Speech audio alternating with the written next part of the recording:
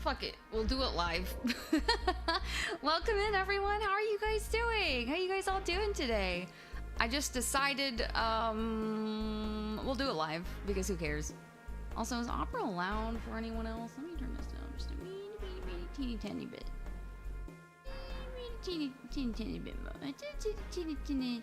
Oh, okay, so you know what?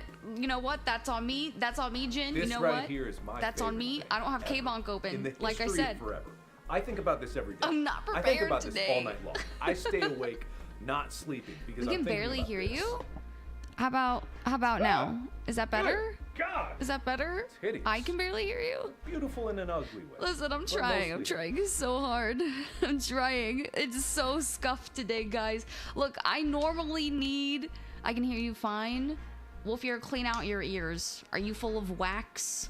Are you full of wax today, Wolfier? Better, yes. Okay. Well, let me say hi to everybody. Let me say hi to everybody. Okay. And I can't scroll to the top. Hello, Zero Moon. Hello, Roasted Dad. Roasted Dad, thank you so much for your dad joke. It is on par. Hello, Dig. It's good to see you. Hi, Machete. Hello, Octavia. Hi, Rothix. Hi, Zarissa. It's good to see you guys. Who else is in here? Hello, Jin. Upshift, 07, Upshift, and also Upset 07 Forte. R.I.P. We've had a lot of crit fails lately. I don't know how to feel about it. Hi, Cobalt. Welcome in.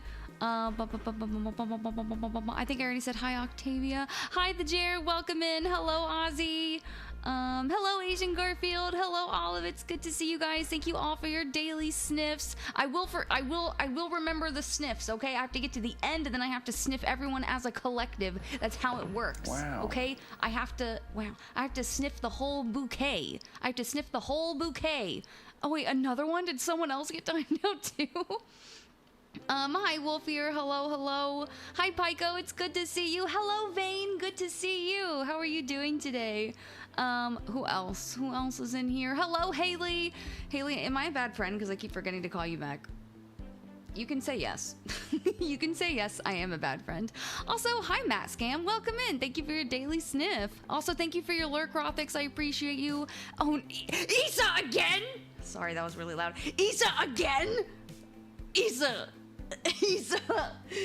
You know what's upsetting about my mods unmodding themselves is it's actually more work for me because my mods can't remod themselves. Certainly can't remod themselves. So it's on me. So 07 Issa, and also screw you, Issa. Issa, that's 2 in a row. Issa, that's literally 2 in a row. What are you doing, bestie? Girly Pop, what are you doing? Someone's extra stinky. I'll remod him later. Hi, the Booty Bishop. Welcome in. Hi, Twin Flames. Hello, Illith. How are you doing, Illy? Let's see. Who else? Hello, Sad Boy Davey. Welcome in. It's good to see you. What are you doing in my swamp? Rouge! What are you doing in my swamp? Hi, Rouge. Hello, Raiders. Welcome in. It's so good to see you. If you guys don't know me, my name is Mina Mishi. I am your resident stinky skunk witch, baby back bitch, and variety steamer VTuber. It's okay, Rouge. And today we are going to be doing a collab with Yerpsy. She is a silly little circus goose. And we're going to be reading some Reddit stories today. We're going to be reading and reacting to Reddit stories. But Rouge, thank you so much for the raid. And can I get a shout out for Rouge? I don't know if I already saw it on my screen and I'm blind, but if you guys aren't following Rouge, please consider going and giving her a follow. She's another skunk VTuber and she's also an artist, and she's really cute. I adore her, and also her cats are really cute. I love your cats. They're always so sweet. But yes, thank you so much for raiding. And if raiders, if you guys need to raid and run, please feel free to do so. Go get your sleep, go get your food. If you need to take a bathroom break, you can type command piss in my chat. But yes, otherwise we are going to be doing some Reddit stories today. We're going to be revisiting some favorites. I know some of you know what the go live notification means. But we're going to be doing some new ones today. So also thank you so much for the head pat. And Thank you for shitting your pants in my chat. I appreciate it so much. Okay, hang on. I'm almost done. I'm almost done saying hi to everyone. Hello, Holy McCount. Who else is in here that I forgot? Your mod died too. He did. Hello, Booty Bishop. No, I'm not a bad friend. Hopefully. Hopefully that's what it... Also, welcome in, T-Pony. Welcome in... Ooh, Sagacious Quill. Welcome in, Sagacious Quill. Hi, Zelda. Thank you, Zelda, for the head pat. It's good to see you. Hestu and Sidon are uber... They really are. 2 in a row. Issa's so excited about it. Which Reddits? There's a big variety. We're gonna be doing some like iconic Reddit stories. So a lot of ones that people have probably heard of. So like the Swamps of Dagobah. That's iconic for me. We're gonna be revisiting the Ogtha story. We're gonna be doing the lamp story. And then I have a couple other ones pulled up that I just think are funny. And if honestly, I'll be quite honest, this is probably the least prepared I've been for a collab. It's not because I don't love Yerpsy as much, it's because I didn't have time. So if anyone else has any Reddit story recommendations that are potentially YouTube safe, let me know. Also, hi Casper. I'll be on lurk though. Gotta get ready to pick up groceries. Yeah, absolutely. Yeah, please take care of yourself, and thank you so much again for the raid and for your lurkers. I care you. I love you. I appreciate you. Have I not chatted before? Interesting. Also, hi Yerpsy. I'll shout you out again, but can I get a little, I'm so scuffed. Girl, don't even worry about it. We're gonna be doing some shit live on, we're gonna be doing some scuff stuff live, okay? We're gonna be doing, and lost all your channel points. Wait, hang on. I literally did not roll a 1 in 4 months, and now I rolled 2 in 24 hours. Yeah, I just imagine Issa had like the biggest crash out from yesterday. Thank you, Pico.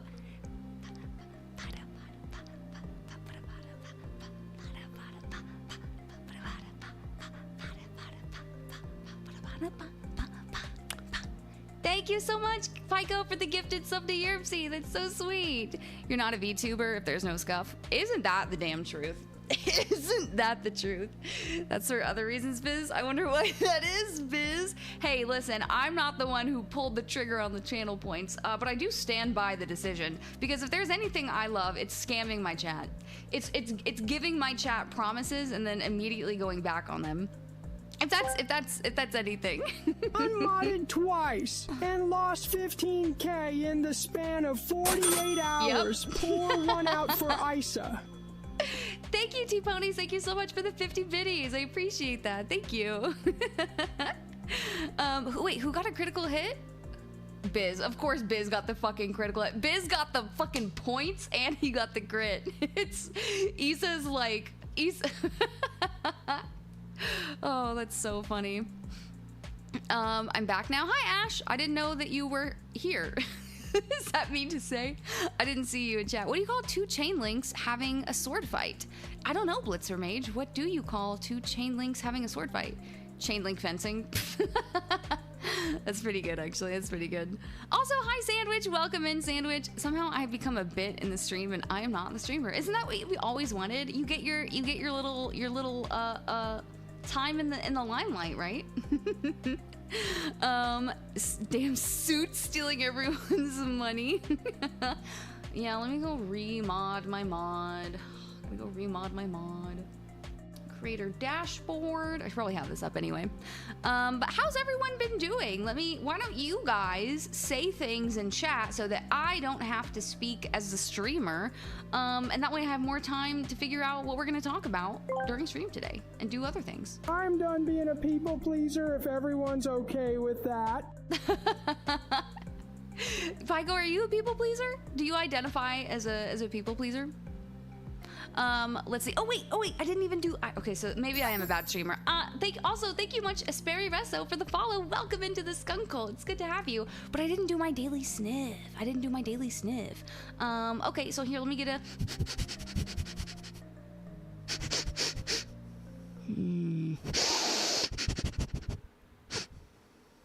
kind of stinky. You know what? It is a Wednesday, so I think it makes sense that people are going to be a little more stinky than usual. Not good, so I'm a lurk. Thank you so much for your lurk, Twin Flames. I hope you feel better. I was working on my new Kiefer comic. I didn't realize I was blushing. My mom, that's why my nose was red. I don't know what Kiefer is, but I'm assuming it is spicy. Chat, stay silent. Wait, was Ash here? Also, thank you so much, Zelda, for the head pat. I appreciate it. The camera loves me. How many slay emotes do you have? That's so good. Buff Pup based. Who's this one? I can't see because it keeps trying to say pinned message. Who's emo? Oh, that's Buff Pup again. Who's that one? You have Buff Pup has so many good emotes. What the heck? I need to go sub there so I can have those. I gotta go play D&D. Oh, have fun with D&D. I think. Are we also playing D&D on Saturday? I don't remember. I should check the... I see that I have notifications in the group chat. Maybe I should actually check my Discord once in a while. Maybe once in a blue moon. I should actually go check my Discord. That would probably be a good thing for me to do. Do I? Will I? Maybe, sometimes. But thank you so much for the lurk, Vane. I appreciate it. Hands up. This is a cookie delivery. I would love a cookie so bad. Actually, can I give an opinion? We should be? Okay, good. Actually, I don't even have to ask. This is my stream. You have to listen to me no matter what I say. You're trapped here. I mean, you could click off the tab, you can mute, but no to. But how about this? What is y'all's favorite cookie? And why is it a true fact? It's not an opinion, it's a true fact that oatmeal raisin is better than chocolate chip. Oatmeal raisin is better than chocolate chip cookies. Oatmeal raisin's better than peanut butter. It's better. I'm just saying. No. I'm not. It's not false, Isa. Listen. Hey, you know what's really fun? You know what's really, really fun now that you're not a mod? Is that I could actually just delete your messages. So, like... False? Wow, that's so weird. How that just mods ban the skunk? Wow, that's so weird that that's so weird. I don't see any unsub. Gosh, no, that's so. I don't see any wrong. Wow, it's pretty good, but it isn't better. That's an incorrect opinion. I'm gonna delete that. Our 21-year friendship ends today. Well, it's so funny. What if I just delete that message? You can't silence us all. What if I actually just did this instead? Here, let's see. What if I just did this instead? How about that? What are you gonna do now? What are you gonna do now? You gonna fight me on it? What are you gonna do now? Hey, guess what? I have a better opinion. I can still say it for the people. Hey, Ash, what if I... Oh wow, just look at that. It's so weird how all of the incorrect opinions are just like, there's not one single incorrect opinion. Dig, how did you... Oh, it's Carl Weezer. Damn, I didn't think about that. Chocolate chip is objectively better. Carl Weezer has incorrect opinions too. Hey, what if I actually just got rid of Carl Weezer too? What if I made this the 1984... You don't have any First Amendment rights here, okay? What if I just... Ooh, oatmeal raisin's not that good. Wow, it's so weird, Rigmar, that you're... I actually don't see that. What's so weird? Casper? You said that raisins are great? Mishy is epic, and I'm gonna go back to lurk. No, it's so funny.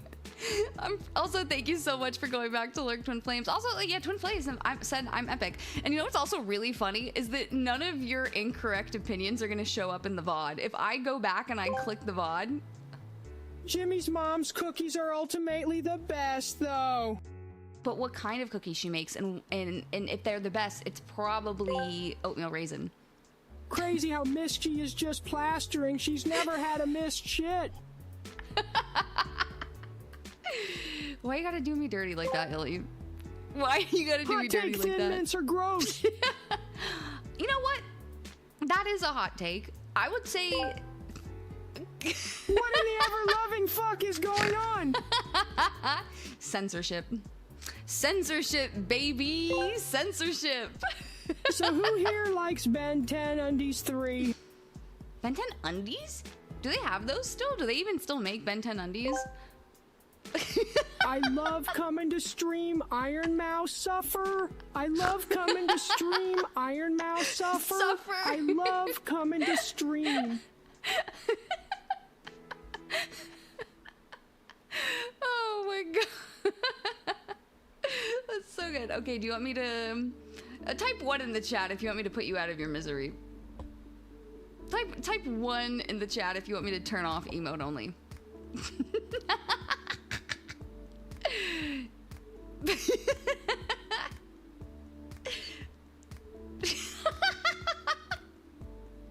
Casper's. Oh, damn it. Okay, fine. I had 1-1. What if I just deleted the 1 though? It's just so funny that literally. She may silence our words, but we can still bark at her. You can type 1 in the chat. So clever. Here it is. Let's not type. Well, I guess technically it did show up in the chat. Okay, fine. I will turn it off. You big babies. Type 1 in chat. So clever. Here it is. 1 1 1 1 1 1 1 1 1 1 1 1 1 1 1 1 1. Did you like that? Did you like that? Did you like this gag? Did you like this bit? Thank you, Zelda, for the head bat. Oh my gosh, it's so, again, it's all you're gonna see are like none of your messages are gonna show up in the VOD. If I go back in the VOD, is it just gonna be nothing? Oh, that's so funny. Can mods ban streamers? They can certainly try. Try me, bitch. You can't. Unfortunately, you can't. Sending the skunk to streamer jail. That's arguably the least offensive thing I've done, I think, personally. But I do love that I'm finally taking advantage of all of like the actual Twitch functionality, and I'm using it only for abuse, for abusing my chat. I am abusing my power, Powsy. That's correct. That is correct. I don't know what I just caused with my cookie delivery, but I regret nothing. That's right. You can all blame Tentalite. See, it's not me. It's not me. And I also, Carl. So who here needs to get bonked to horny jail? Have I? Actually, I haven't thirsted at all today. I don't belong in horny jail. I'm perfectly content to be in regular streamer jail. Let's do a prediction on whether Mishi will scam you out of more points. Isn't that a catch-22? That's just like that's a catch-22, isn't it? It's a paradox. Are you finally gonna add the mommy redeem back into play? I will after this stream today, because I don't know how Yerpsy feels about the mommy voice redeem. Let's see. Also, Yerpsy is in Hawaiian time, so she accidentally forgot that she thought she had another hour before we were actually gonna start streaming. I've seen some spicy shit today. Have you? I got an email from my from the, what do you call it? My Patreon, like one of my main Patreon artists, and I'm like, she's rolling them out there. Like this girl must spend all her time drawing smut, drawing spicy art. That has to be all she does. How many subscribers does she have on Patreon? I'm so glad. This is actively. Let me see how many she got. I want to see how many posts she has. How many posts does she have? All right, let's see. She has over 380 posts. Holy. So 380 posts, but I don't know if it actually shows how many subscribers she has. Interesting. But she deserves them. She deserves every single one of her membership subscribers, because she pumps out content like nothing else. From Yerpsy's chat, and they're struggling with setup. Hi, Foxnot. Girl, don't worry. Oh, Mishi just said Mishi. Oh, hang on. Yerpsy. Don't worry, I'm also struggling. When does your booba/booty art release to the Sculpt? Okay, so today's the 19th. I was supposed to have my comic back yesterday, So I need to, this will be like this is like gonna be the first time I've actually had like a piece of art kind of go over the delivery date and kind of be like, hi, where is this? Just saying. Because it's still not, yeah, it was supposed to be delivered. Let me double check. Oh, thank you for the headbat, Zelda. Also, hi, Meldaborn, welcome in. Oh yeah, Issa is still exiled. That's what I was supposed to do. Community, roles, man. How many times do we have to do this? Here. Is this it? Issa, what is your, oh, it's 1D. Only 1D. I guess that's normal. Moderator, save. There we go. Misa, enjoy your sword back. Surprised I wasn't timed out for my last message. What was your, wait, Zelda, what was your last message? Zelda, what was your, of course, it was mischievous and very, you know. No. What? No, I would never time people out for saying true facts.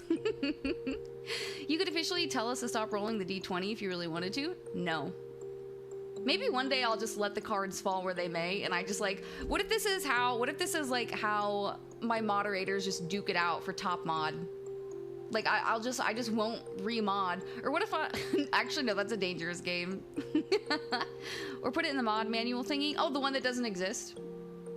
You mean the one that doesn't exist, Haley? What is the striped table? Striped table? Stripe table? What stripe table? Stripe table? There can only be one Highlander. Hi, Dipshitty, welcome in. It's so good to see you. What stripe table? Did I miss something? Both artists and art viewers pumping things out. It's like the round table, but for skunks. Ah, the stripe. That makes sense. The stripe table. Call? Let me know. Okay, wait, how long have we? Oh, it's been 30 minutes. Okay, hang on. Let me add you on Steam and then call. Add you on stream and then call. Let's see.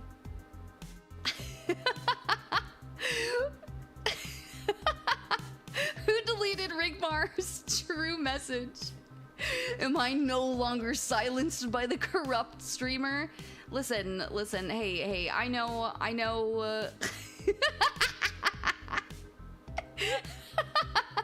Poor Rigmar. Yeah, no, there's no corruption at all happening here. There's also no scuff happening whatsoever. Let me open up Steam again.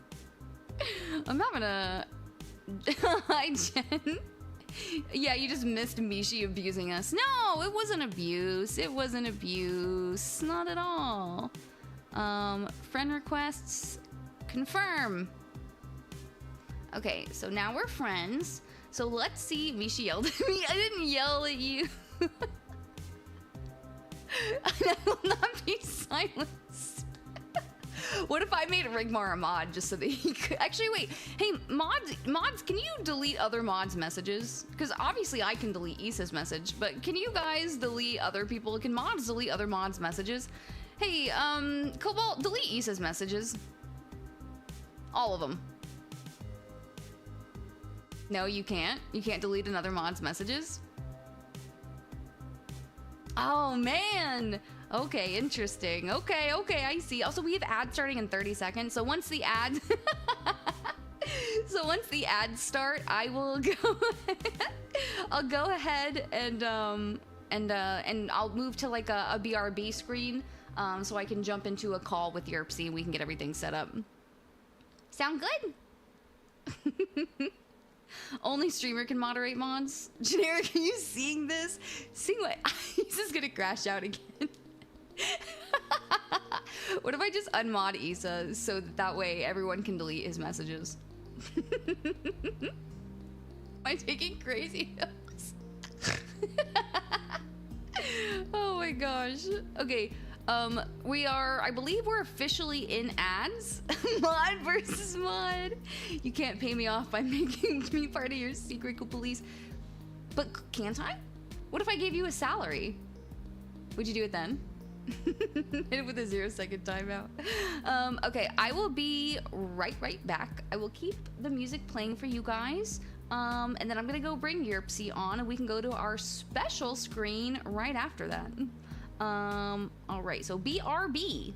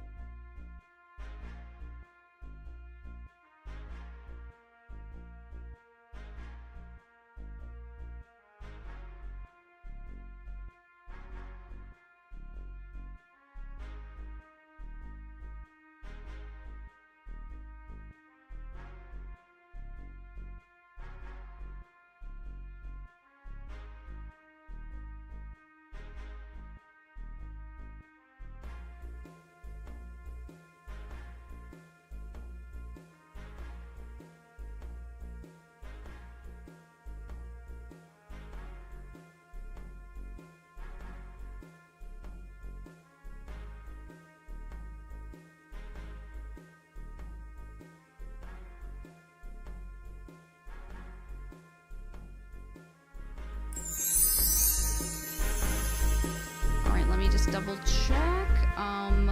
Say something. That's right. Perfect. Perfect.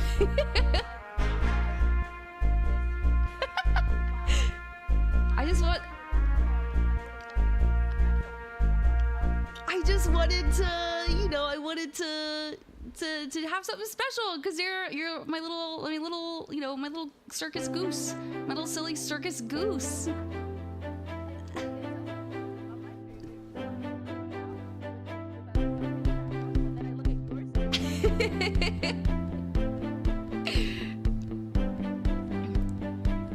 I try. I am such a girl. And I even made you a little duck. I found a little inflatable like duck balloon animal. Yeah. They didn't have a skunk one clearly, so I just made a little bunny, but yeah. You can either scoot closer, yeah, or you can go, because I don't know how it works. Because, like, are you... Yeah, I mean, I have something to keep you occupied if you want to be completely under the desk.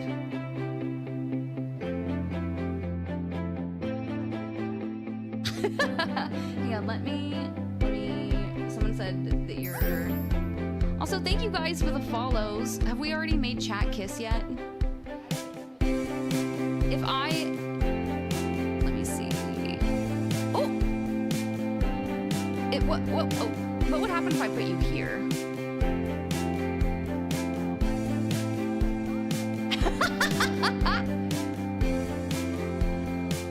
What would happen if I put you here?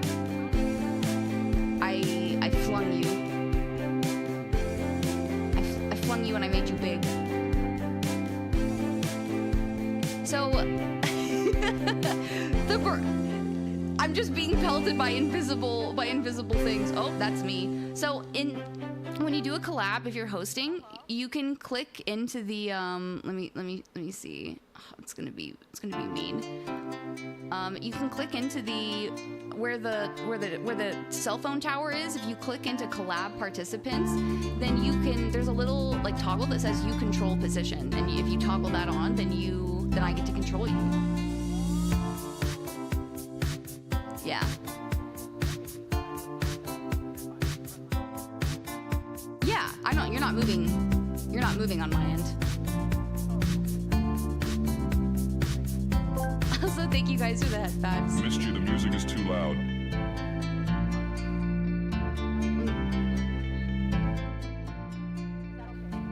I mean, I can't even see your stream right now. I'm solid I'm solid on mine. I also need to turn. Oh, there it is. Now say words. Piss, poo poo, misty, sexy. That's right. Actually the baddest ever to exist. Period. On God. That's right. You heard it here. You heard it here first, guys. All right. So I think we're finally ready. I'm finally set up. So let's go ahead and hi chat. Hello everybody. Oh my God. Hello mine and Yerpsy's chat. Are you guys ready? Are you guys ready to make out with Yerpsy's chat and then we can introduce ourselves? Oh my God. Yeah. I want you guys to like make out like so sexily. So sexily. This big brain talk. Oh my God. This is oh my God, Misty. Yeah. Oh, I'm so sorry. I'm so awkward. Oh my God. No, you are so cute, Yerpsy. Okay, if it helps. Okay, now our chats are kissing. Now our chats are Mishi's volume a little low. Okay. Does this help? Okay. Okay, I'm so sorry. I'm adjusting. Is that better? Is that better? I'm speaking. Okay. This is me speaking. We're doing scuff. We're doing scuff. We're all chilling. We're actually so. Did I accidentally toggle my own head pat, Redeem? Or is this just a really long head pat? What's happening with my head pat? Someone tell me what's happening with the head pat. It was me. Oh my God. It was me. It was you? It was me. All right, let's see. Okay. This is so... Stuff is done. This is so stuff. Jesus Christ. Streamer music too loud? I already turned it down. I turned it down so much. What do you mean? Oh, Reddit. For some reason, the Reddit tab was going crazy, was going ham. There we go. Sorry. Oh my god. This is key content, guys. You guys are not gonna get better content anywhere else on Twitch. Absolutely not. You guys got 2 anime girls. That's right. Mm-hmm. All right, so let's see. Let me just throw it up. Let me throw it up over here. Okay, so are you ready?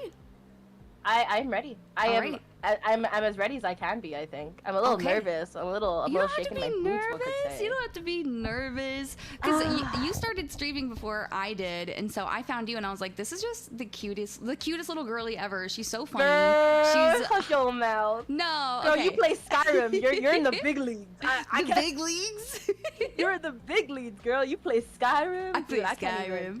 Oh my god. All right. Well, hello, Yerpsies chat. My name is Mina Mishi. I am your resident stinky skunk witch, baby back bitch, and variety streamer VTuber.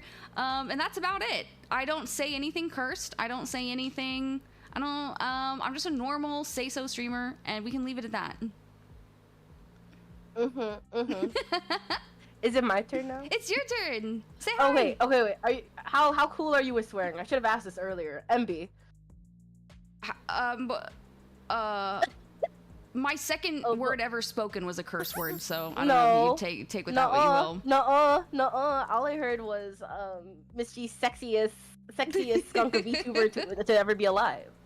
Hello, Miss G's chat. My name is Yerpsy. I am your silly, scuffed, short stack goose ringleader of my little circus over on Twitch. I'm scuffed. I'm silly. I'm short. It's all in the name. I don't really know what to add to that. But welcome in, everyone, and it is a pleasure to meet you all. Hello. I'm so excited for this. So I have a question off the bat. So I've covered at least 1 or 2 of these stories on stream before. So some of my community might be familiar, but how much of a Reddit girly are you? Like, how familiar are you with Reddit? See, Missy, that's the thing. I'm familiar with Reddit as I am familiar with the ADHD short form Minecraft speedrun content Reddit stories. Okay. That is my exposure. That's your exposure? That is my exposure. Yep, so that's my exposure. You're gonna be in for a really fun time today then. I really am. You're gonna be in for such a good time. I've had nightmares about this. Nightmares? Well, actually, you might. I don't know if you saw the thumbnail graphic. I did. I saw it on Twitter, and I was like, okay, we roaching it up tonight. We are roaching it up, and everyone's gonna be so excited. Which also, thank you so much for the follow, Crystal Rose. Let's see, guys, chat. Do we want to start off with a banger? Do we want to start off with Ogtha, or do we want to do something a little more tame? Because I also should ask you in advance, how comfortable are you with gross things? I'm okay with gross things. I'm more okay with gross things than I am of horror. So okay, that's that totally helps fine. You out at all? Oh yeah, that's what you want to start off with Ogtha. We start with Ogtha? Okay, I guess we start with Ogtha. So if you guys don't know, we're gonna be in for a treat. Let me see which of these tabs. Not that one. Oh wait, hang on. I can probably no. Bro, you have so many tabs open. No. Oh my god. It's in my other. It's actually in my other browser. Let me. Oh my gosh. I love how we're both Opera GX girlies. We're so real for that. We're so real, but also it makes it hard because what I do is I open up like 40, 50 tabs in one browser, and then I just open up Chrome and I open up another 40 to 50 tabs there because it be like that. It be like that. It is how it is. Let me just Google it. I know I had it up. There we go. Okay, I found it. Here we go. Oh god, this is so good. I'm so excited for this. I'm so nervy. So how do you do this? Like, what do you mean? Like are we like reading it like it's fanfic? No. So I'll read it to you, and you stop me at any time when you have. There are some that we could totally read back and forth together. Okay. But But for this one, I think you're just gonna have to take it all in. I'm just gonna have to take it. Oh, you're just gonna have to take it. You're gonna have to take it pretty raw. Oh, I if I'm being love honest. taking it rough. I love taking it rough, Miss G. You already know where it's at. Oh my god. Let's see. Go here. Go here. All right. So let's get started. So this first post is, to me, iconic. It's everything that encapsulates Reddit personally. Okay. The title of this post is "Today I fucked up by admitting to my girlfriend that I pretend she is a giant cockroach when we have sex." And I'll explain this. So this is a multi-part story. So there's like chapters. It's like an onion. There's chapters. There's Actually, layers. because there's layers, I'll even let you, like, I'll read this one. I'll let you read the next one because this is a best of. So there's a second post. There's 3 posts about this. So we'll do like a little reading sandwich sort of thing. Okay. So I'll start off. Ever since I was a teenager, I have had very intense fantasies about having sex with a giant roach.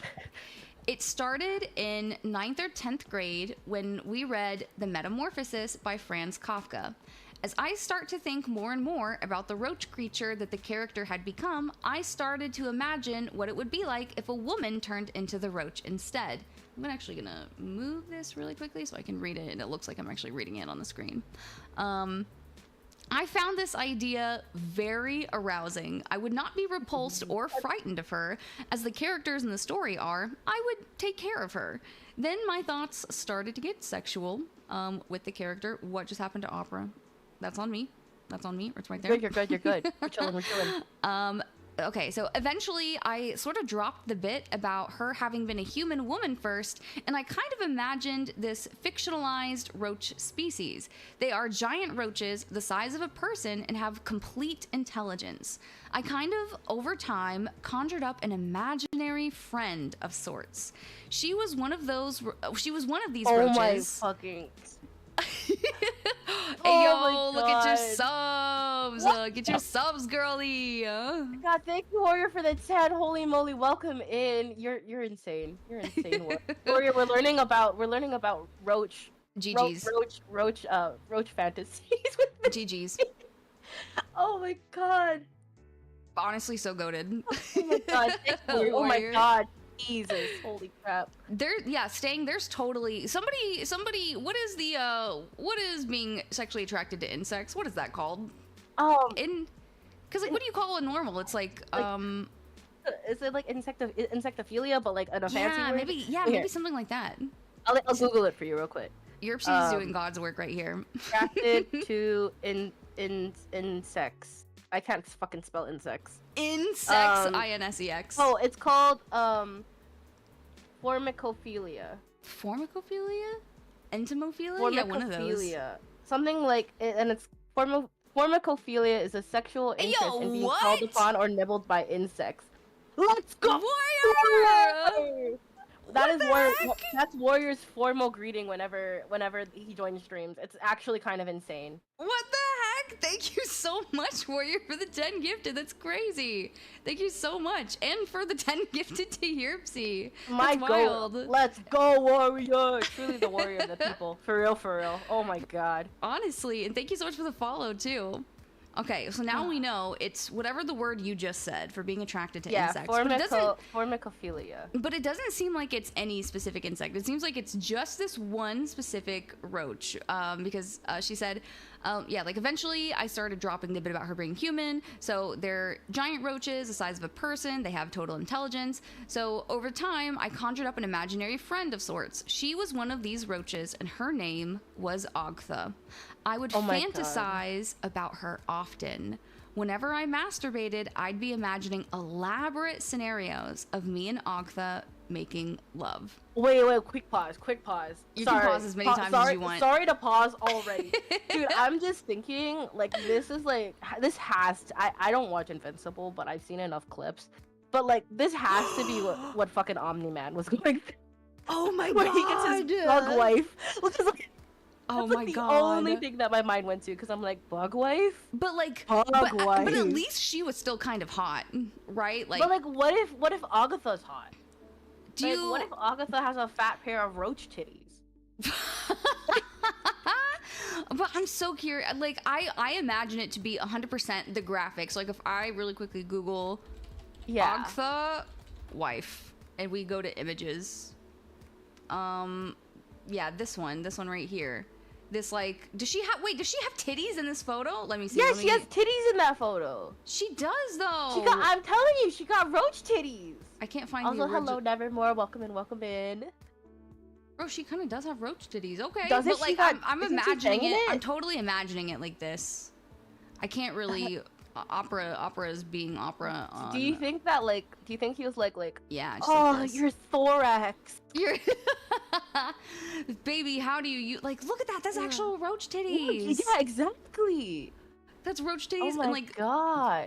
look at her little butt too. She got the little thingies. Like this is like The this is a really. thorax. Wait, why does she have? Hang on. Enhance. Also, Wait, how do good I- luck with your homework, warrior. Thank you for stopping by and being so kind and generous to the silly little anime girls Yes. on your screen. Thank Appreciate you so much. I need to. The Oh, zoom wait. in on the roach feet's crazy, by the way. Well, what I'm trying to do, because Opera won't let me. I don't want Opera to like. How do I scroll over? There we go. Look at her head. She has like an eye right in the middle. Do you see that? Oh my, yeah. She got Isn't like that that weird? Starfire green eye. Maybe it's She like her does. crown jewel. Okay. Of course, she zoomed on the feet. That's what I'm saying, Pyko. No, that's not. That's all right. That that's neither here nor there. And I think That's neither here- I think I also messed up my OBS a little bit. Oopsie. Let me just. I don't. Oh my gosh! Wait, Misty, your chat has the real question. Smash or pass, Ogtha? Smash or pass this version of Ogtha? Sorry, wait, pass. Pass. I would say pass. Look, What? because okay, but here's the thing. Do you know what roaches like? Do you know what roaches smell like? Yeah, I've killed them. Yeah, I'm not a big fan of like roach smell. That's valid. That's a valid take. Yeah, it's just not. It's not for me in particular. What about you? I Would you? see. I take it you're very clearly in the smash category. I see. If the issue is smell, all I simply will do is hold my nose. Holding my nose only takes one hand. I got another free hand That's fair. to do something else. That's fair. Chat. Let's actually see. Hey, one in the chat if you would smash Ogtha. One in the chat if you're smashing. Two if you're two if you're passing. 0. What is 0? 4? 4? Guys, that- come on. Is Jin? I have to take that to mean that you're doing like every possible position with her. 3. What is this? You're in a relationship. 4 is marriage. Jin actually wrote the posts. You're right. Yeah. Yerpsy's actually the person who posted Hey. it. Hey, I got my boyfriend right behind me right now. I can ask him if he wants to be a roach. Yeah, wait. Yerpsy's boyfriend, smash or pass Ogtha. Wait. No, come. Lorenzo, come. Your opinion's needed. Smash or pass. Smash or pass Ogtha. The thing on my screen right now. Don't. You can't. This isn't my screen. I'm screen sharing. Come on, we're professionals here. Come on, hurry. We got the people need to know. The people need Yeah, to know. smash or how pass. Pass? Smash. Oh, smash? Yeah. My man's. Okay. My man's. My man Based. is your man is my man. Based. 100% based. Is it based if it's facts though? What if I'm shit faced? There we go. This is what I wanted. This is how I needed the screen to be. This poor Oh man. wow. Finally, okay. All right. So, but that's basically that's what Ogtha is. So let's see. I kind of get it now.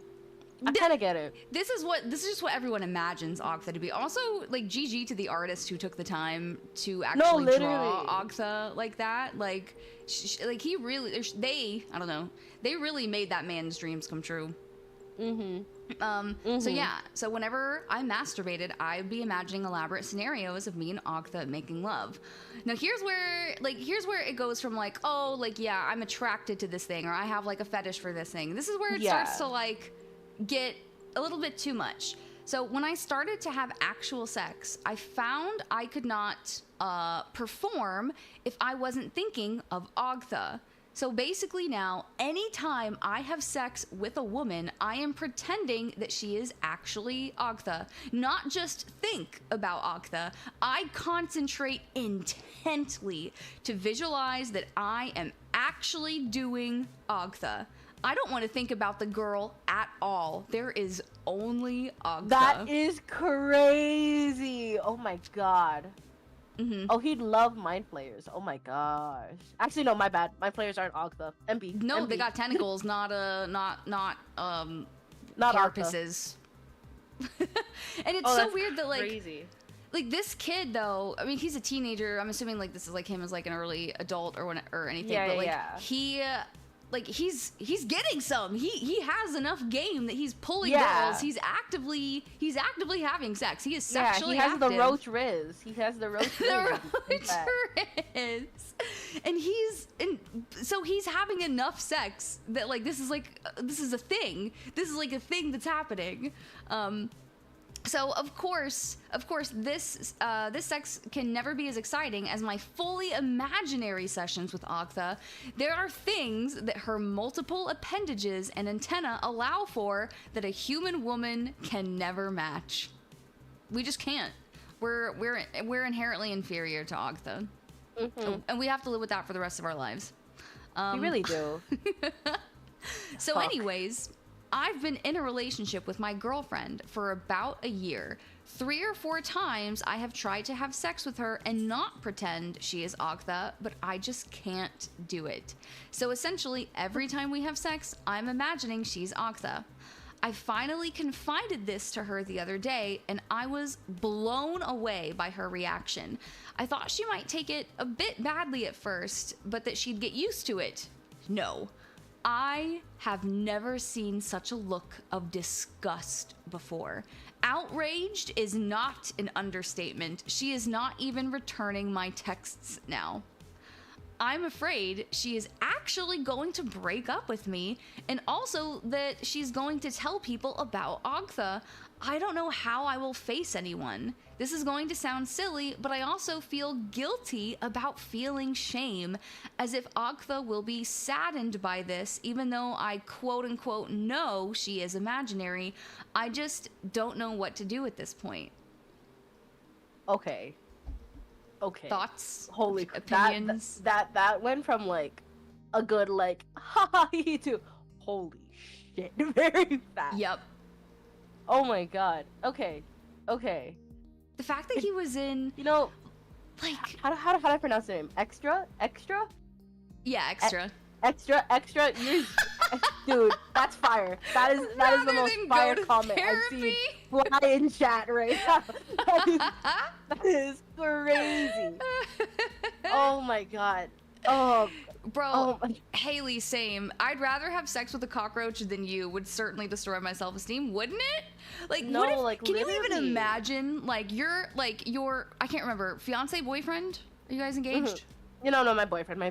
If your boyfriend was like, hey, like, imagine it was like a mind flayer. Maybe it was a mind. Maybe it's a beholder. Okay, what if he's like, Yerpsy, every single time that we have sex, I just imagine that you're a giant eyeball, and I actually can't get off unless I imagine that you're a giant eyeball.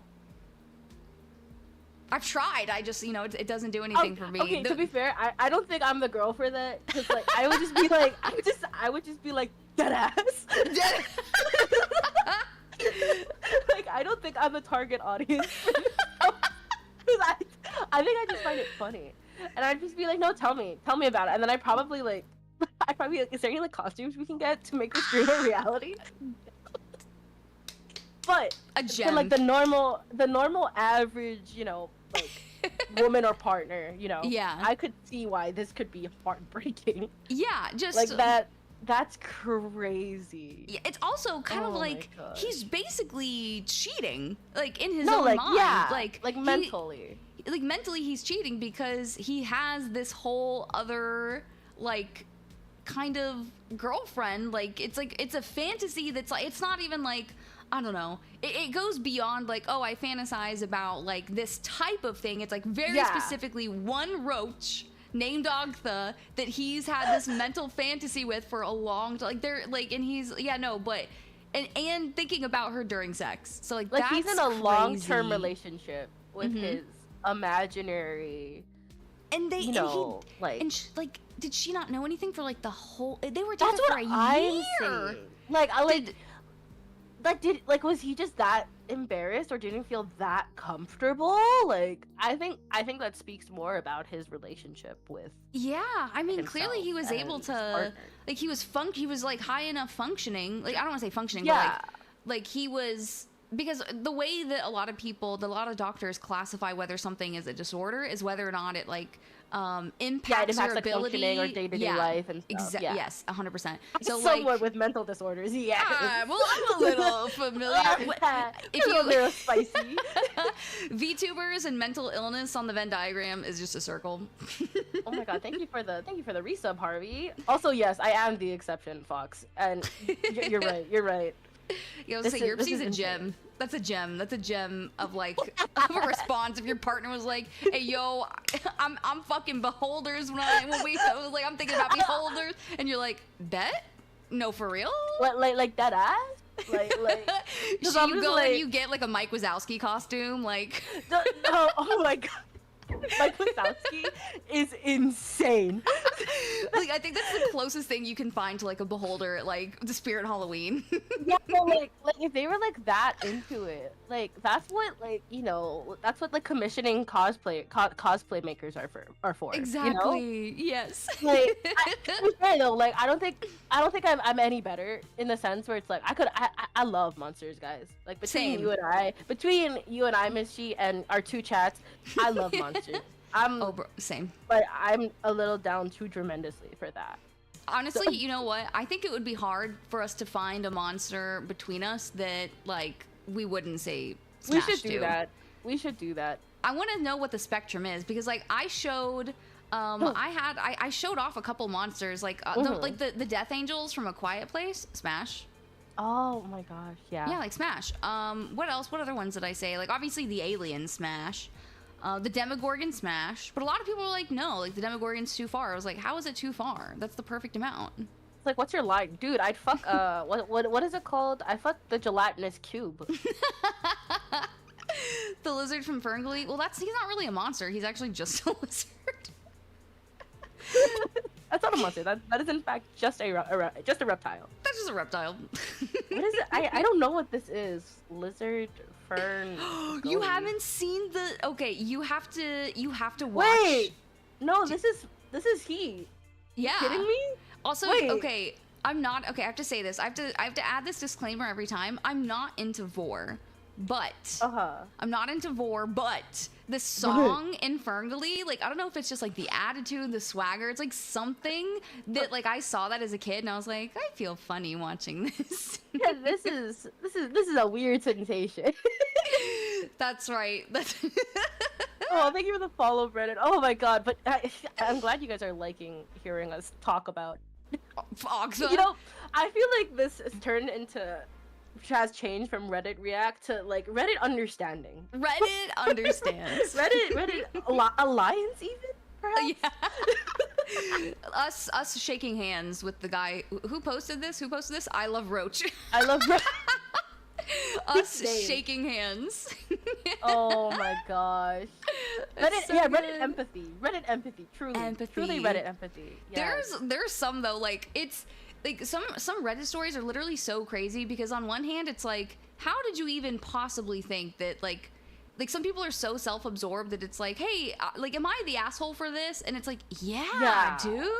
No, I feel like am I the asshole stories get less empathy than this because I like, you know, at least at some point he was able to like I think they're like Confessed. angel bait. I think they're honestly angel baiting. Like a lot of the Am I the Asshole posts is like, oh, am I the asshole for doing this thing that was actually really super secretly good, but one person had like a weird comment about like, no, clearly not. Like, am I the asshole for saving a child's life and ripping his shirt or something, like ripping his Gucci shirt, and then like I don't know, it's like weird stuff like that. And it's like, no, clearly not.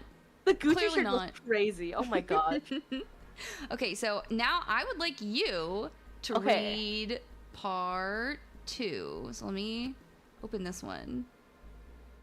There it is. Sorry, it's bold red. Can you see this? This bold red is crazy. If the roach looked like Jimmy's mom, I would get with that. Yeah, I think I can read it. I can read it. I can Sorry, also make it. my screen is really funny. My stream is so scuffed compared to yours. Holy hell. Is it? But no, you're good. Sorry in advance if like I sound hella congested, Missy's chat. I'm a little under the weather, but I will try my best. It's to read okay. this as best as I can. Okay. I'm gonna put on a voice for this. Voices. Hello. 5 years ago, I submitted the story of me telling my then girlfriend that when we made love, I was envisioning her as a giant roach. HTTPS. The gist of the backstory is that ever since I was a teenager, I have fantasized in my head of making love to a giant roach, a roach the size of a person. Eventually, I concocted an entire backstory and personality for this imaginary roach, who I named Ogtha. Whenever I would engage in private, pleasurable deeds, if you know what I mean, I would imagine in my head vivid and elaborate scenarios with Ogtha. It got to be that I could not perform with an actual partner unless I pretended they were Ogtha.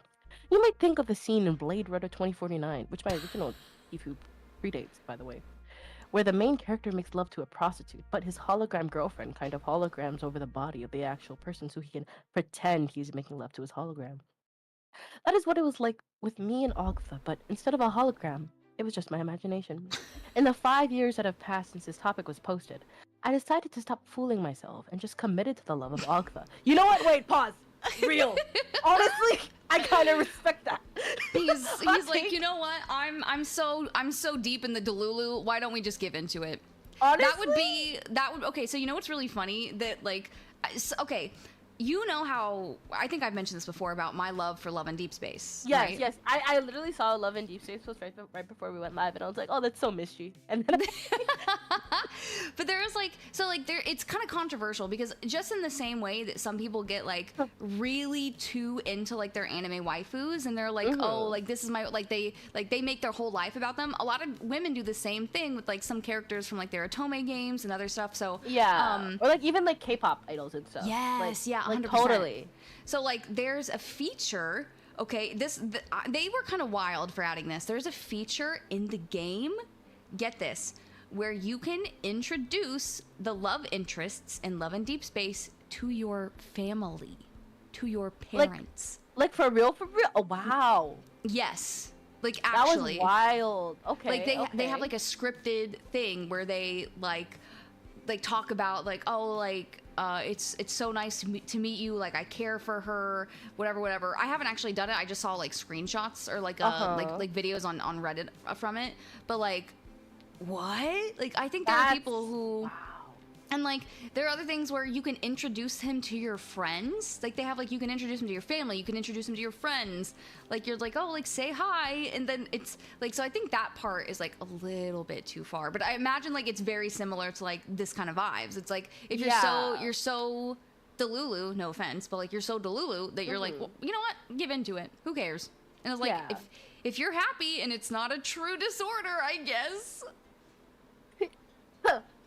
My whole thing with it is like, if you're Delulu and like you're not hurting anybody and like you know you're just doing your own thing, I think like doubling down is perfectly okay as long as like you know you're healthy and stuff and you're not. That's the big part. Is like, are you able to like do you have a job? But like if you don't care about forming a relationship, that's fine. But like, are you able to like take do you shower? Like take care of yourself. Yeah, exactly. Yeah. Like are you healthy. Eating? Are you like all that stuff? So you know. Based. Yeah, but honestly, respect for doubling down. Like that's like not a lot of people can do that. Agreed. Oh my gosh. Okay, where are we at? Oh here. I know she's not real per se, but in my head she is an actual personality, and I am in love with that personality. I don't care if she's a roach or if she just is imaginary. The love is real. Call me deluded. You are, but it's okay. But it's harmless. It makes me happy. And that's why it's okay.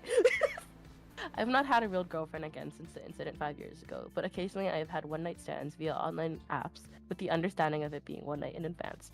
And all these times I always envision the woman as Ogtha, my sensual roach queen. Queen shit! Her!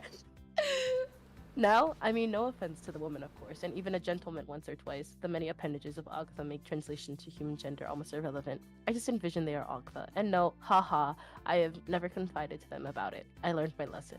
The thing about it, though, is that I became so in love with my Ogtha that I married her. I even did a little ceremony in my living room. I recited my own vows and she recited hers. I even went on a honeymoon, which technically you could say was a solo vacation to New Orleans for a week, but in my mind, Ogtha was with me the entire time.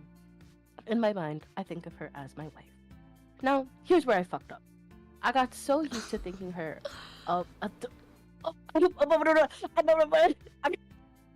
demons. Oh my god. Sorry.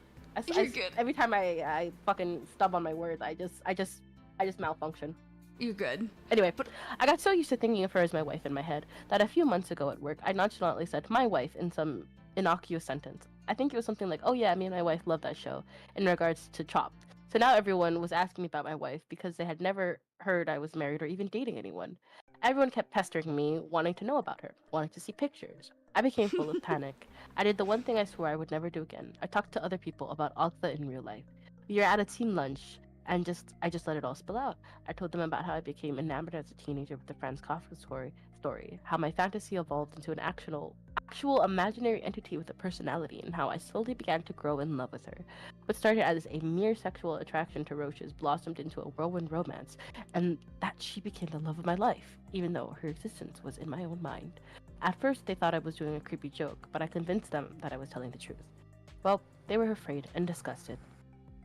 I have been a pariah at work ever since. Everybody steers clear of me. We used to have a good social life. Now people only speak to me for work-related reasons. Even working virtually now, nobody sends me a Slack message unless it is about work. I even heard a rumor that people went to HR, but they were of course told nothing could be done. I have lost my good work friends because of this, and it is indeed jeopardizing my career because my bosses think I am insane. I ruined my friendships and future career prospects due to my honesty. I am thinking of starting to look for a new job, although it is difficult in the current environment. I can start fresh somewhere else though. No matter what, I will be staying with my wife Ogtha. For me, it is Ogtha forever. If you must Ogtha know, forever. Ogtha forever is crazy. I need that in like bold. I need that in like bold, italicized, underlined text. 100%. Oh my gosh. If you must know, I do hope that even if I am an old man, that one day the technology is invented to extract the Ogtha personality from mine and implant it into a real external body, either of a genetically engineered or mechanical nature, and me and Ogtha can then experience genuine physical connection. But if you must remain within me, that is fine. Her love keeps me warm on the coldest of nights. Thank you. TLDR, I foolishly told my coworkers that my wife is an imaginary giant roach, and now they don't like me anymore, and my career is in shambles. Huh. That's Who knew? Also, like, quick callback when he was like, what did he say before? He was like, he's like, now I mean no offense to the women and even a gentleman once or twice. Yeah. Ally. No, like literally, like, okay, fair. Yeah, exactly. But like, also, like, one, this is actually kind of like my dream work scenario, where nobody messages me about anything except for just work. Like, leave me the fuck alone. You're like, I'm doing my own thing. Yeah, let me do my own thing. Don't message me. Don't message me at all. Actually, like, that's perfectly fine. But like, damn. Yeah, no, it's tough out here. That's crazy. That's rough. That's rough. I mean, it makes sense that, like, you know, it happened the way it did, because there's like kind of literally no other way to explain it. Yep. Like, cause like, what if like he could have just recovered and said like, oh, I don't know, like, what do you ask? Where like all you had to do is like, oh, like, no offense, I would just prefer to keep my private life private. Like, that's all you really had to say. Or like, oh, like, it's you know, it's I don't know, it's personal, or like, we're just literally anything, bro. Because like, can you, what if somebody asks like, hey, oh my gosh, can I see a picture of your wife? And they bust out and they bust out Ogtha, like this this picture of Ogtha. Like, what do you do? Like, actually, what do you do? I don't like. You shut up. You shut up, because even if you like, but he clearly obviously has like this. Also, thank you, Brennan, for the biddies. But like he has this like thing, this hang up about like shame. Like he doesn't want to feel ashamed of Ogtha. So I think it's also partially that. But like if you know that saying something to somebody has the potential to like upset them and cause you to like suffer socially, just don't say it. Clam up. Exactly.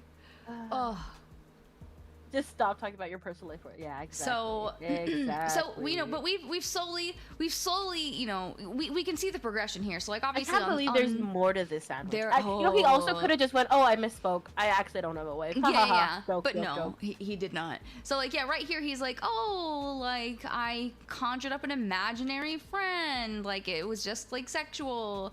And then like blah blah blah blah, and then now he's like, I married her. I literally married her in my mind. We had a ceremony in the living room, recited the vows, went on honeymoon. Like he's committed to it. He's committed. So like we see the progression here. And then the next one in the series. God, I hope the next one in the series is like a POV from someone else. It's like. Who's just like watching it all happen? For some reason, why can I not? Oh, there it is. The third post. Here it is. All right. So here's the third post. Okay. He graduated. He said, I told my girlfriend. Then he said, I accidentally told my coworkers. He's intentionally telling his parents. He's telling his parents that he's married. Oh my gosh. Okay. Dan is from South Park. Would you rather work at Fazbear Entertainment? Would you rather work at Playtime Co? Probably the first one, because the latter. Fazbear. Yeah, like Freddy Fazbear stuff. Yeah, Fazbear. Yeah, Dude, no, I'm not working at Poppy Monty every Playtime. day? You get it! I get it. Let's rock and roll. Oh my gosh. This is a side tangent. But like, were you ever on Hot Monty Gator TikTok? Oh. Was I on it? I lived through it. I pumped that shit into my veins. I had an IV drip of that going in me. Yes. When I first played that game, I was like, I didn't really think of it. I was like, oh, you know, like Monty, like whatever. But then I saw a TikTok of him wearing like gray sweatpants, and I was like, hey, hang on a second, hang on. Dude, what's happening? I didn't even need the gray sweatpants. I just needed Monty. Period. I was just imagining him as like a video game, like a mechanic sort of thing. And so like a video game mechanic. And so I liked that one singular post. I was like, it's like, because I think I wanted to go send it to somebody who was also playing the game. And then my entire FYP was this is for the porn stars and like this the whole exactly. It's good. It's heat. Exactly. So that was like my whole FYP, and then I was like, you know what? Yeah, no, I totally get it. Can I know your take on DJ Music Man? Smash. Okay, good. Good. Of course. Like, also, Karma, why are we getting freaky with FNAF animatronics? We're literally reading about how this guy's getting freaky with Ogtha the Roach. Yeah, I think if you had to pick between Monty Gator or even the what's it? I just call him the DJ.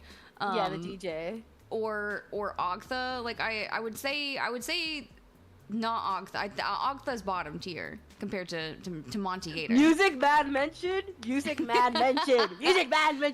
Oh, I love him. Oh, I love him so much. I think Music Man, and I think of. Are we talking about Megamind Music Man? Because that's what I go to. Someone says Music Man, I'm like, oh, you mean not Metro Man, who rebranded to Music Man? That's. Oh my god. Can we go on a quick side tangent real quick? Obviously. Nobody can stop us. Nobody's here to stop. This is our stream. The Instagram reels where the guy recreates the Megamind movie using his voice. No. Are you serious? No, I like haven't. He makes like an entire script, and it's like he does like the soundtrack, he does the sound effects, all using his voice, and it's actually insane, Mischief. No, I have it. You have to send it to me. You have to send it to me. I want to see it. I'm gonna find it real quick. It is actually insane. Like this is That's crazy. Oh my gosh.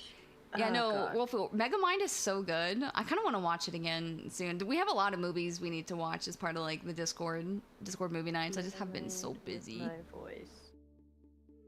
There. Okay, I'm gonna link it to you in in the DMs on Discord so you can watch it.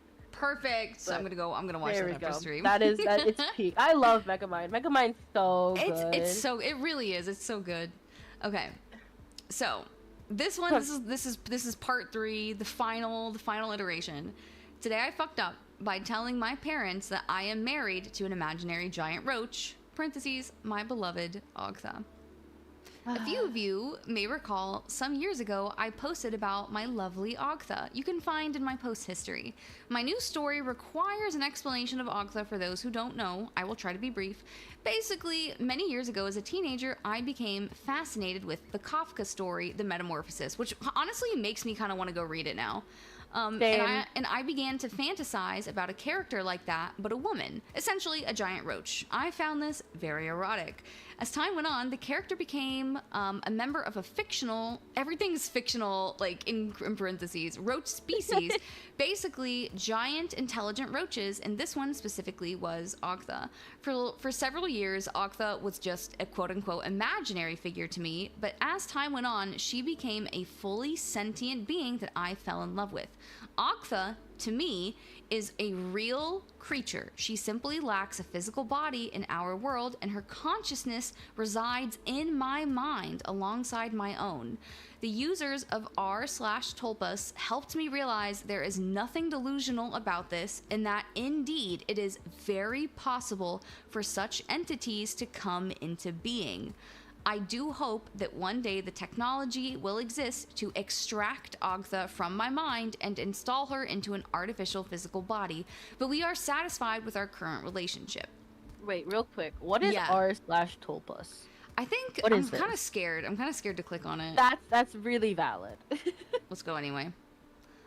Soul bonding. Oh. Tulpamancy?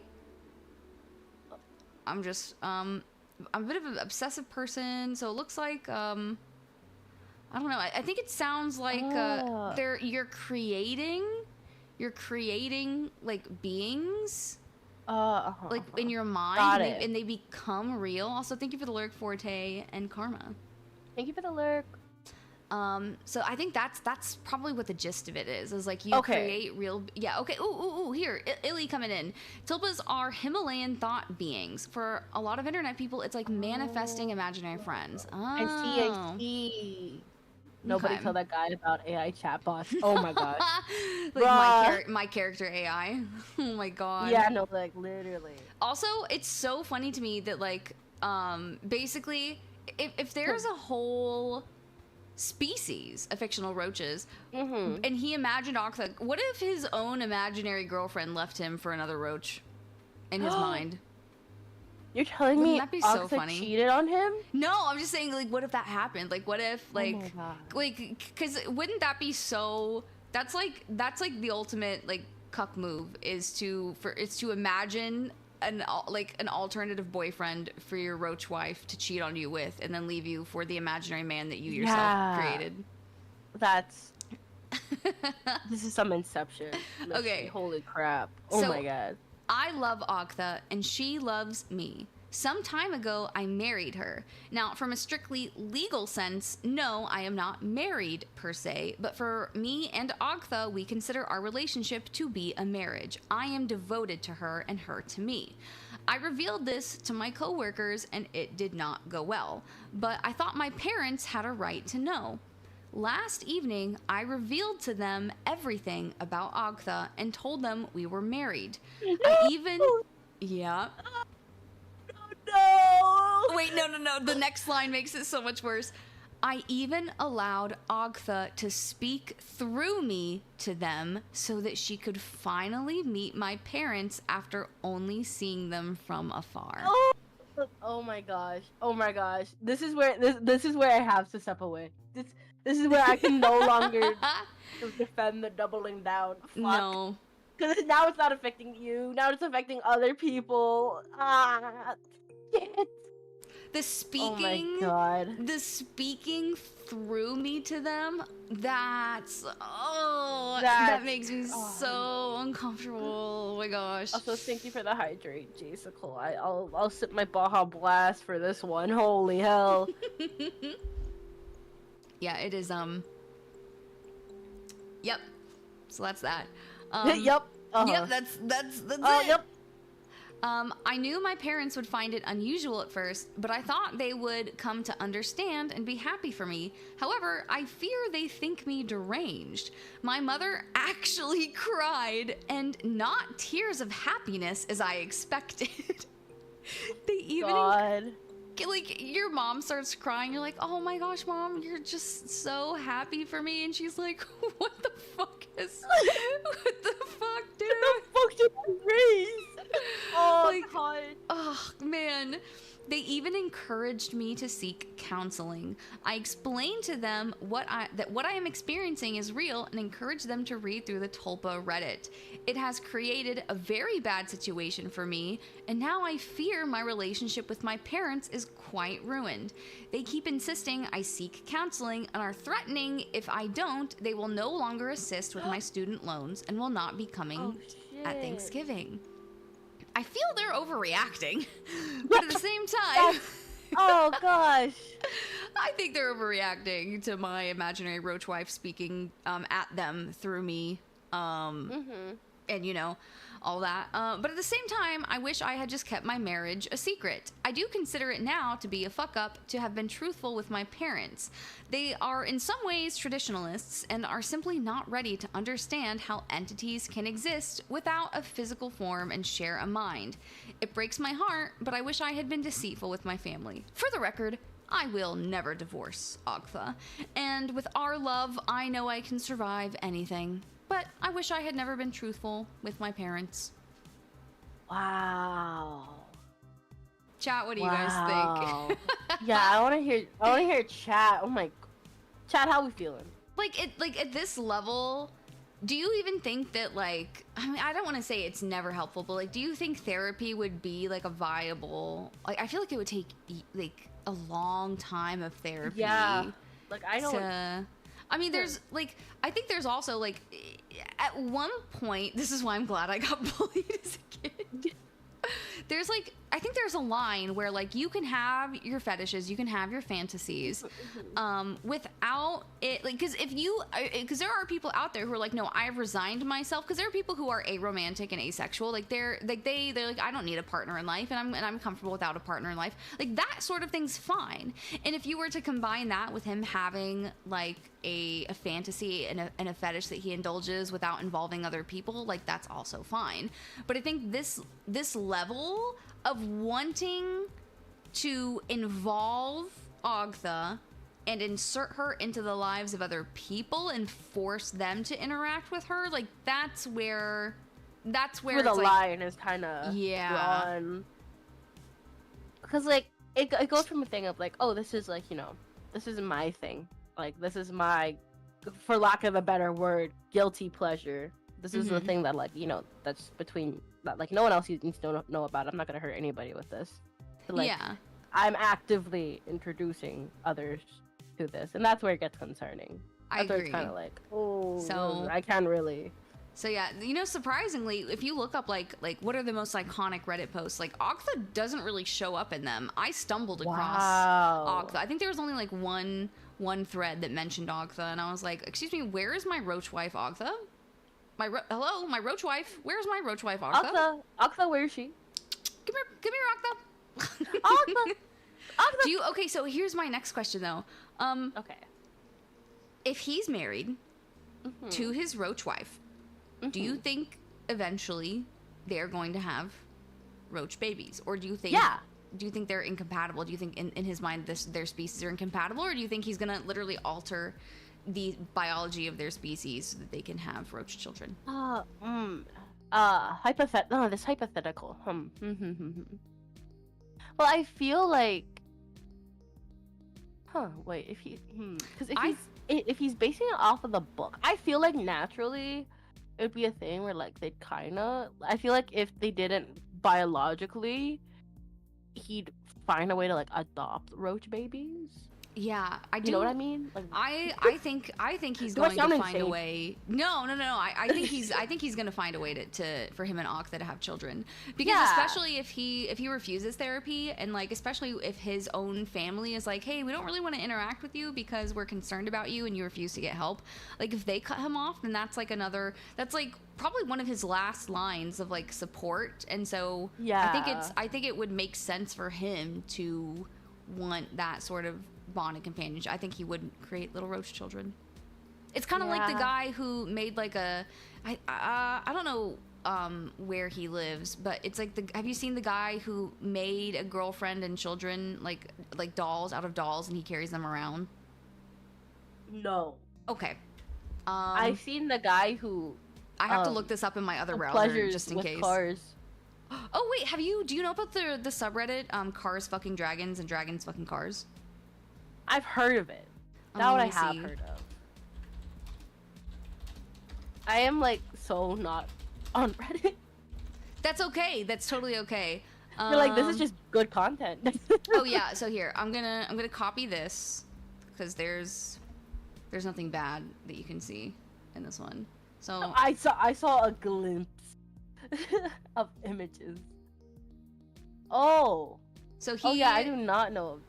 Yeah, so it there's actually a couple. I think this was like one of the earlier iterations. I can't remember, but he has. It started off with like just these two. Yeah, there's him. Oh, like in the cow. Let me see. Open image in new tab. Let me make that a little bit bigger. So yeah, so there's.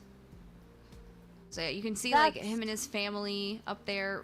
Chat can't really see too much of it, but like I feel Yeah. like this kind of thing is probably just like the next step. Yeah, like that's like the next level. Yeah. Yeah. Which like again, it's that line where it's like you're not hurting anyone per se, but like involving other people in it kind of I'm gonna leave Ogtha up there. Kind of just a little bit like, oh, that's certainly a thing. Here's a Tulpas. Men, are we okay? So it's crazy. Are we okay? Maybe question mark. Okay, hang on. What did Issa say? Devil's advocate. What if he's just farming attention? It seems self-aware in a way that breaks fourth wall. So that's the thing with Reddit, is you never really truly know who's shit posting. You never know who's trolling. But at the same time, like I've seen worse. Like I truly believe, like we just saw that guy with his doll kids. So like I think that there are plenty of instances where that 100% is the case, and people try to seek support in online forums like Reddit. How deep is the rabbit hole? What is okay? I love this one because it speaks to me. This is just like a funny little silly haha one. But it's like reasons for why his wife cries. Sorry, I read the first one. Yeah, my wife cries at absolutely anything. I mean, anything. And that's me. So I started writing the reasons down because reasons.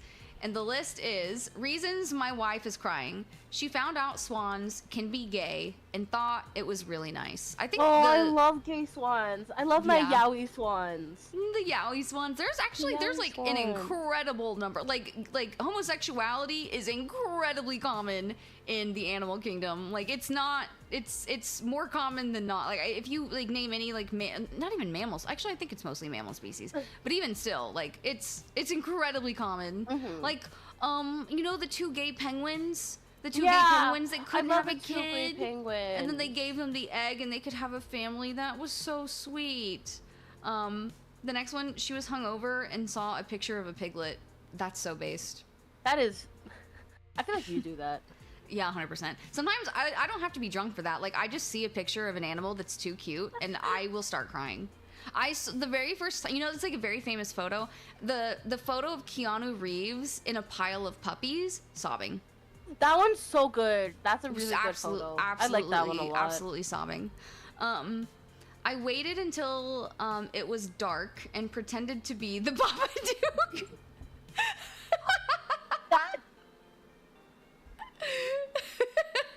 Oh my god. That's so funny.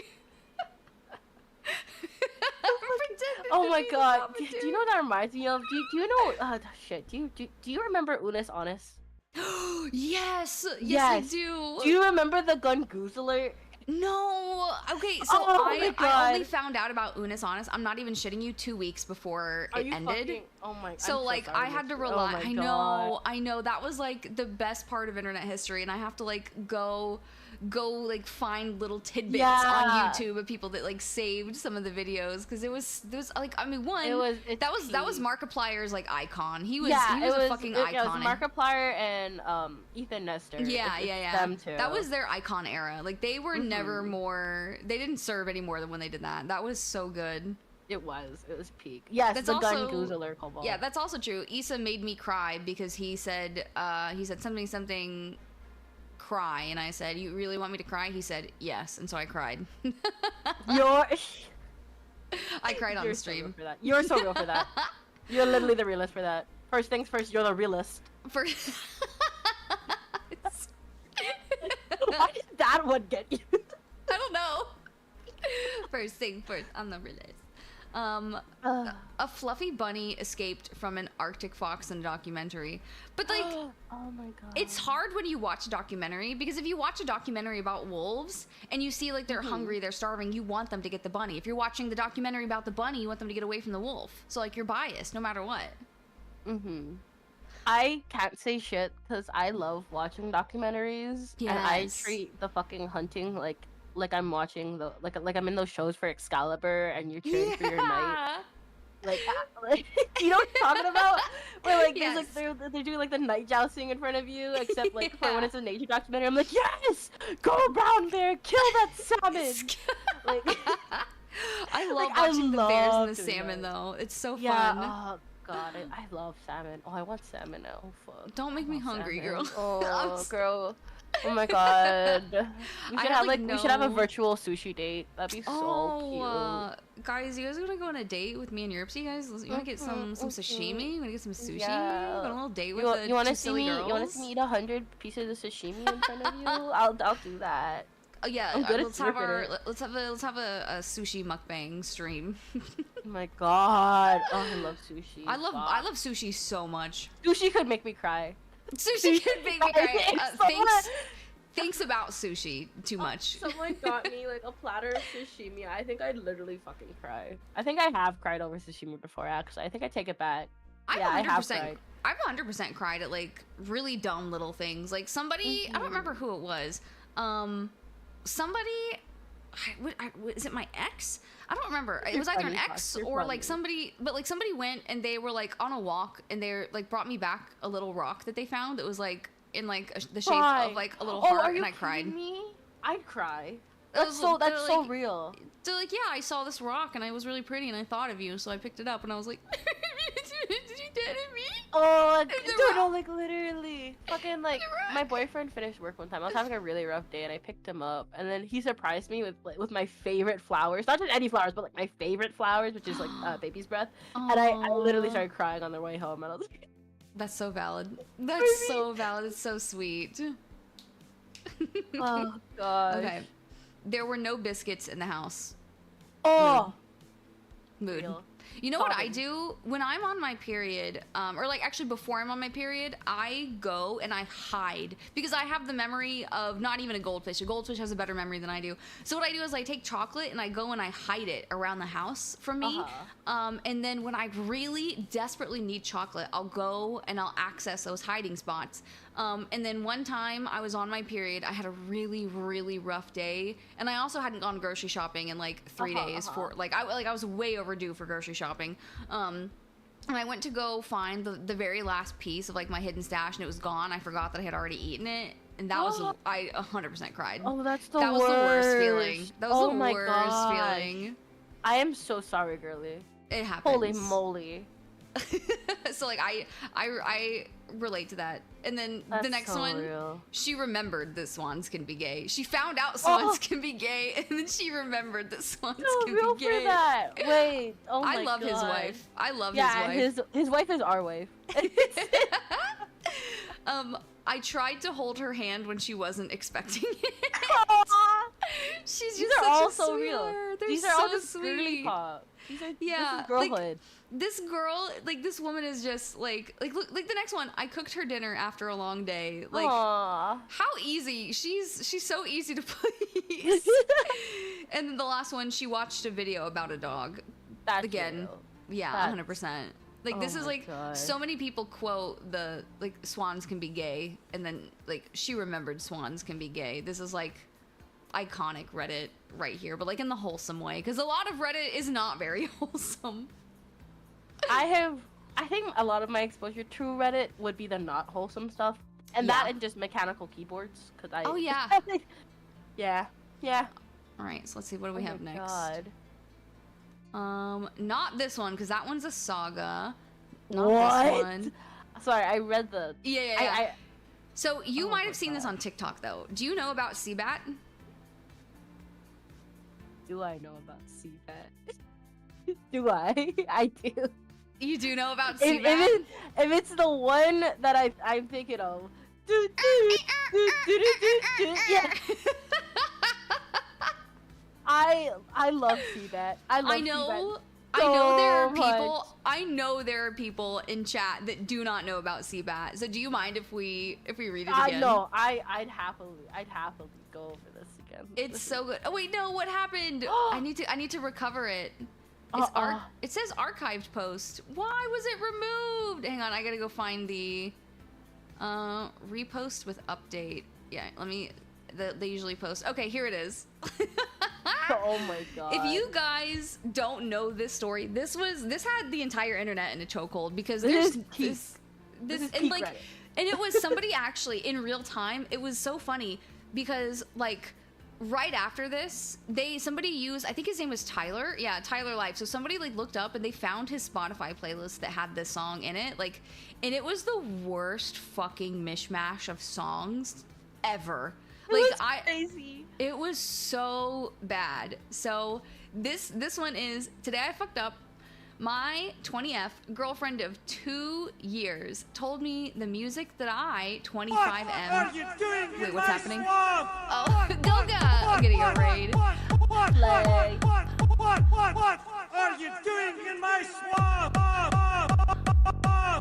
Hi Goga, hi Raiders. Good to see you guys. Thank you so much for the raid.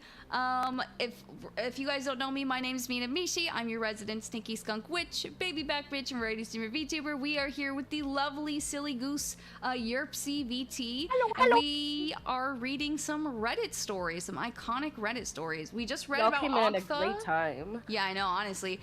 We just, Mishi Collabs have like a great place. Yeah, just drop the kids off. We'll take care of them. We only traumatize them lightly, but we will give them a snack. So we will give them a snack break. So you know what, it's fine. But thank you so much, Goga, for the raid. I appreciate you. And Raiders, if you need to raid and run, please feel free to do so. We just read about Ogtha, our roach wife, and now we're revisiting Seabat, the Seabat story. If you guys don't know who this is or what this story is, you're in for a treat. Okay. Also, thank you, Sticky Bussy Lover, for the follow. I hope you have a good Please, snack. Here's a random snack. You got a Frito-Lay's fucking Fritos. The bugles. You get a little pack of bugles. Yeah, you get a like- little pack of bugles. Sticky Bussy Lover's an insane name. That's so good. I needed to acknowledge that real quick. Oh yeah, the name fantastic. A+. There are some goated names God. on here for real. So, okay, so a little backstory. When I first started having sex, I researched into ways to be better, as I was a little stiff and pretty much had no idea what I was doing, as none of us do when we first start out. I read online that you can play music and match the rhythm in order to put on a better performance. I searched love-making songs and started slowly creating a playlist in which I was comfortable matching the rhythm. There are a few songs to my playlist. However, there's one song in particular which actually happens to be my favorite that my girlfriend hates and says turns her off in a major way. I don't understand why it's taken her 2 years to tell me that she hates this song. It's a good lovemaking song with good rhythm. I feel the way Good rhythm. Good rhythm. Oh my also, god. of course you can't relate sticky bussy lover to this story. You literally got sticky bussy. Like that's Yeah, like there's you're already way ahead of the game, I imagine. Insert peak cinema fucking image. Peak cinema. Exactly. I feel the way I fucked up is I could have possibly asked her previously if she likes the playlist or any songs she'd like to add/change, but to leave it for 2 years. Also, what a saint this woman is, dealing with this for 2 years. Yeah, like, no, I could not be me. The moment that song came on, the very first time, I'd be like, what are you doing? Who do you think you are? Misty, I need to hold your hand when I tell you this, okay? Oh no. I need to hold your hand when I tell you this. Oh no. Chat, this might be a little TMI, but I think it's funny, so I'm sharing it. So You tried it. When no, that's just the beginning. Anyway, so when it first came out, I was with my ex, and I begged my ex to like try it for the meme, and they were like, "You're insane," and then we never did it. But honestly, maybe it's a good thing because they're really toxic, so I broke up with them. But I was with my current boyfriend, and like one of the first things I asked him was like, "Can we do this at some point?" And then he was like, "No."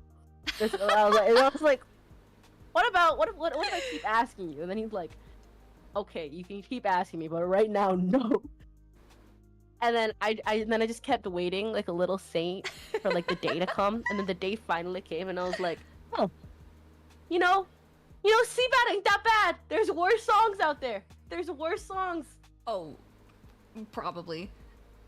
That's damn. Sorry. That's not TMI at all. One second. That's honestly, that tracks. But like in the best way.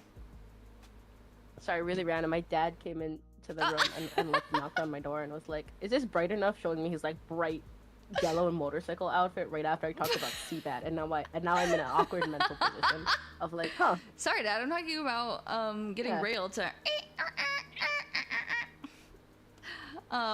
Yeah, we're gonna play the song. Don't worry. Oh yeah. YouTube can suck my dick. Sorry, YouTube.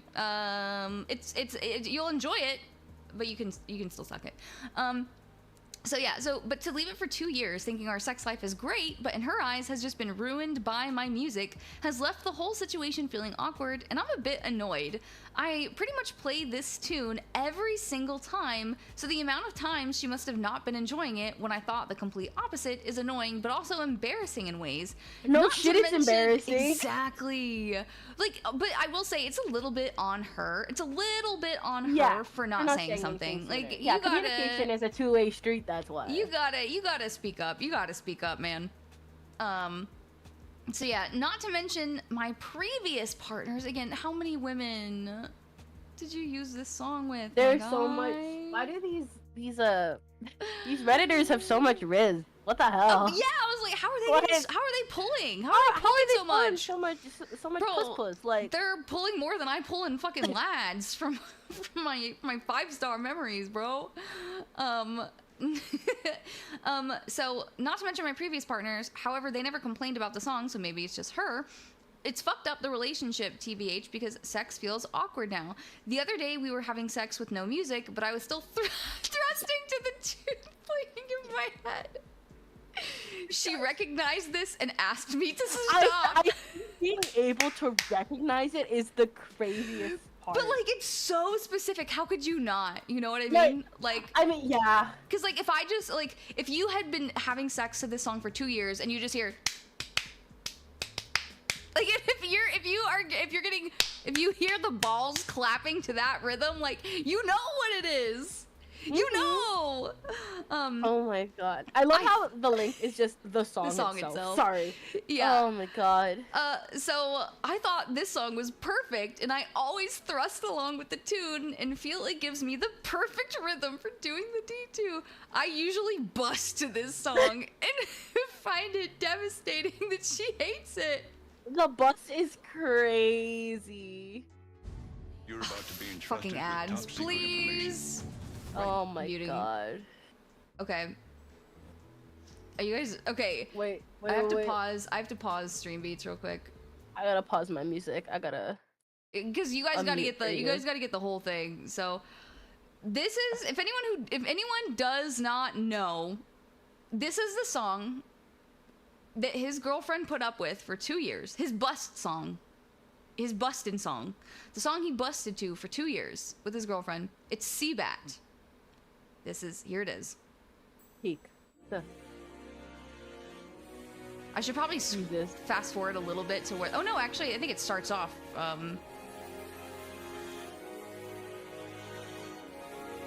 Oh my god.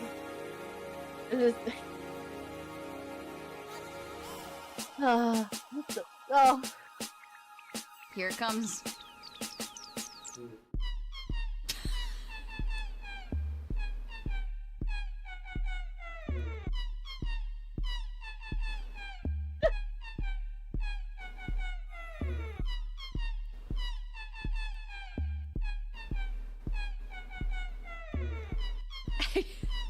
Wait, this is hang on, wait. Where's VTube Studio?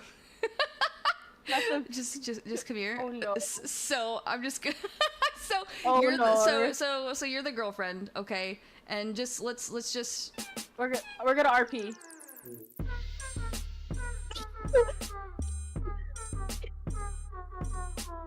Are you feeling it now, Mr. Krabs? I busted. I'm done. I recognize it. I recognize the clapping. Guys, this is what we're seeing on Misty stream. Holy crap. Oh my god. So, like, what do you guys think, chat? You think that's a good... You guys think that's great lovemaking music? Yes, out of no? 10. Out of 10. If we get... Yeah. Like, let's put aside the, instrumental. What if we just rate the beat? What if we just rate the beat? Okay?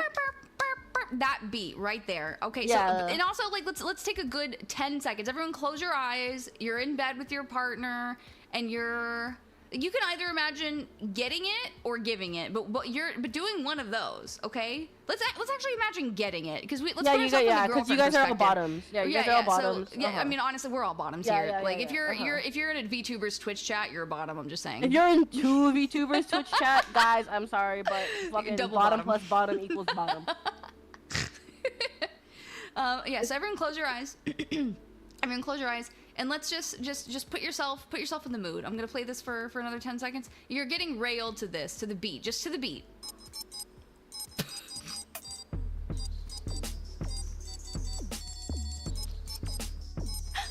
Ah.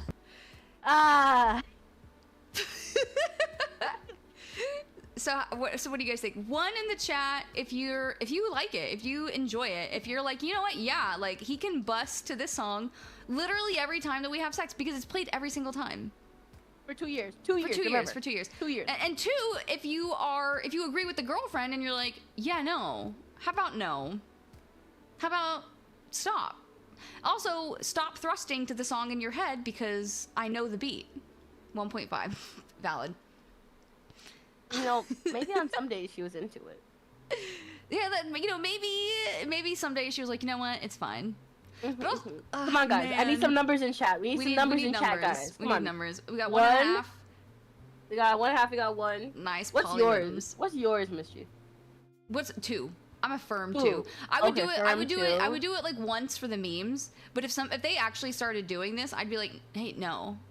No, yeah, exactly. That's exactly where I stand. That's where the 0.5 stands. 8? Because like I'll do it for the meme. That's it. 1 microdecimal.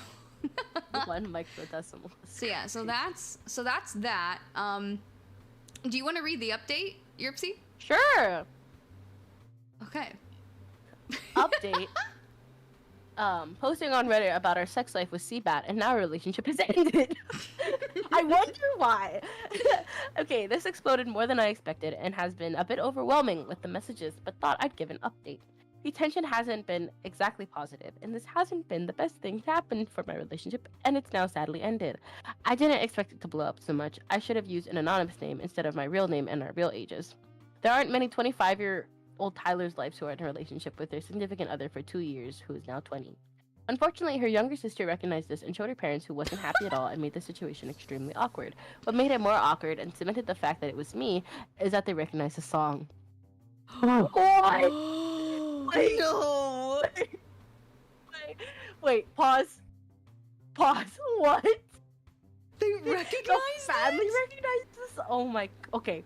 Also, Okay. imagine that, like, but not only do you, as a parent, not only now do you know this context, but now you know if, like, you read your daughter was getting railed to this for 2 years. Yeah, oh my god. Like, if that happened, I'd been like, I raised you better than this. I raised you to stick up for yourself. Why did you put up with this for 2 fucking years? Oh my god. Once at a family dinner, we were discussing music taste, and my ex-girlfriend stated that I have an odd taste in music. Everyone laughed and pressed me to play something from my phone of what I like is music, to which that I plugged their ears with CBAT. Our father laughed and said it was terrible. I guess we all have different tastes. Although I nodded in agreement at the time, I was thinking in my head that this is a great fucking song. We are over now, and I'm moving on. I already revealed my face on TikTok, but with the amount of hate I originally got, I decided to say I didn't have it and backtracked. I don't think the song is that bad, and I had no idea she didn't like it until recently, and as soon as I did, I stopped. I enforce her CBAT. Not all can handle CBAT. I know it's different. Not everyone. Not all can handle CBAT. Not all can handle CBAT. Not everyone's Giga Chat enough for CBAT. Not everyone's Omega enough for. Not all of us for have Sigma the strength. enough. I know a lot have asked for face reveal and playlist. My playlist I actually burn onto a CD and have been using my CD player, but I'll go on YouTube and try to link all the songs in one playlist and share. I'll also leave my TikTok and playlist in my bio now. Most you probably seen me before. I backtrack from the hate. TLDR, made Reddit post and finished our relationship. That's yeah, he was using a CD too. That's so boomer. That's so boomer. He had a set list, bro. You ever think he was like encore CBAT? I want to know. It said he was gonna post it. This is his overview, but like, where I want to. Okay, never mind. It's an 18 plus. I don't want to risk that. But he literally did have the playlist, and the playlist was the. Hang on, let me see if I can find it. I'm gonna search. His playlist was ass. Tyler Life playlist CBAT. Can anyone link the playlist? / There's a whole Reddit. I found it. Is this it? Okay. That's it? But there's only 13. Okay, the fact that there's only 13 songs on here, that says something. Just saying. It says something that there's only 13 songs on this entire playlist. This is the playlist. Love in This Club. Oh, sure. Shaggy. Angel. Okay. Okay. Tonight, Buggin'. Audio only. So another Hudson Mohawk one. Fade by Kanye West. Roll Up? Really? Roll Up? Okay. Glue by Bicep. Bicep. No, I don't even recognize half of these. Like, I don't know what this one is. A milkshake. Yeah, I don't know that one. I know Sean Paul. Get busy. XXX I don't want to do this anymore, girl. Neither does she. Neither does she. She doesn't want to do that either. Bar 9 Midnight. Don't know that one. The classic CBAT. Oh How much do you think his Reddit post made this song? Like, the 10 million views, how many of that do you think came from this, like, sensation? Like, a lot. So much. Like, at least, like, $1,000 or more dollars worth. At the minimum. Absolute minimum. Chimera Severed. That doesn't seem like a fucking song. That seems like a metal song. Yeah, that does seem like a metal song. And then Activator, Like a Slut, original mix. I'm gonna save this so I can actually go just glance after stream. I thought you were gonna say so you can have love making to it. That requires me to have somebody to make love to.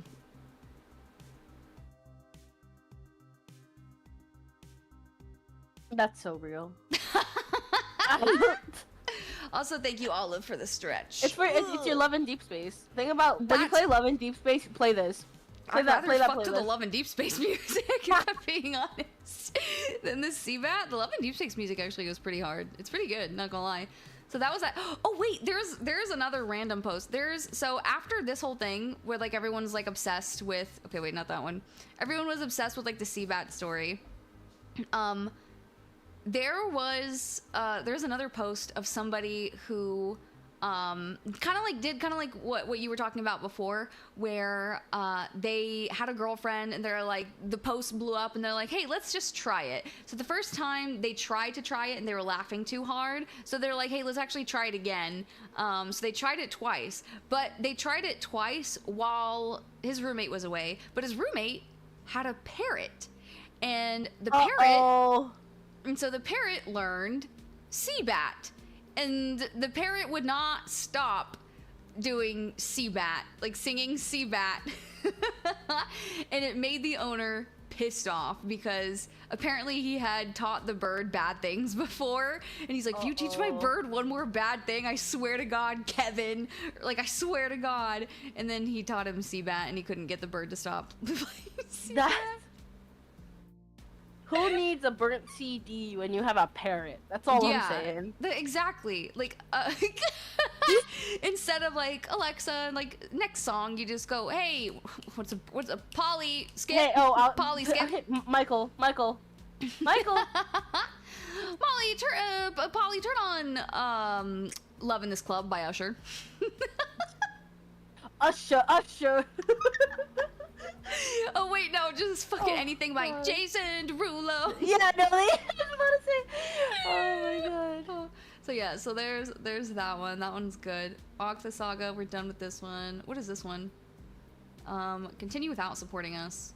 Oh, this is, let me see. I'm gonna scroll through because there's one. Oh, this one's so funny. This one's so funny. This is just like a little hee hee ha ha giggle. Oh my god. Yes. Let me scroll. There you go. I think that's big enough for them to see without making it full screen. So I'm just gonna let me pause my music. This doesn't have anything I don't know how iconic Greetings, this is. Nerevar. I apologize for the repeat message, but please play Seabat heavy version. I need chat's opinion on this. I will play Seabat heavy version after. I just don't want to risk YouTube. What do you call it? I don't want to risk YouTube copyright striking. I think I risked one of them enough. So I'll play that when I turn off when we get off of YouTube. But so this is the Corn story, the Mr. Corn story.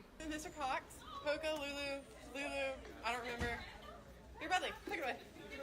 Okay, so here's what happened. Okay, I've been a school teacher for 20 years. 18 years ago, there's a boy named Josh, because of course it was Josh. And he's a successful engineer now, which I hate. And so one day, he raises his hand, and he said, I don't know why, out of the blue, he said, Mr. Cox, you be good out there. He said, Mr. Cox, do you like the vegetable corn? Do you like to eat corn? I said, no, I don't like to eat corn.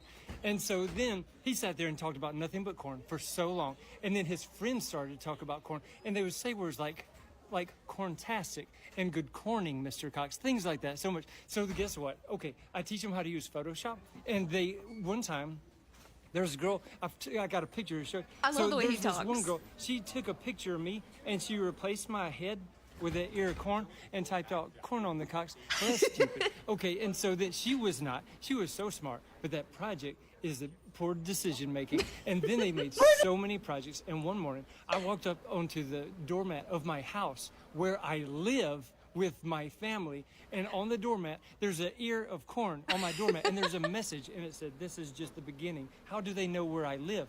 Morning after morning, so many times, they would put a can of corn on my doormat, they put an ear of corn, they would put it in my mailbox, they would draw corn with chalk on my driveway. So many things. They would, one time, I was at a grocery store, and so, okay, one thing, I just wanted two things. I wanted Cocoa Puffs and peace, and I was checking out with my Cocoa Puffs, and guess what? The girl at the grocery store, her phone rang. Did you know they have phones at their stations? No, I didn't. They do, yeah. So her phone rings, and she looked at me, and she just kind of nodded her head, and then she hung up. She said, I think you forgot your corn. Who called you just now? Who is calling you? One time for my birthday, guess what? On my birthday, they brought me a whole bag of cream-filled donuts. You know cream-filled donuts? They brought me some, and they said, we won't say the C word all day long. But guess what? I started to eat a cream-filled donut, and they filled it with cream corn. How does that happen? They figured out, the teenagers did. One time I was at a pool with my family. Okay, it was a neighborhood pool, so a big old neighborhood, but there were 6 people in that pool. Me, 2 of my children, and 3 strangers I had never seen in my life. And across the pool, one of the strangers was like, Corn, who are you? Why is this a one-word conversation with a stranger? Please stop interrupting when I'm doing an important thing right now. So one time, I was eating a meal for my anniversary with my wife, and I had a printed menu, like an actual printed menu from a high-up restaurant, and it says, "Happy anniversary to Corn and Karen. Have a wonderful evening." Who is the authority figure who has the capacity to make something like this happen? There's so many things. One time, they spent good money to buy me a costume that looked like corn. Pretty good money. And then, okay, did they draw a picture of me in it? Yes, they did. Did they also? Oh, here's my Pookie Bear. I love him for this. Pookie Bear. He's so cute. So then my children came to this high school, and the teenagers told my children about the corn thing. And then my children, when I'm not paying attention, they get little giblets of corn, and they put it down in my Coca-Cola, and then there's little giblets of corn fading down. One time, I reached down in my pocket at school, and there were giblets of corn in my pocket. How did they get there? Some teenager did something. They were so sneaky. Also, one time they made T-shirts. They made T-shirts and they wore them, and they said Corn Pappy on them. There's so many things. One time, instead of giving me gifts, they give other school teachers, they'll give them gift cards. Well, I like Applebee's too, but they give me like a corn mug, or they'll give me so many corn-related things, corn candle things, or the corn tie, or other things like that. Okay, I'm gonna run to the restroom for that. So this is insane. The way, okay. This not to this degree, but this also kind of happened in my high school, because you have kids, some of them who have like part-time jobs and determination, and they'll do anything for the fucking bit. So yeah, like we did have running gags, both between like student and teacher, but also between teacher and teacher. Was there anything like that happened at your school where like one teacher just had like this running bit with his students? I'm trying to think. I don't think so, because like the school that I went to, teachers were very very chill with the students in general. So like they got the bit, but like they're also very mad at the fact like, guys, I know it's funny, but I can't handle this anymore. Yeah, there were like, I think there was one time, so like there was like sort of like they were like frenemies. I think there was a 2 teachers. One teacher I loved, he was like one of my favorite teachers, but he went a little bit too far with a prank one time because he hated the other teacher who kept pranking him. Okay. So the other teacher, I don't remember what she did. I did not like her, but she did one prank, and in response to that prank, a normal prank, annoying prank, but an annoying prank. I think it had something to do with like his car, like she put like a bunch of like sticky notes on, like covered his car in sticky notes, or like something that would have been like annoying to remove. What he did instead was he somehow broke into her car and put baby spiders in her air conditioning, like the little vents. Baby spiders. So that when she turned on the car and blasted the AC in summer, the baby spiders would shoot out of the vent at her. That is insane. And that's like, he was telling that joke. He was literally telling that joke to class. Like, it was the funniest thing. And we're like, hey, maybe that's maybe we keep this on the down low between you and I. Maybe that's just a teeny tiny bit too far, perhaps. That's insane. That's Holy crazy. Crap. But like, yeah, I don't think we do those. I don't think any of my school does those. No, I feel like this had to have been the corn cocks. I feel like this must have been Like, he must live in a really small town because this is a concerted effort. Like, how did one... Yeah. And, like, the kids had to be in on it because how else would they know where he and his wife were going to their anniversary dinner and, like, call the restaurant, get them to print out a custom menu, like, with, like, corn and stuff on... Like, that's funny. Or, like, one of, like, the students has to, like, work there part-time. Or, like, one of, like, the students, like, siblings or cousins or something. 100%. But, like, that's the sort of stuff... This sort of content is what I live for. I love being involved in jokes like this. Like, this is so funny to me. This is another, like, Reddit gem of mine that, like, I think about almost all the time. I didn't like, realize how long it was gonna keep going. Like, I'm like... How insane, how committed to the bit are these students? Also, and then it's like the grocery store? Who called the girl at the grocery store to be like, did you forget your corn, Mr. Cox? Yeah, dude, I would have lost my mind. I think I would have cried. Bro, they've got agents. They've got agents keeping tabs on him. It's so funny. You know how they say the government have birds? Yeah. Fucking, These students have porn birds. Yeah, like birds aren't real. Oh my god. Yeah. That's exactly how it is. I wish I could have done that to one of my former teachers. Instead, I settled to her for her being trapped in an elevator alone for a week. Oh, okay. A week before she went on maternity, not for a week. That would have been really, really bad. Those kids put sleeper agents throughout the town, apparently. Yeah, we had some pretty intense pranks going on. This is still insane. You probably induced her child. I mean, honestly, that could very well be a thing. Also, that same teacher that did the prank, he was like really chill, but apparently also psycho in the fact that he put baby spiders in her air vents. Yeah, that's because we went to, what was it? What's the Panama City Beach? We went to PCB one time for spring break, me and my friends, and obviously we were drinking underage. Statute of limitations can suck my ass because it doesn't apply anymore. So we were drinking underage, and our teacher was there. And if you know anything about spring break on Panama City Beach, it's same thing kind of like with Mardi Gras. Like, you get beads for flashing tit. So we had all of our beads around our neck walking along the beach. I don't know, but if you ask me, that's pretty corny. God. I just want to tell you, I did not know that about Mardi Gras. Really?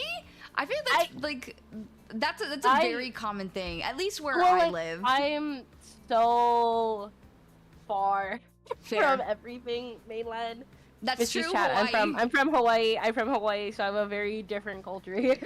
Very valid, very valid. Well, if you ever go to Panama City Beach or anything where there's like bead culture, a lot of it's like because what you'll see men with beads around their necks, and they'll offer you beads to flash. So if you see girls with beads along their necks, I thought you were gonna tell me that's because like they flash their balls out. Just the balls. Hey, listen. It's orbs for orbs, okay? It's a voluminous mounds for voluminous mounds, okay? But yeah, there's definitely bead culture there. And so we were walking along the beach with our beads, and we saw my teacher, and we looked him in the face. But he was also smoking weed on the beach in a state where it was not legal. So him and his wife were sitting right next to each other. He looked at us drunk with all the beads around our necks, and we looked at him with his fucking what was he even smoking? I don't even know the weed terminology. With a joint in his hand, and he just said, "Turn around. I didn't see you, and you didn't see me." And we're like, "Okay, bye." And I'm so that's so base. Oh my God. Honestly, 100%. But he immediately saw the beads and he said no. Hi, Lofi. That's so real. Oh Thank you for the 4 months, Lofi. Lofi, very fun fact, drew art of me being a cougar. Oh my God. Isn't she based? Thank you for 4 months, Lofi. I appreciate you. Yeah, he was off the clock, not his problem. Yeah. Yeah, I think about Corn Guy all the time. So my next question, well, actually here, let's see. Okay, this one's a fun one. So this is like both a husband and wife tale. This is in the Reddit Hall of Fame, I would say as well. So this is a story, essentially about.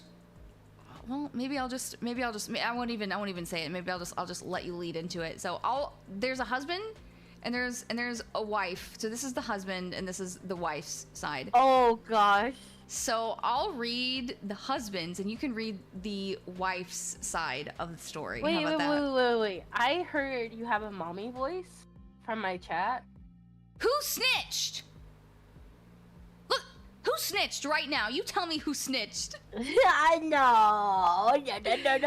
Who snitched? I don't even see anything. I don't even see anything in I've chat. heard there's a mommy voice. There. Biz, did you flash balls? Yeah, no, I did. I do indeed have a mommy voice. Can I get like a snippet? Oh, because like I was gonna say if you read the woman's, I'd love to hear that. If not, I'm gonna try. I will attempt to do a mommy voice. Wait, have you never done a mommy voice before? I think I've only seen it like in a couple clips here and there, but I'd love to hear it live. I'll do a really simple. I'll do a really simple snippet. Okay. I heard the mic adjusting. I'm like, that's so real.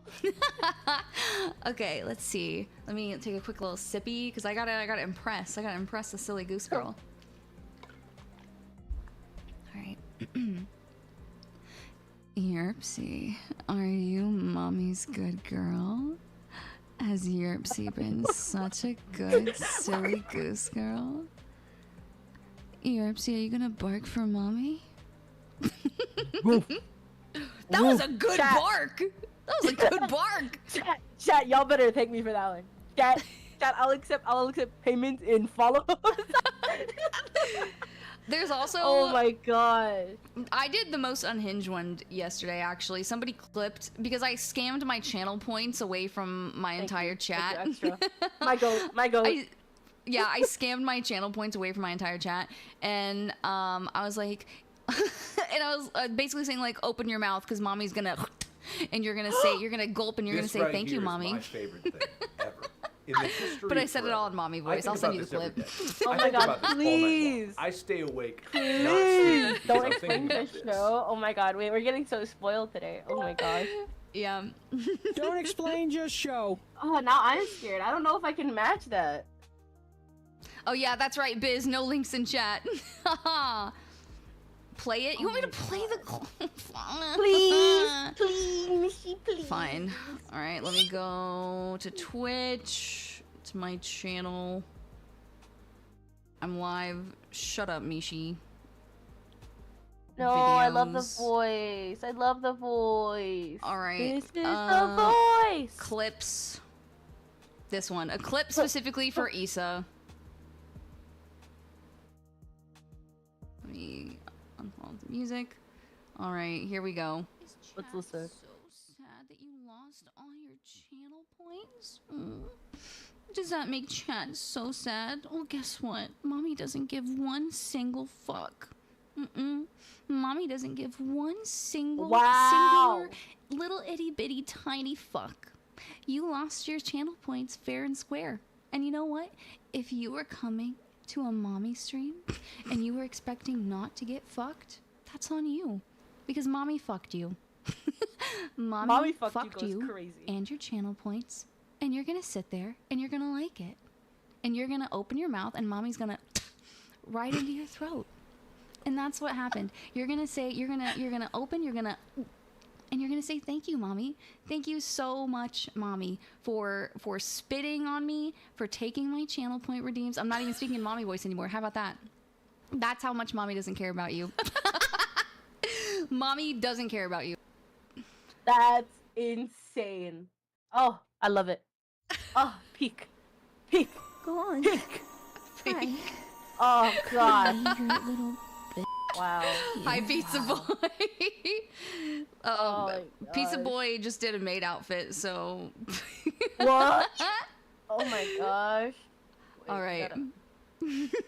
Pizza Boy made. Holy crap. Pizza Boy made. Hi, Goji. Welcome in. Okay. Are you ready for this one? Wait, that was so peak. Everyone, give me a Was it? round of applause. Round of applause. That was like. Thank Mommy Misty. She'll take care of you. She'll take care of you. There's also the quote 53. Quote 53 is probably one of the other, like, the bad mommy ones where I said, yeah, mommy's butthole. Crazy. Mommy's butthole hurts really bad today. Someone kiss it. Oh my god. Holy shit.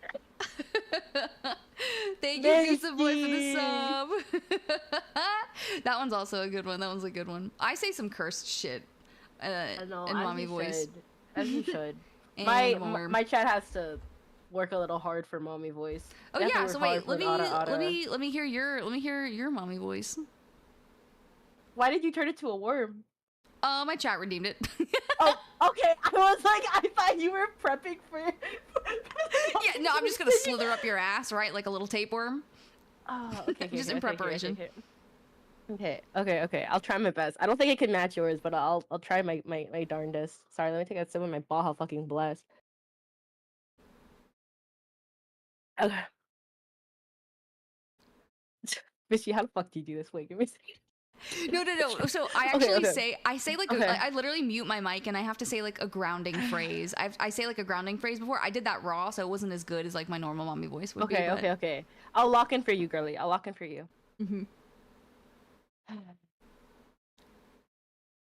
Miss G, you're gonna be a good little tapeworm. You're gonna be a good little tapeworm and get all up inside me. You're gonna love it, aren't you? I'll squeeze and hold you tight, just like you want. Oh, such a good little tapeworm. Wiggle one more time, won't you? Yeah, that's right. Good wiggle. Good. Anyway, that's that. Sorry, that's the sound of you plapping me with that Dommy Mommy voice.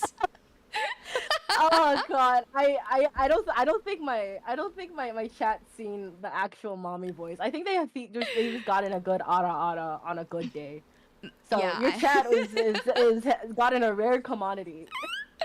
Clip, no context, just clip. That was so good. That was so good, Yerpsy. I have to do my best to match up to you. Oh my god. Oh my gosh, that was amazing. And no notes. Chef's kiss. 3-star Michelin. Perfect. If it's been approved by Mommy Miss G, I'm on it. I'm on 100%. Also, hi Bina. Welcome in, Bina. Yerp X Miss G art win. Oh my god, it's so funny. Fox is one of my active community member, and they're also an artist. They're actually drawing Yuri of me and one of my other VTuber friends. And earlier they're like, "See, I can draw more woman love woman art." That's so funny. Oh my gosh, it's so good. It's so good. Oh my gosh. Oh man, that was amazing. Mina Mischi's #1 fan is Peak. That's crazy. That's my best friend of over 20 years. Oh, I love that. The collab we didn't know we needed. just mommies. Let's just get a bunch of mommies on screen. Oh my gosh. we both have a leash. Oh yeah, 100%. Mm-hmm. Because I do have a leash redeemed too. You have a leash redeemed? I gotta look into that. I'll send you. I'll send you. Oh my god, thank you. I need to train my chat better. I'm the one that's leashed, actually. I need to train you better then. I'm killing myself. Bye. I'm gone. Oh sorry, my gosh. it won't. Sorry, Haley, it won't redeem until after. But then, yeah, you'll get to see it. Okay, so I'll read the husbands then, and you can read the wives. Sure. Okay, so do you want to put the beat back on? Oh yeah. Stream beats. There we go. Also, bless you for saying that because I would never have remembered.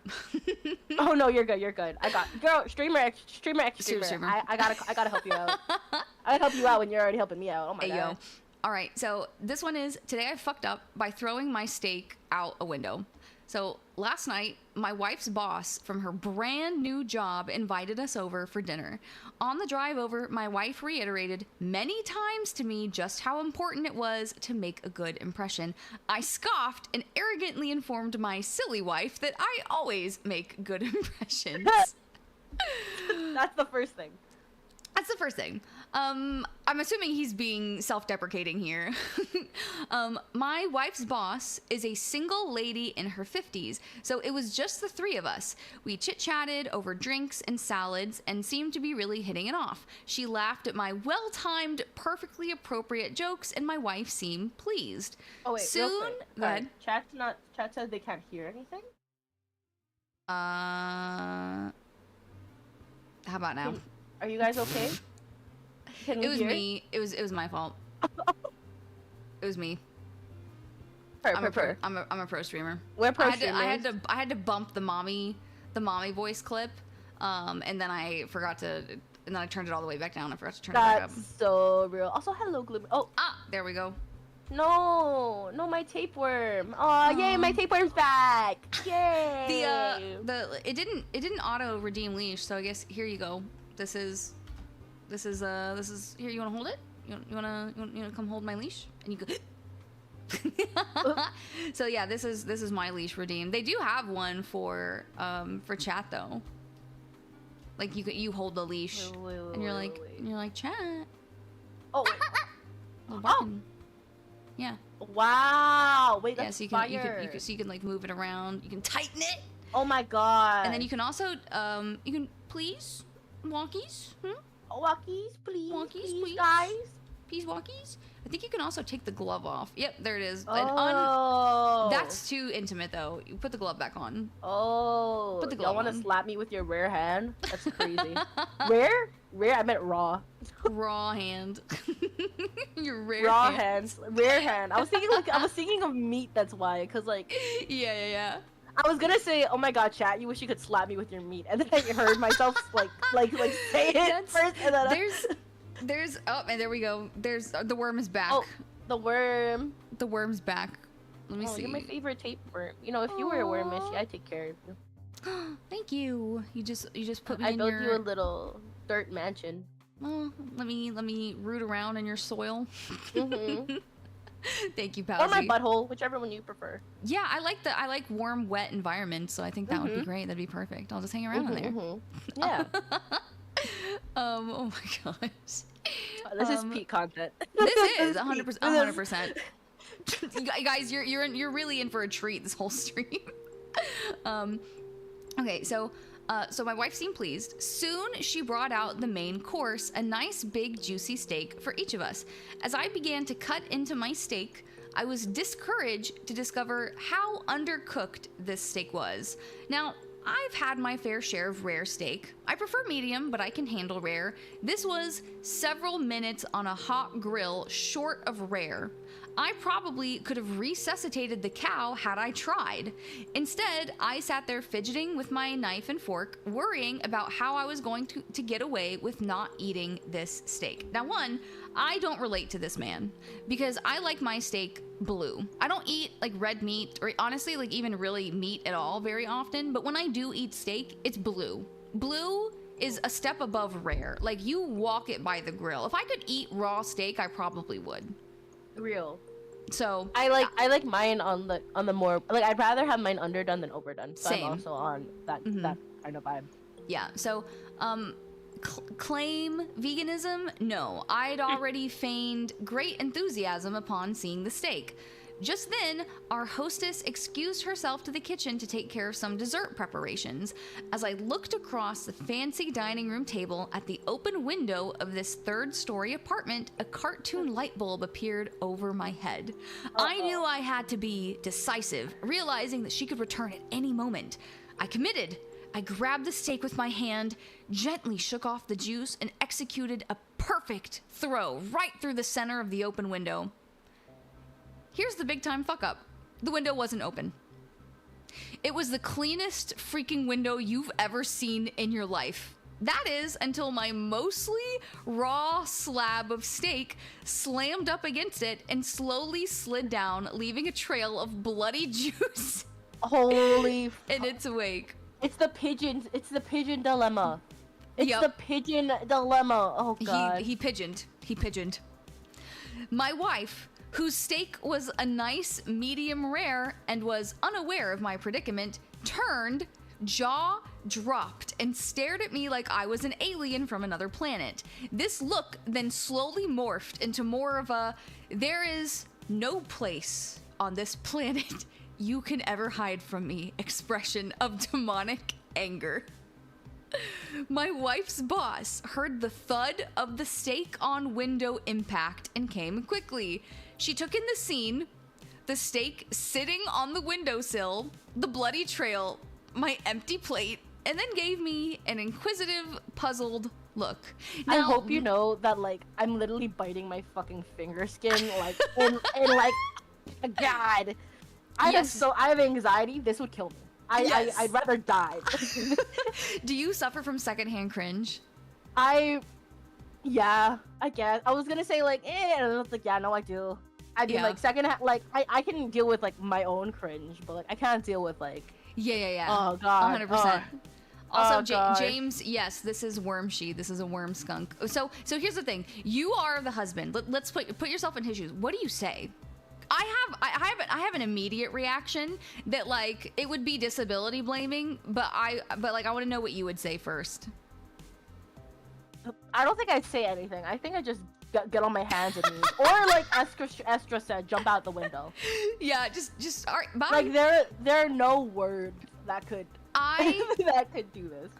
Like, especially because I want to know. See, here's the thing. I want to know how far away the window was, because I have two thoughts. One, that you were trying to cut the steak and you accidentally, like, flicked it too hard, but, like, that doesn't really apply. The other one would be, like, I would literally claim that I had, like, a tremor or like a tick. I'd be like, I'm so sorry. Sometimes I have an involuntary thing, and I have muscle spasms. Like, I would just say that I had a muscle spasm. Yeah. That's what I would say, and I would feel so bad about it because I would be claiming to have a disability that I did not have. But what else am I gonna do?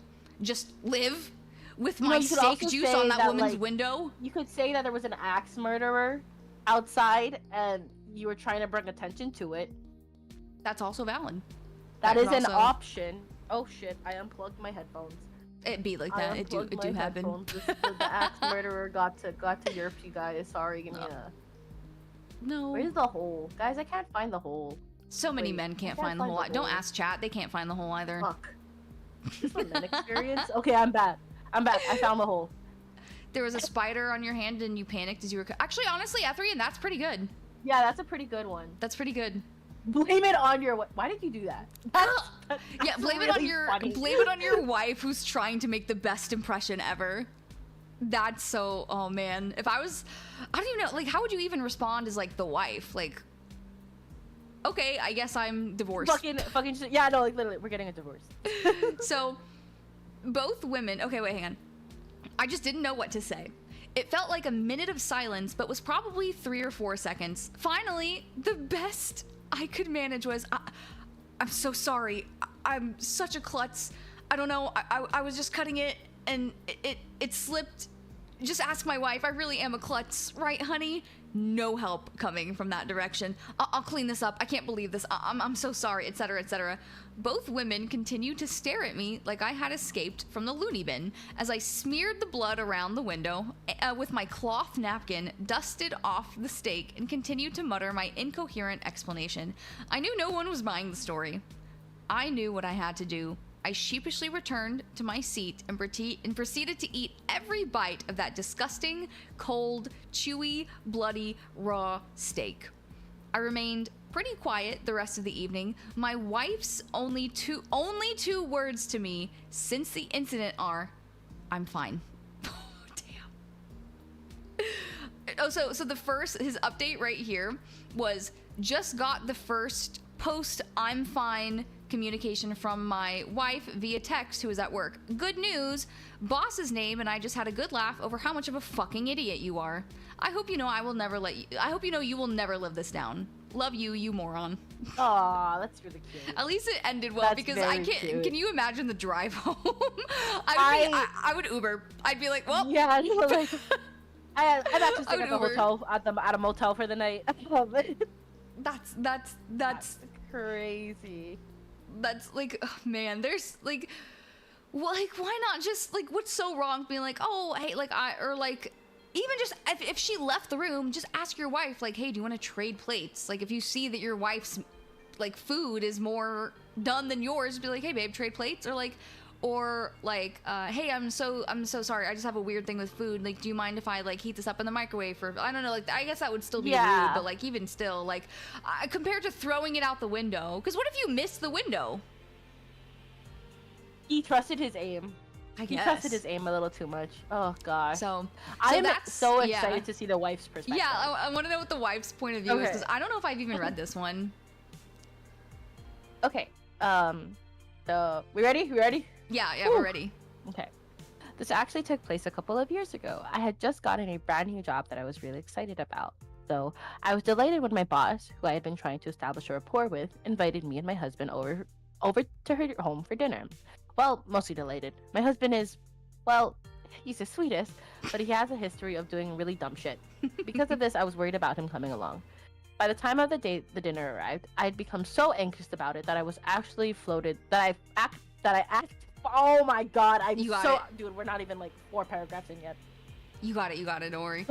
So anxious about it that I actually floated the idea by my boss that I wasn't sure if he could be able to make it. She was clearly taken aback and responded, "Oh no, I really hope you can. I have a dinner for all 3 of us ready to go."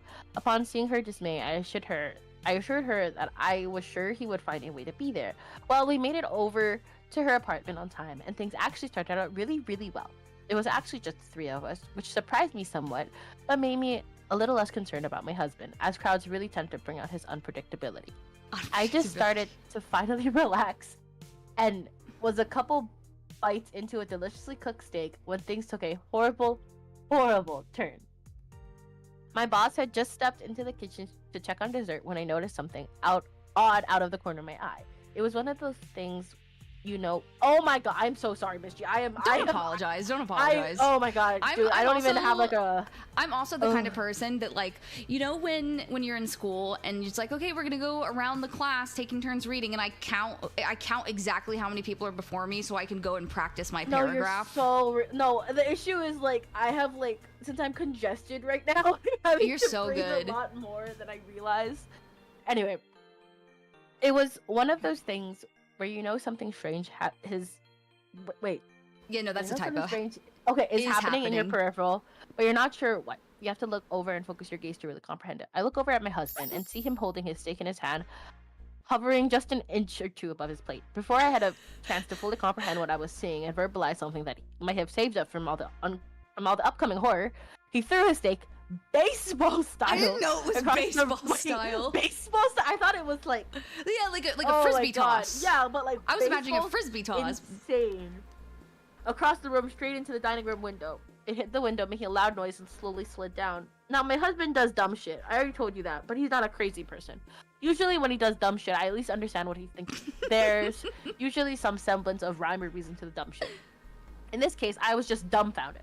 I couldn't believe my eyes. I couldn't wrap my head around what was going on. I stared at him with what must have been the most confused look and watched as he stared back at me, an expression of utter horror painted across his face. I couldn't make any sense of what was happening, but I also didn't have time to try. I heard the footsteps of my boss coming to see what the sound was. It suddenly sunk in that it didn't matter why he did it. Why he did what he did. He did it, and we were all about to come face to face with a very awkward situation. I could feel the anger flush through my face. For a brief moment, I contemplated trying to help my husband get out of this, but no. This was his dumb shit bed, and he could lie in it. Not like there was any possible recovery anyway. My boss walks in and sees a steak lying on the windowsill. There's the fucking longest, most awkward pause where we all just sit there frozen. My boss and I are staring at my husband, forcing the ball into his court as the cringe just hangs in the air like an ocean fog. He makes a poor attempt at cleaning the window and retrieves the steak. Mercifully, my boss asks me a question about work, and we both dive eagerly into the conversation. We all resume the rest of the evening, pretending that he isn't there, a sort of unspoken agreement by all that this is the only way to move forward. As soon as we get to the car, my husband turned into a nervous chatterbox trying to explain himself. Turns out the dumbass didn't like the way his steak was cooked rare, and get this, he thought the window was open. My husband, ladies and gentlemen, tried to chuck his steak out a 3-story window. He thought that this was a reasonable solution to being served an undercooked steak. A year or so later, my boss hosted a Christmas party for the company at her newly built home. My best friend Jenny was my +1. Oh my god. Yeah. Shout out to Jenny. Shout out to Jenny, because if I was that husband, I would not I would not go to that Christmas Never party. again. Never What again. was what was the update? Oh, the update was just her saying, she's like, I think I overplayed the dumb shit angle. He's known for acting without thinking things through, but this one moment does not represent him. Something, my husband's a fun, loving, kind husband. And then she like references like, he's not on the spectrum or crazy, although that's probably valid that you think that. He doesn't. So, like, the thing is, like, he doesn't normally do things that make him look insane. You're so, like, it's just her clarifying. This is like, a one-off. My That's husband's crazy. not always a complete psychopath. Like, this was a one-off psychopathic behavior sort of thing. So that's another like really. Let me see if I can find. No. Is it this one? Oh, this one's funny. This one's so funny. So that was another one that's like really common. It's like really brought up a lot in the Reddit community. This one's just straight up fucking funny because I feel like we all have a Kevin in our lives. Do you feel like without knowing? Do you feel like you know who Kevin? Like, do you have a Kevin in your life? Is it dumb to ask what is a Kevin? Just based on vibes of the name Kevin. Oh. Do you think you have a Kevin? Do you think you know a Kevin? Not maybe Yeah, you have probably. a Kevin. So Kevin. So this is the original Kevin. So this was from an Ask Reddit thread. And the question that was asked was, who's the dumbest person you've ever met? Oh gosh. So it's not uncommon as a teacher to have students who are a bit behind the curve in certain aspects, but 99.99999% of the time they're keen on something. They might not understand how to identify a noun or what the theme is, but they somehow know how to make a mean plate of nachos. You learn pretty quickly not to judge fish for their tree climbing ability, you know? I thought this was the rule when I was teaching until I met Kevin. Kevin isn't his real name, but it doesn't matter because he can't spell it anyway. He can't spell it anyway. It was crazy.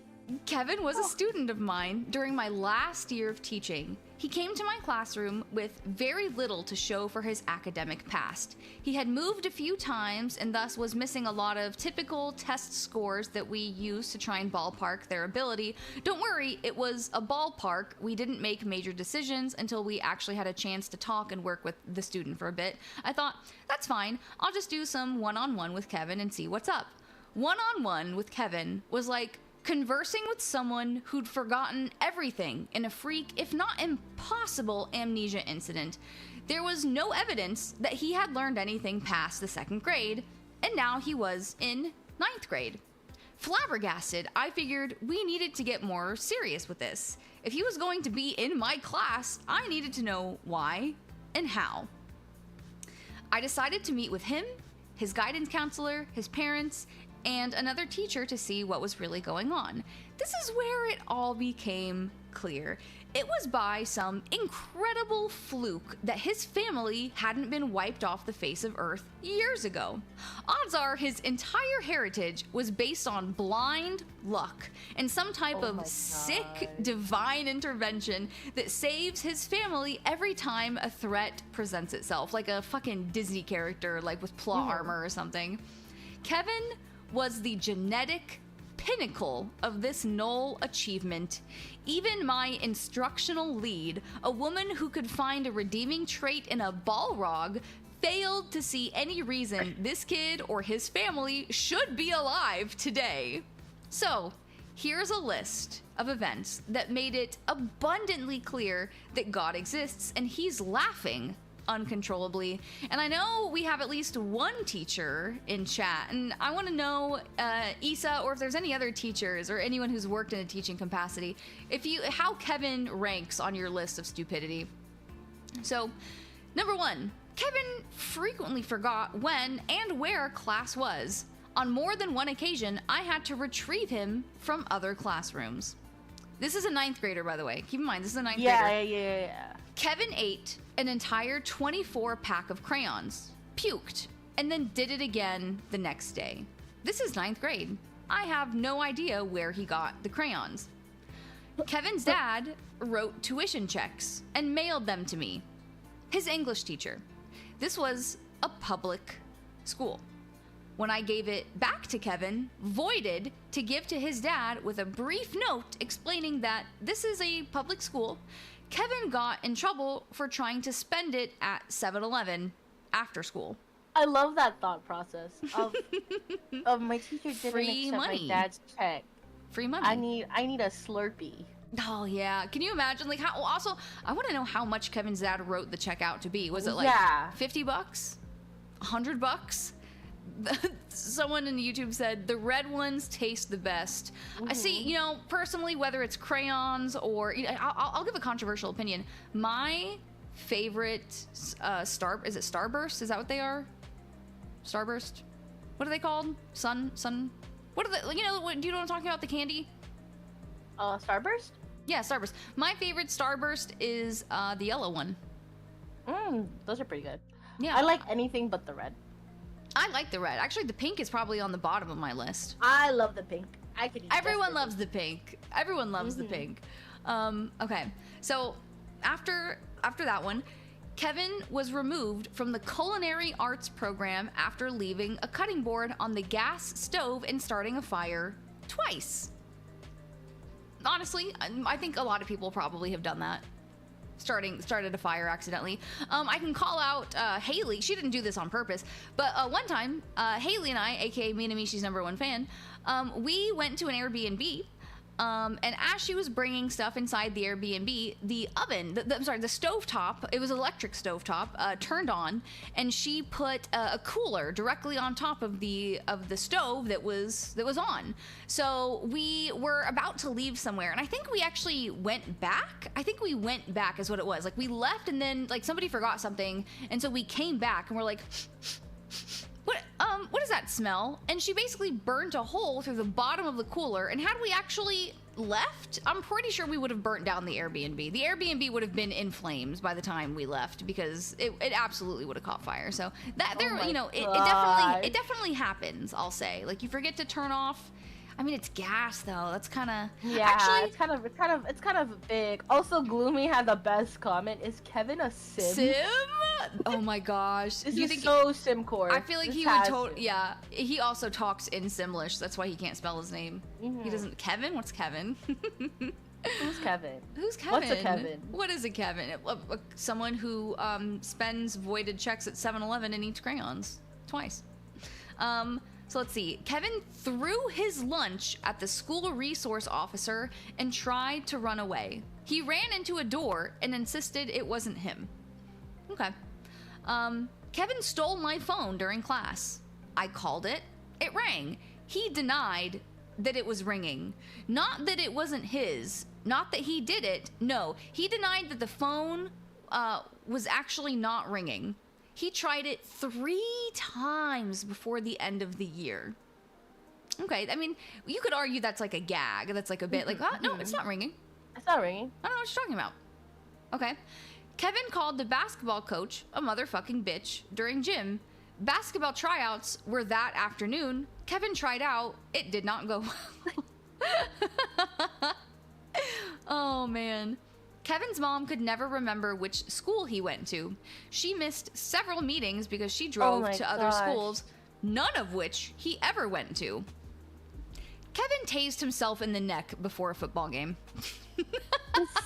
Kevin. Kevin kept a bottle of orange Kool-Aid in his backpack for about 4 months. He thought it would turn into alcohol. He drank it during homeroom and threw up. That's... Oh my god. Kevin said the N-word a lot. Kevin was white. The high school was 84% black. Kevin got beat up a lot. I wonder why. It's a mystery. It's truly a mystery. It's a mystery that I don't think even Kevin could figure that one out. I don't know. Yeah, evidently not, because Kevin also stole another student's iPhone and then tried to sell it back to them. Hang on, Issa said, I'm not trying to be insensitive. My actual education take is this. It sounds like Kevin shouldn't have been in the classes he was in. His parents failed him and he needed remediation. I agree. I agree. So Kevin didn't understand that his grade, his overall grade, not his like grade, like his 9th grade, but like his grade in the class was dependent on tests, quizzes, homework, classwork, and participation. Kevin finished his first semester with a 3% average. Oh my He tried to bribe me with $11. Kevin spit. Sorry. Kevin spit on a girl and said, "You should get out of those wet clothes." The girl was the Spanish student teacher. Oh my gosh. That's something he fucking read on a 4chan forum or like fucking, what was back then, like 9gag or whatever. No, literally. Also, thank you for the follow, Pointy. Oh my gosh. That's something he read back then. Was like, oh man, what girl's gonna resist me? What girl's gonna resist me from this? Like he thought she was just gonna like show tits. Like, oh man, I'm soaking wet now, and not just from the spit. I'm drenched. It's like that lifeguard audio. Yeah. Oh my god. Back. Oh my gosh. No, the next one's literally, that can't be fucking possible. Kevin didn't know dogs and cats were different animals. That's... Huh. Kevin tried to download porn onto a computer in the library at the circulation desk while he was logged on. Okay. Kevin asked a girl to prom. He was in 9th grade, and freshmen don't go to prom. By asking for her number and then texting her his address. That was not that bad. That's a power move, honestly. Hey, look, Yeah, that's a not that power bad. move. Hey, you're gonna pick me up for your prom. Kevin got gum in his hair constantly. That one's not as easily excusable. You have I'm assuming short hair. Why is there gum in there? Even long hair. I don't get gum in my hair. I used to chew gum almost every day. Mm-hmm. Okay, but for the record, he got her number. Actually, valid.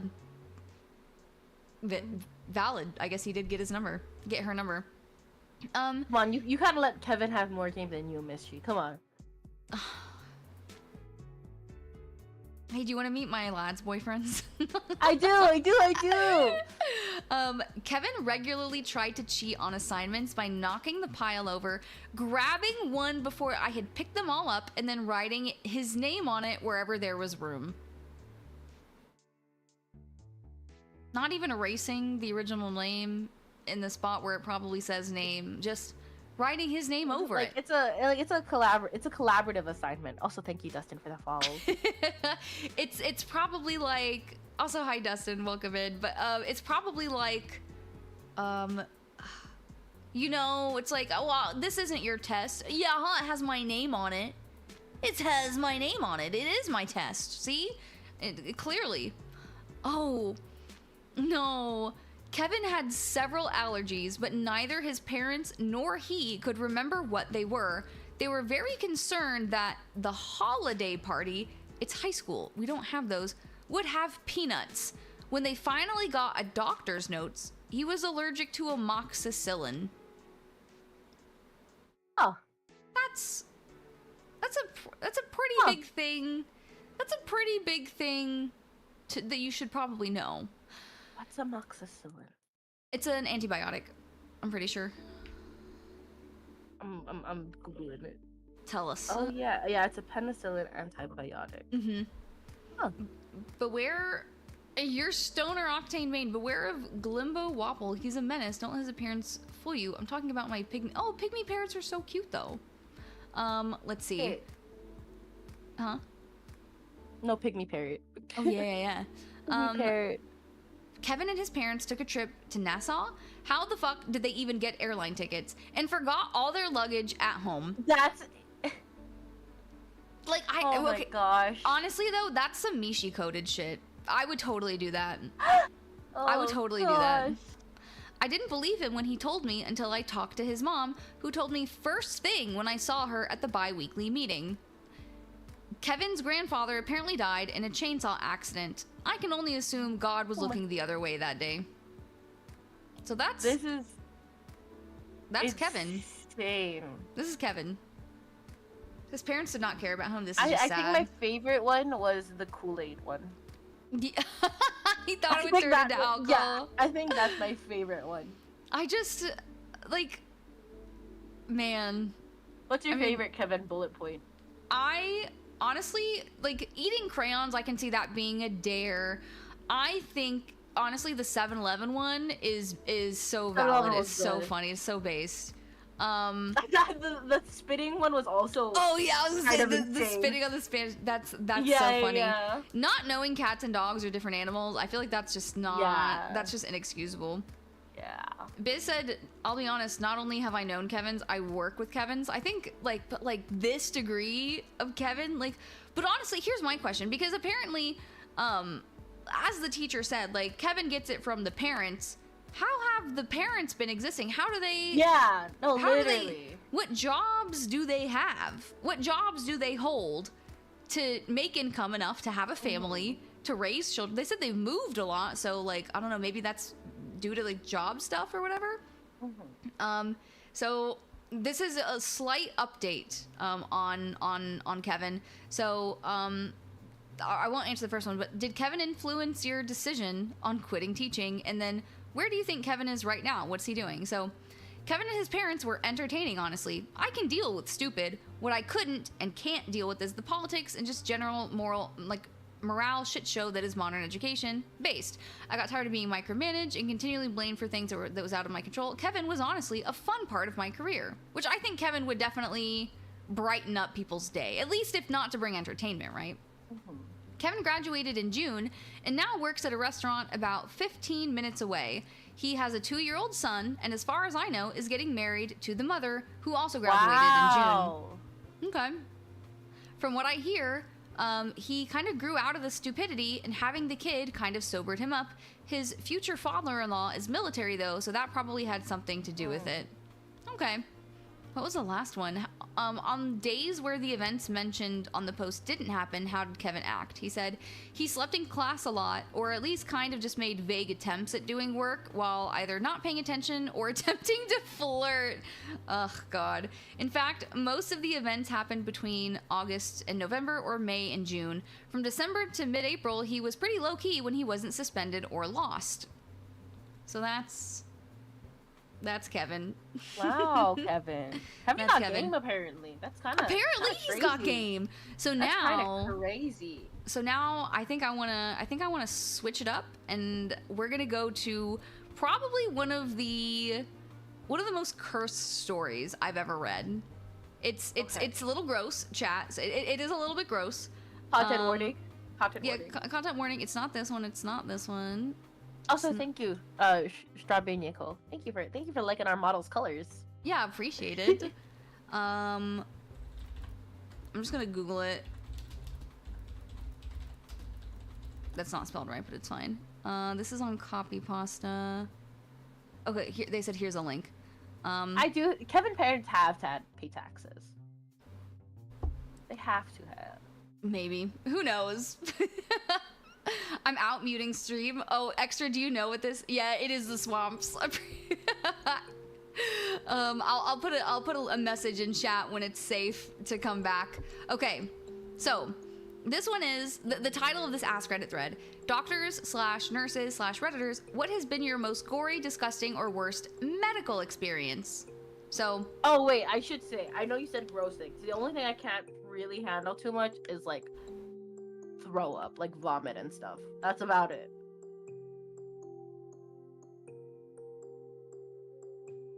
So I will paraphrase. How about that? I'll paraphrase. I'll read over it. Yeah. I'll paraphrase. So like, just don't read. Just listen to my voice up to a certain point. Okay, I'll listen to your wonderful, beautiful voice. Let me just double check. Okay, so it's gonna be a minute. It's gonna be a minute until we get to the. Okay, we're good. The section one. Okay, so OR nurse here. This is kind of a long one. I was taking a call one night and woke up at 2 in the morning for a general surgery call. Pretty vague, but at the time I lived in a town that had large populations of young military guys and avid meth users, so late night emergencies were common. We get to the hospital, where a few more details awaited me. Perirectal abscess. For the uninitiated, it means that somewhere in the immediate vicinity of the asshole, there was a pocket of pus that needed draining. Needless to say, our entire crew was less than thrilled. I went down to the emergency room to transport the patient, and the only thing the ER nurse said as she handed me the chart was, "Have fun with this one." What the fuck? That's like a fucking curse. It's like a witch trying to curse Exactly. you. Amongst healthcare professionals, vague statements like this are generally a bad sign. My patient was a 314-pound Native American woman who barely fit on the stretcher I was transporting her on. She was rolling frantically side to side and moaning in pain, pulling at her clothes and muttering Hail Marys.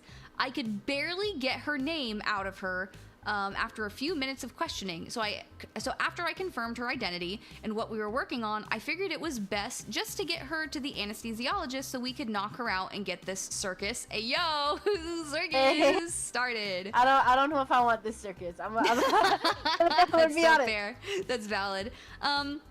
She continued her theatrics the entire 10-minute ride to the OR, nearly falling off the surgical table as we were trying to put her under anesthesia.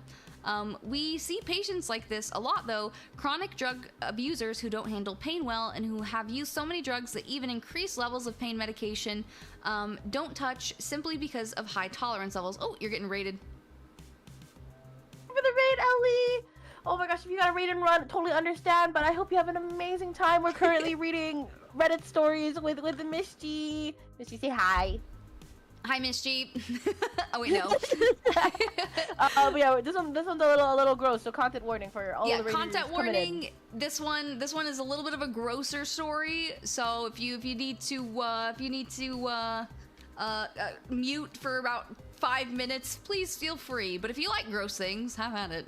Yeah, I hope you enjoyed Wilds though. Thank you so much for bringing your wonderful community into our little thing.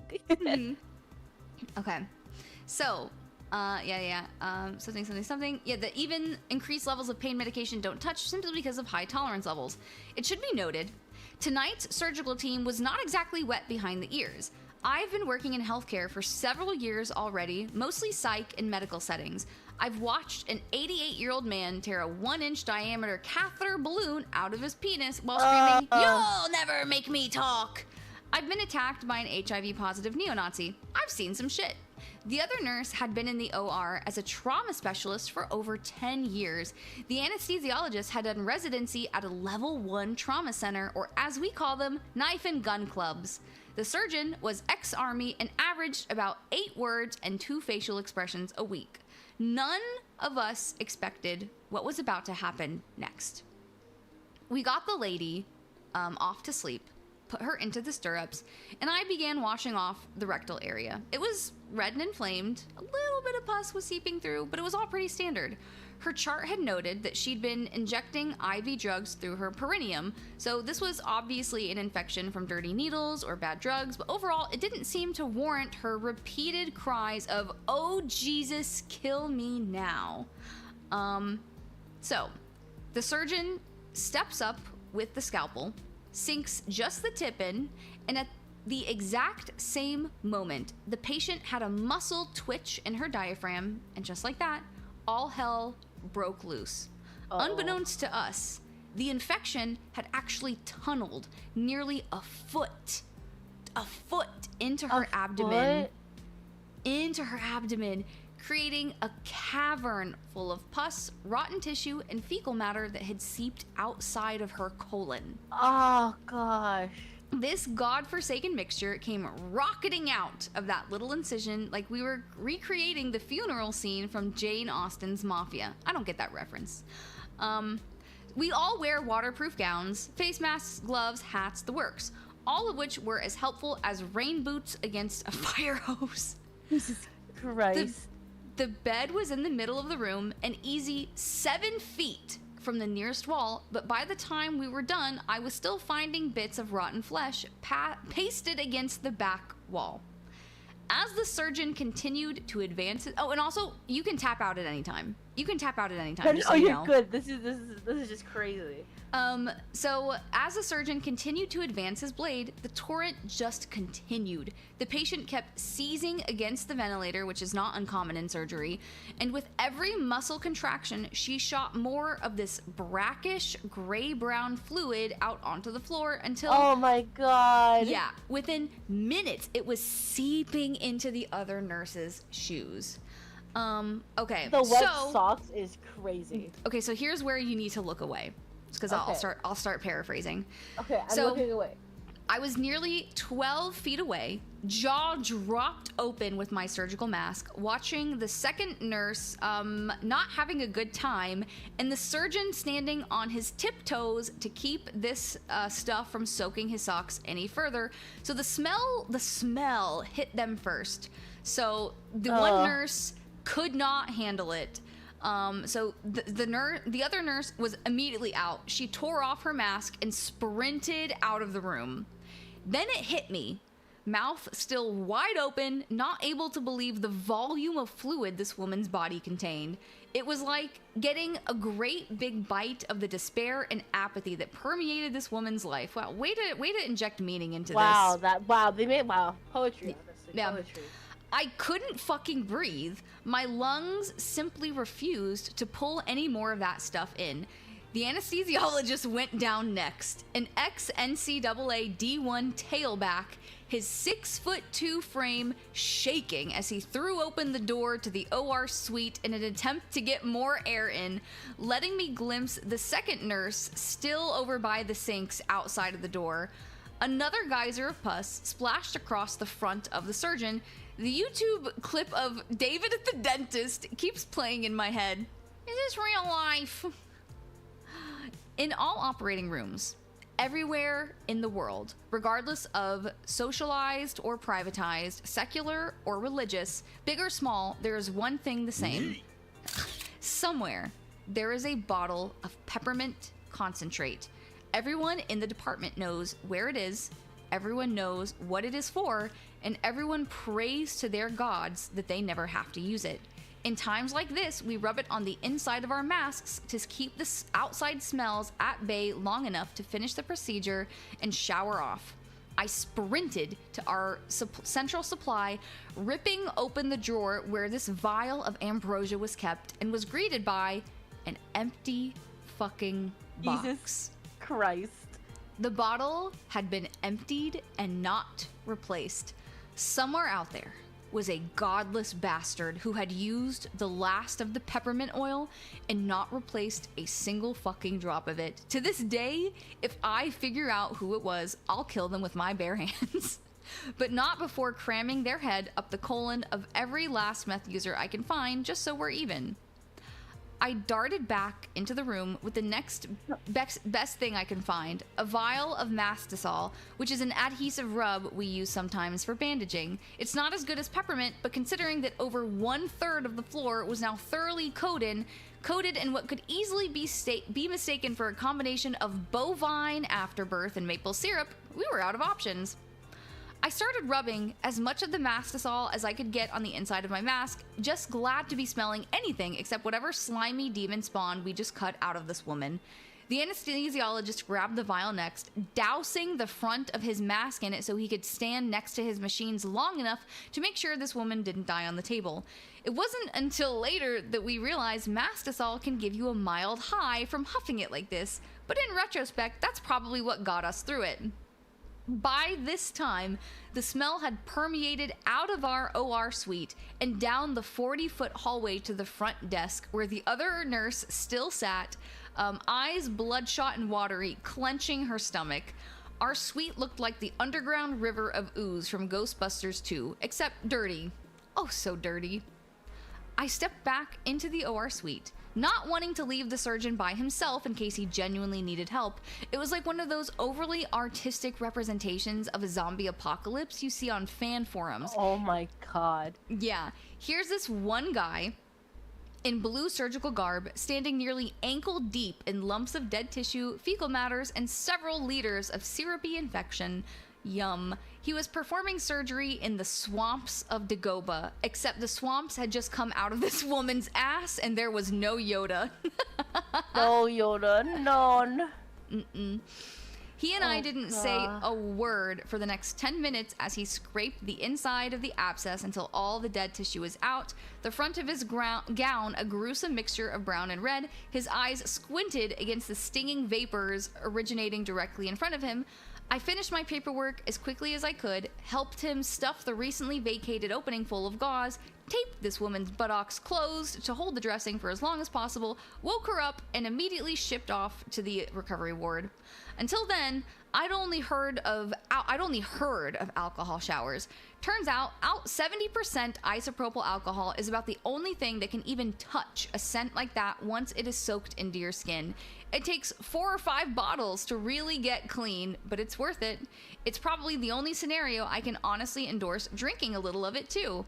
As we left the locker room, the surgeon and I looked at each other, and he said the only negative sentence I heard him utter in 2.5 years of working together. That was bad.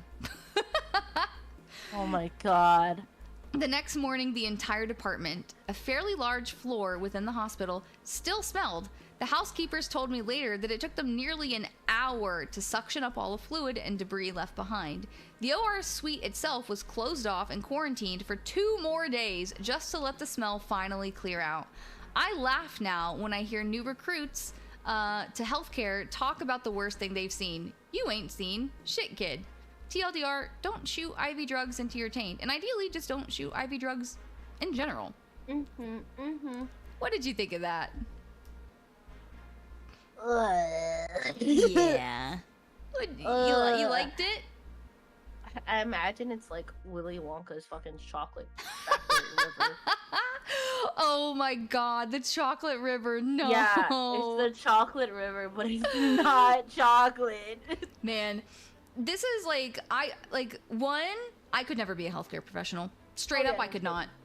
I feel something. My stomach hurts. Yeah, no, it's not this is like one of this is one of the infamous stories of Reddit that people like point to, and they're like, oh, you want to read? You want something to keep you up at night? It's hideous. This one. Beautiful in an ugly way. This one. Mostly hideous. Supremely gross and entertaining. Yeah, so this was the Swamps of Dagobah. Yeah, my auntie's a nurse, so I kind of grew up with stuff along these lines. Anyway, shout out to all the healthcare workers. Yeah, honestly, shout out to all the healthcare workers. Shout out for doing the things that I literally could never do because 1, gross, and 2, people. And kudos to you because we genuinely need you. And what was I gonna say? Medical schools should open up more slots so that we can have more of you. Just saying. Okay, this one is one. This is kind of like a wild ride. This is one that we actually looked at with Illith. This is like a series of unhinged texts that unfolded over Reddit. Oh yeah, chat, the gross medical story's done. Now we're just back on looking at Ogtha's little foot up here. Thank you, Gloomy. Yeah, I appreciate you. So this one, and I'll set the stage again. So close your eyes, Yerpsy. I'm gonna paint you a picture. So you're driving along in your car, okay? And you're going, maybe. Yeah, exactly. You got the radio on. Maybe your windows are down. You're on your way to the grocery store. Yeah, you're doing whatever. Pony Club. Yep. Exactly. All right, you got to get your Chapel Ronin. And then you're coming up to a red light. You're slowing down a little bit, and then you just feel a little boop, a little tap on your rear end. And you get out, and you're like, oh, okay, it's not that bad. It's an older guy. He's in his 50s. And you're like, okay, he seems sweet enough. He gives you his number. He's like, all right, let's take care of it. And you're like, okay, cool. You guys exchange information, exchange contact information. You go your separate ways. And now you can open your eyes. So now, this is the text message exchange. One quick thing to know is that he backed into her car. He's 50 years old and has a daughter around her age. He knows, right here, he knows I don't have a boyfriend because he asked me if I had a boyfriend who could take my car in for me. I completely forgot I told him that, and I'm so regretting it right now. Uh-oh. So, here it is. So this is the guy from the accident, okay? And we can actually do, if you want, we can read, I can control a little bit. Actually, no, that doesn't do it. That doesn't make it bigger, I don't think. Does that make it bigger? Actually, it does a little tiny bit. No, now it's making it smaller. Okay. That's probably about as good as we're gonna if we get. take turns reading, you have to be the green because I cannot read that one. Okay, so never mind. I'll read for. Actually, here, let me just send you. Do you just want me to send you the links? Actually, Yeah, no, sure. it's okay. Okay. Let me see. Is it because it's so small? It's because it's the green on white. I have kind of issues reading that. Fair. I have a little fair. issues. Fair. Okay, so in that case, yeah, why don't if you really want, you just have to give a creepy voice to the guy, like a little bit of kind of like a Discord mod voice to the guy. Got it. Mm-hmm. Hey, this is Brr from the accident. How are things? Hey, Blank. I haven't had a chance to go to the shop yet, but I should have time tomorrow. Don't worry about it. It's funny. I haven't been in an accident for over 20 years. The last time I had to deal with this, my daughter crashed into a pole. Hello? It appears I lost your attention. I'm aware girls of your generation have a short attention span. Sorry, I was making dinner. What? So you're beautiful and cooked. You're the whole package. I have a boyfriend? You mentioned not having a boyfriend. Don't worry, I can forgive one little lie as long as we promise to be truthful going forward. You're making me uncomfortable. I don't really know what to say. Can we just keep things professional? Like, only talk about the accident? I know your generation well. If I have one piece of advice for my daughter and her friends, take chances. Life's too short. I would give you the same advice. I'm a great man. I make a lot of money. I can treat you much better than little boys your age. This is terrible. This is the perfect voice. Terrible. You chose the perfect voice for this. This is amazing. I'm really confused. What are you even talking about right now? Don't worry. Your confusion will clear with me. I didn't want to be too direct. I would love to take you to dinner and a movie. Believe me, the stars were aligned. Fate in the air. I had not gotten into a car accident in many years. It's no accident, but the first was with you. I apologize if I am too forward. Your beauty brings out the romantic in me. I'm gonna kill myself. In game, guys.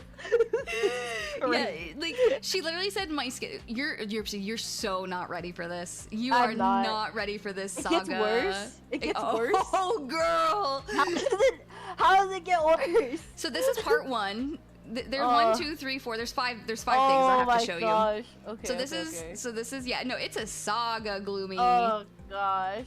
Okay, so this is, I unblocked him this morning because he has my address and a few people thought I should keep any messages from him just in case. I missed something because I have no idea what proposal he's talking about. My friend used her FBI skills to find his daughter and she's actually older than me.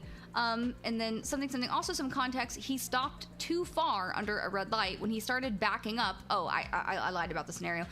He started backing up and went too far and hit my car. So, let's see. Okay. Can I you like nope. Hello, beep. It's a cold one today. I hope you're dressed for the weather. Shiver emoji. Have you given any thought to my proposal? Ghosted. I showed your photo to my daughter and she says you are beautiful. I must say, I agree with her. I could take you anywhere you could dream of. How do you have a picture of me? Huh? Oh, oh, sorry. I sorry. Your mic cut out, so I just heard picture of me. Yeah, how do you have a picture of me? I mean, I'll send you photos if you want, baby. All you gotta do is ask. My apologies. It was your photo from your license. I also apologize if I had coming on too strong. I could tell you are such a sweet young lady, timid like a beep. I don't know what You he are says so there. Sweet. Huh? He says? What does he say there? No, What is it? literally, like, timid like a what? What had to be? Timid like a what? What What had had to be? It censored? had to be bleeped. It had to be bleeped. What had to No, be bleeped? literally. Timid Literally. like a what? Sorry, keep going. It just No, made me you're good. uncomfortable. You're good. No, it does. Me too. You were so sweet and trusting of me during our little meet cute. Calling your accident a meet cute is crazy. He's like 50. Where did he learn this Yeah, lingo? Get no, literally. offline. Get offline. I only want to repay you for your kindness. Have I lost your attention again, love? If you would only give me a chance, I can give you the world. Stand by my side, and we can take on the entire world. What the fuck is this? Is this fucking Team Rocket? Fucking unite the world in devastation. Yeah, prepare for trouble. Make it double. What is this? Oh my god. Oh, it's so good. You're making me really uncomfortable. Also, you're older than my mom. Just like stop contacting me, please. Right here. So it's like it starts at age is just a number. Beep. Age is just a number. You are so sweet and innocent. Your mindset on the matter shows me this. I truly apologize if I'm making you uncomfortable. I just know what you need, and I know that I am able to give it to you. True love. What the fuck? It's so funny because like the way that he like, oh man, like I would expect like a 50-year-old man like to be he said in his 50s, but like not true love. Please don't. No, That's literally. the most cringe thing that he could have possibly said. Like I know I can give you that experience dick. Yeah, I would have expected that. I would have expected but fucking true love. That's that's. yeah, but not true love. True love, baby. Hey, yo, Oh can I my get you interested in God. some little bit of true love tonight? Like, no. No, that's for some. No. Yeah. Urgh.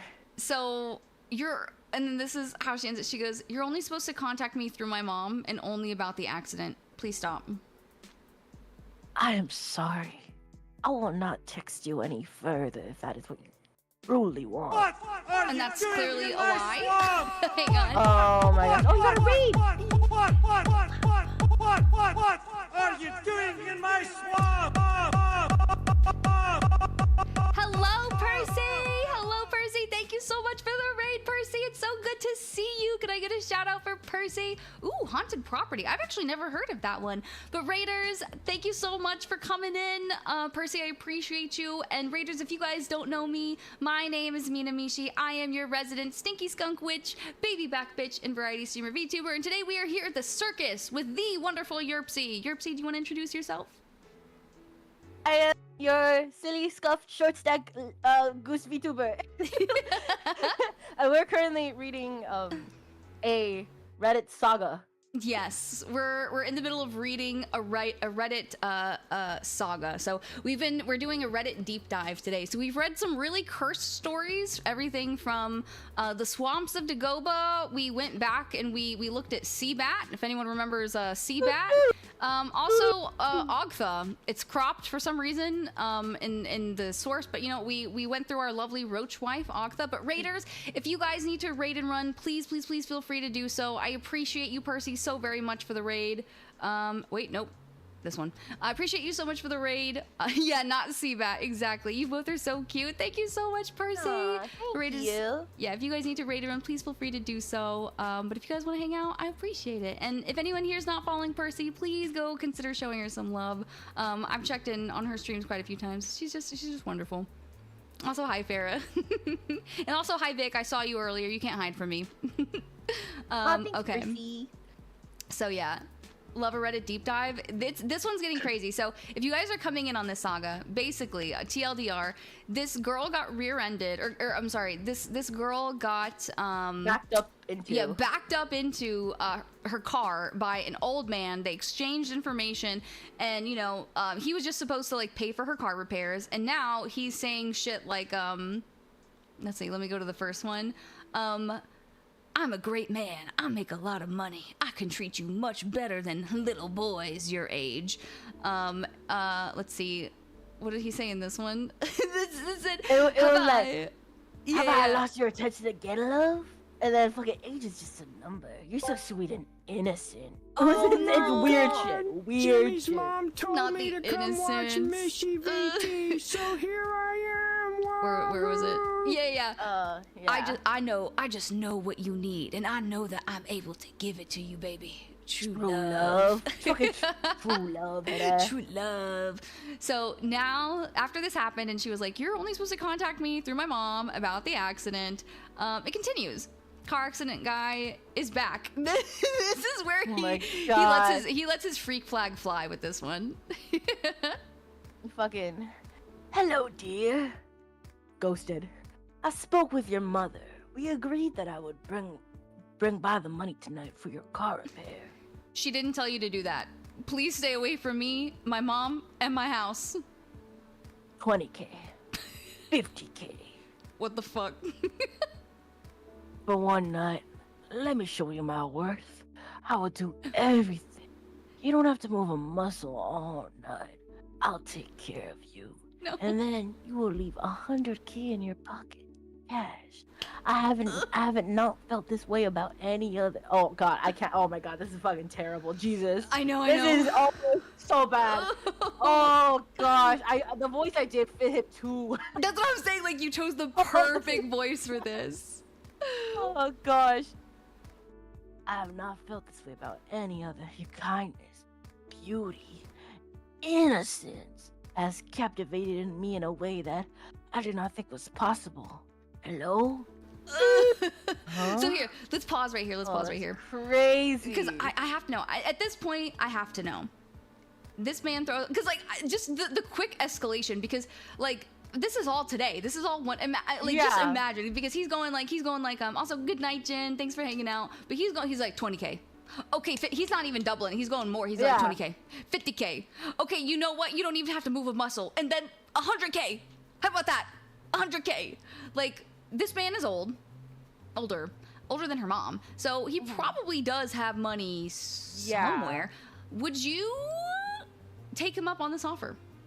Or would you be too scared for your safety?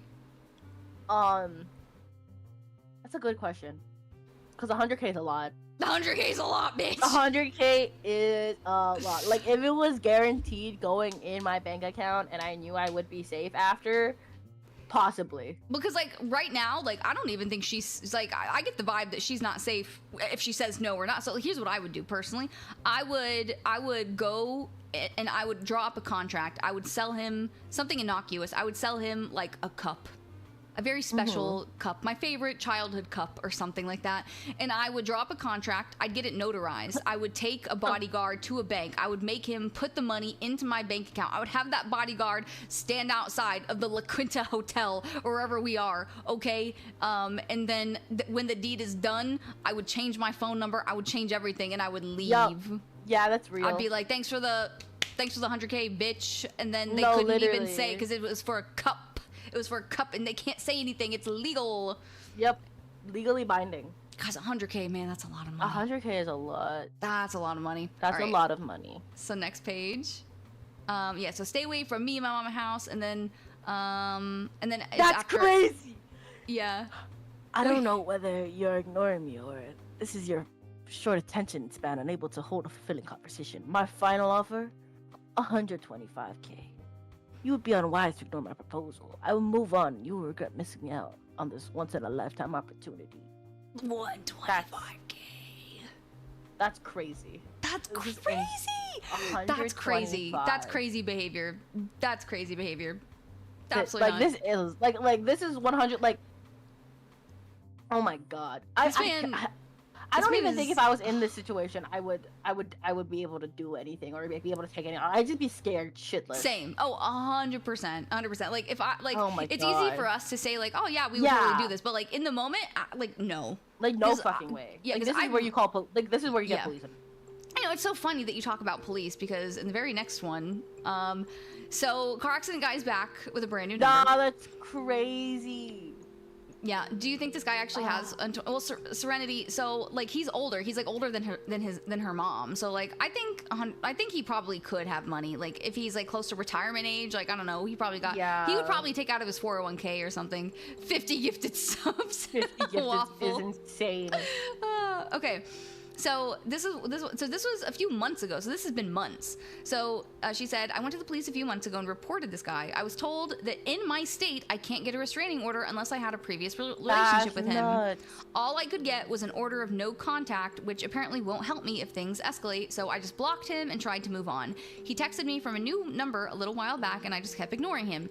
After these texts tonight, I'm blocking this number too. I'm so mentally exhausted that I can't deal with him. I crossed out one of his texts because he talks about something that people were saying happened to me last year. It didn't happen the way people said it did, and I don't want it to keep spreading, so I blocked it out. Enjoy the train wreck. I don't like that first sentence. That's like literally villain behavior. No, going literally. to the police was unwise. Like going to the police was unwise and unnecessary. Who is this? You report people to the police often. Hello, beautiful. Do you have anything fun planned for tonight? Just remember to stay positive. Your beauty and letter what makes you special.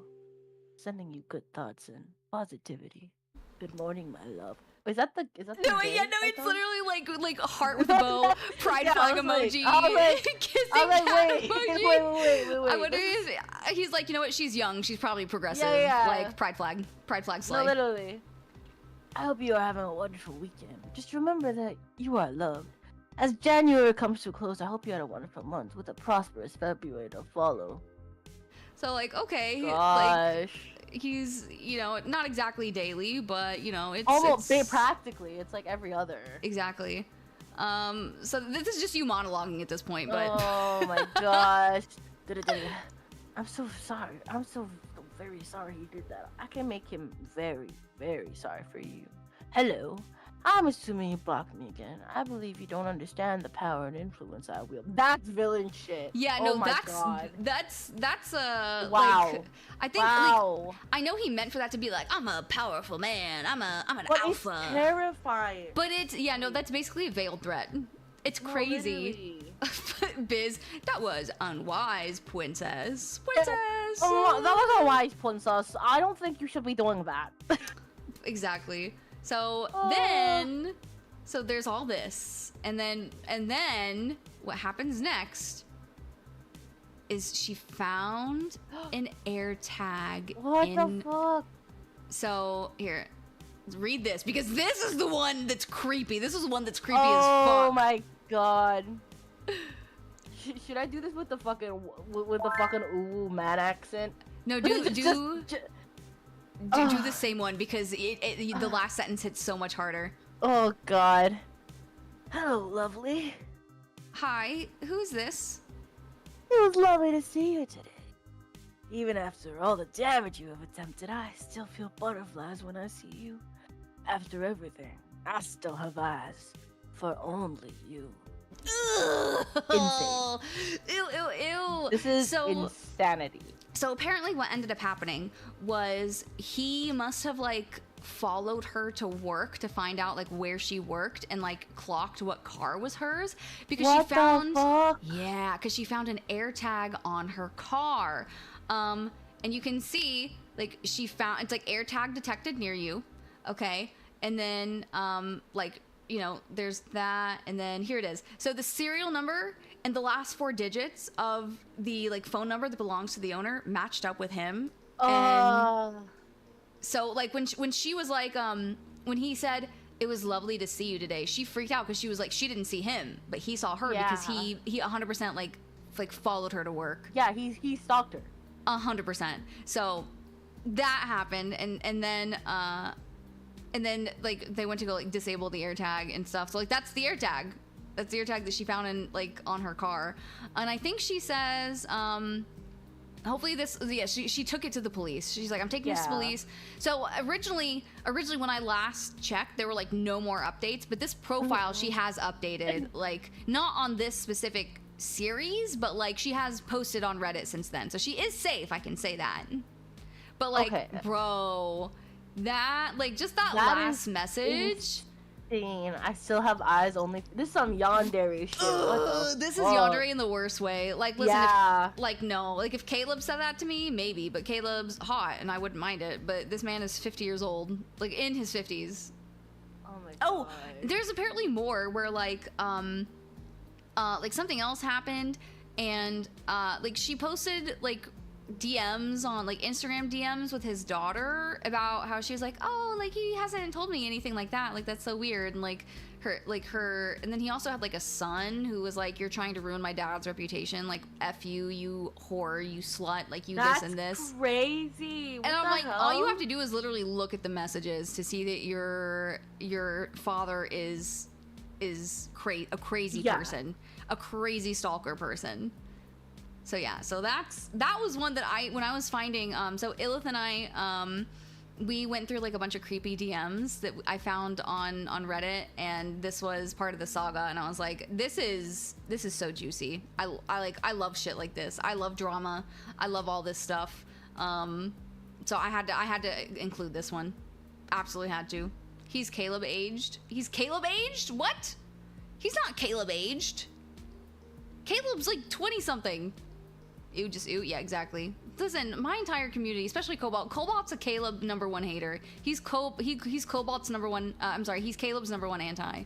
See, I can't get. Okay, sorry. Random side tangent, Mischief. I can't. I don't know if I can get into Love and Deep Space because like two of the main guys have like both of my like people who I see as brothers' names. Oh no, I totally get that. Like there was one guy who like I matched on Tinder. We went on like a couple dates. I really had to fight, but he had my dad's name. Oh.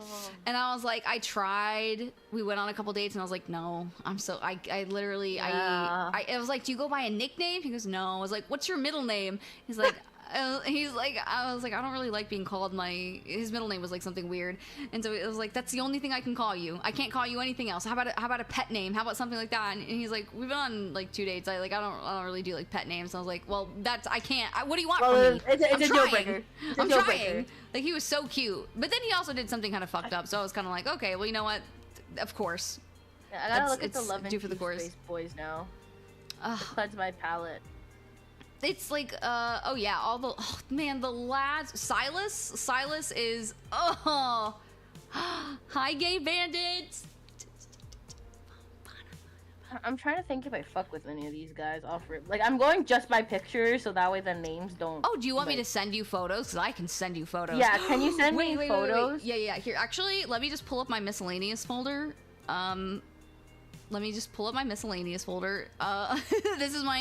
It's basically my Love and Deep Space. I also accidentally downloaded every single Patreon photo into here, so I have to make sure I don't send you anything like it's like too much. Miscellaneous. Let's see.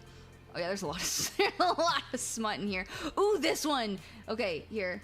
I'm just gonna send. There's that one. I'll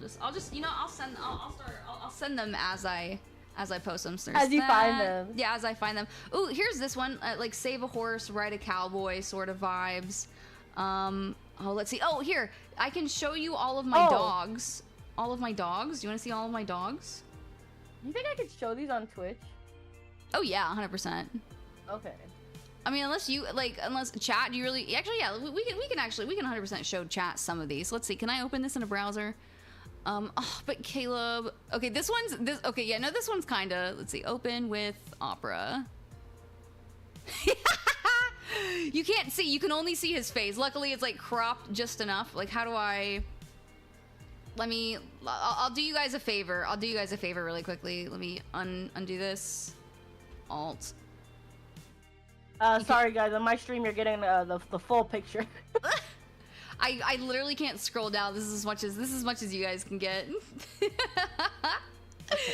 Oh my gosh. Oh also, my thank gosh. you so much. Wow. Thank you so much, Bandit, for the 4 months. I appreciate it.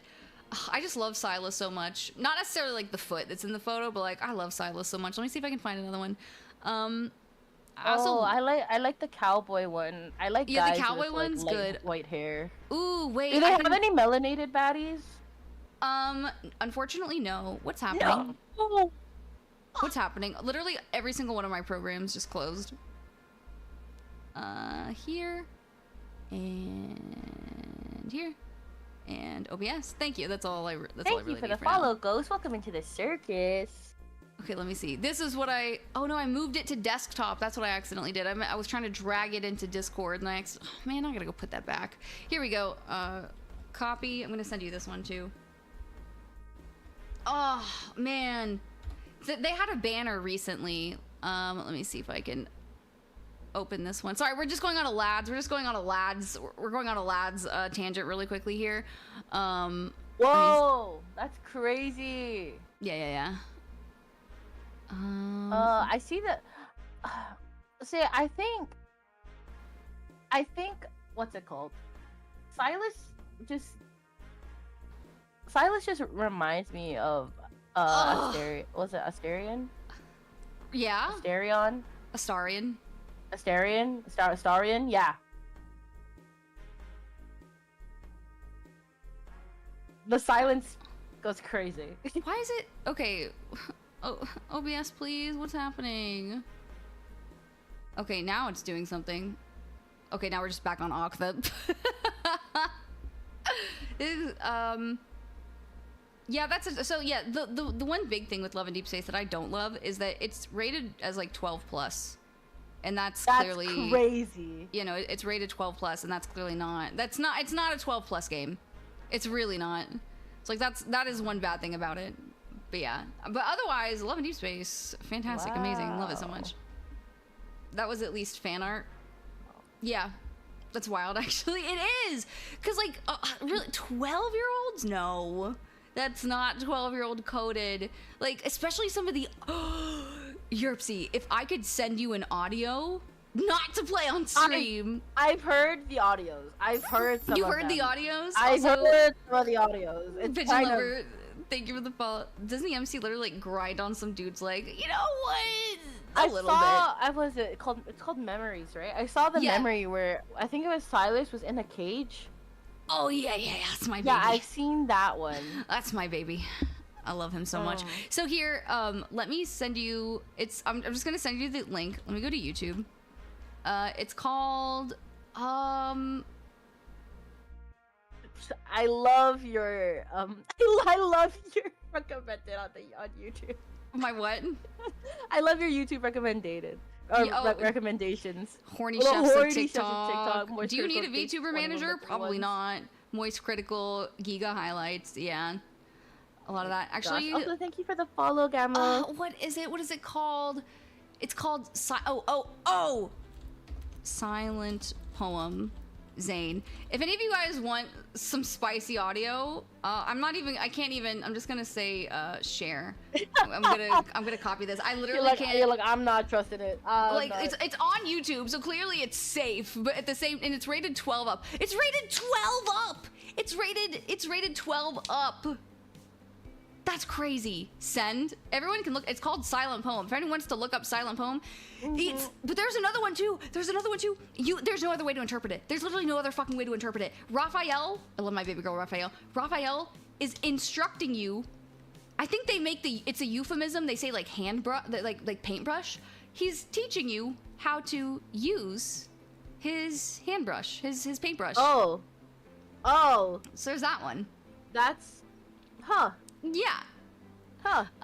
This is, and then this one. Let's see. Also, how much longer did you want to go for? I can probably do. Well, I mean, I'm just gonna do art later on my stream. Okay, fair enough. I was gonna say like we can probably get through like one or two more like little stories that are like a little bit like shorter but like kind of crazy. Yeah, of course. Okay. So this one. You stuck with Goose. You stuck with Goose. Hey, yo. Okay, let's see. This is an update one. This one's kind of crazy. Like, cause like one, I feel for this lady. But at the same time, like just the whole scenario itself is wild. So here's the original post. It's back Wait, real quick. Wait, what's gaycation? Do you know gaycation? Chat mentioned gaycation earlier. I don't know gaycation. Yeah, I've seen the mention of gay. Chat, enlighten us. What's gaycation? Yeah, what's gaycation? There. If the people yearn for gaycation, streamers must know what gaycation is. It's a best of Redditor update post. Hang on, wait, let me look this up on a different browser. Gaycation. Oh wait, no, I know which one you're talking about. Yeah. Okay, so this is actually fairly recent. I remember reading this. Let's do this one. This was actually that's probably a good palate cleanser. So let's do this one first, and then we'll do gaycation. You know, it is a little bit of not safe for work. I will say. Okay, so here's the wait here. That's what I needed to pull up. I needed to pull back up my YouTube chat. Okay, so here's the background. Me, 36F, my sister-in-law, 40F. I've been married to her brother for over 10 years, and there's always been some jealousy and resentment from her. She's always felt like I had the life she wanted, not necessarily with her brother, obviously, but, you know, the marriage, the family, the job stability, etc. So I have 3 kids, 10 female, 8 male, and 3 months female. Okay. She got married last year, and they decided to start trying for a baby, but she was unfortunately told that she can't have children naturally, which is sad. She was understandably devastated, and the family comforted her as best as we could.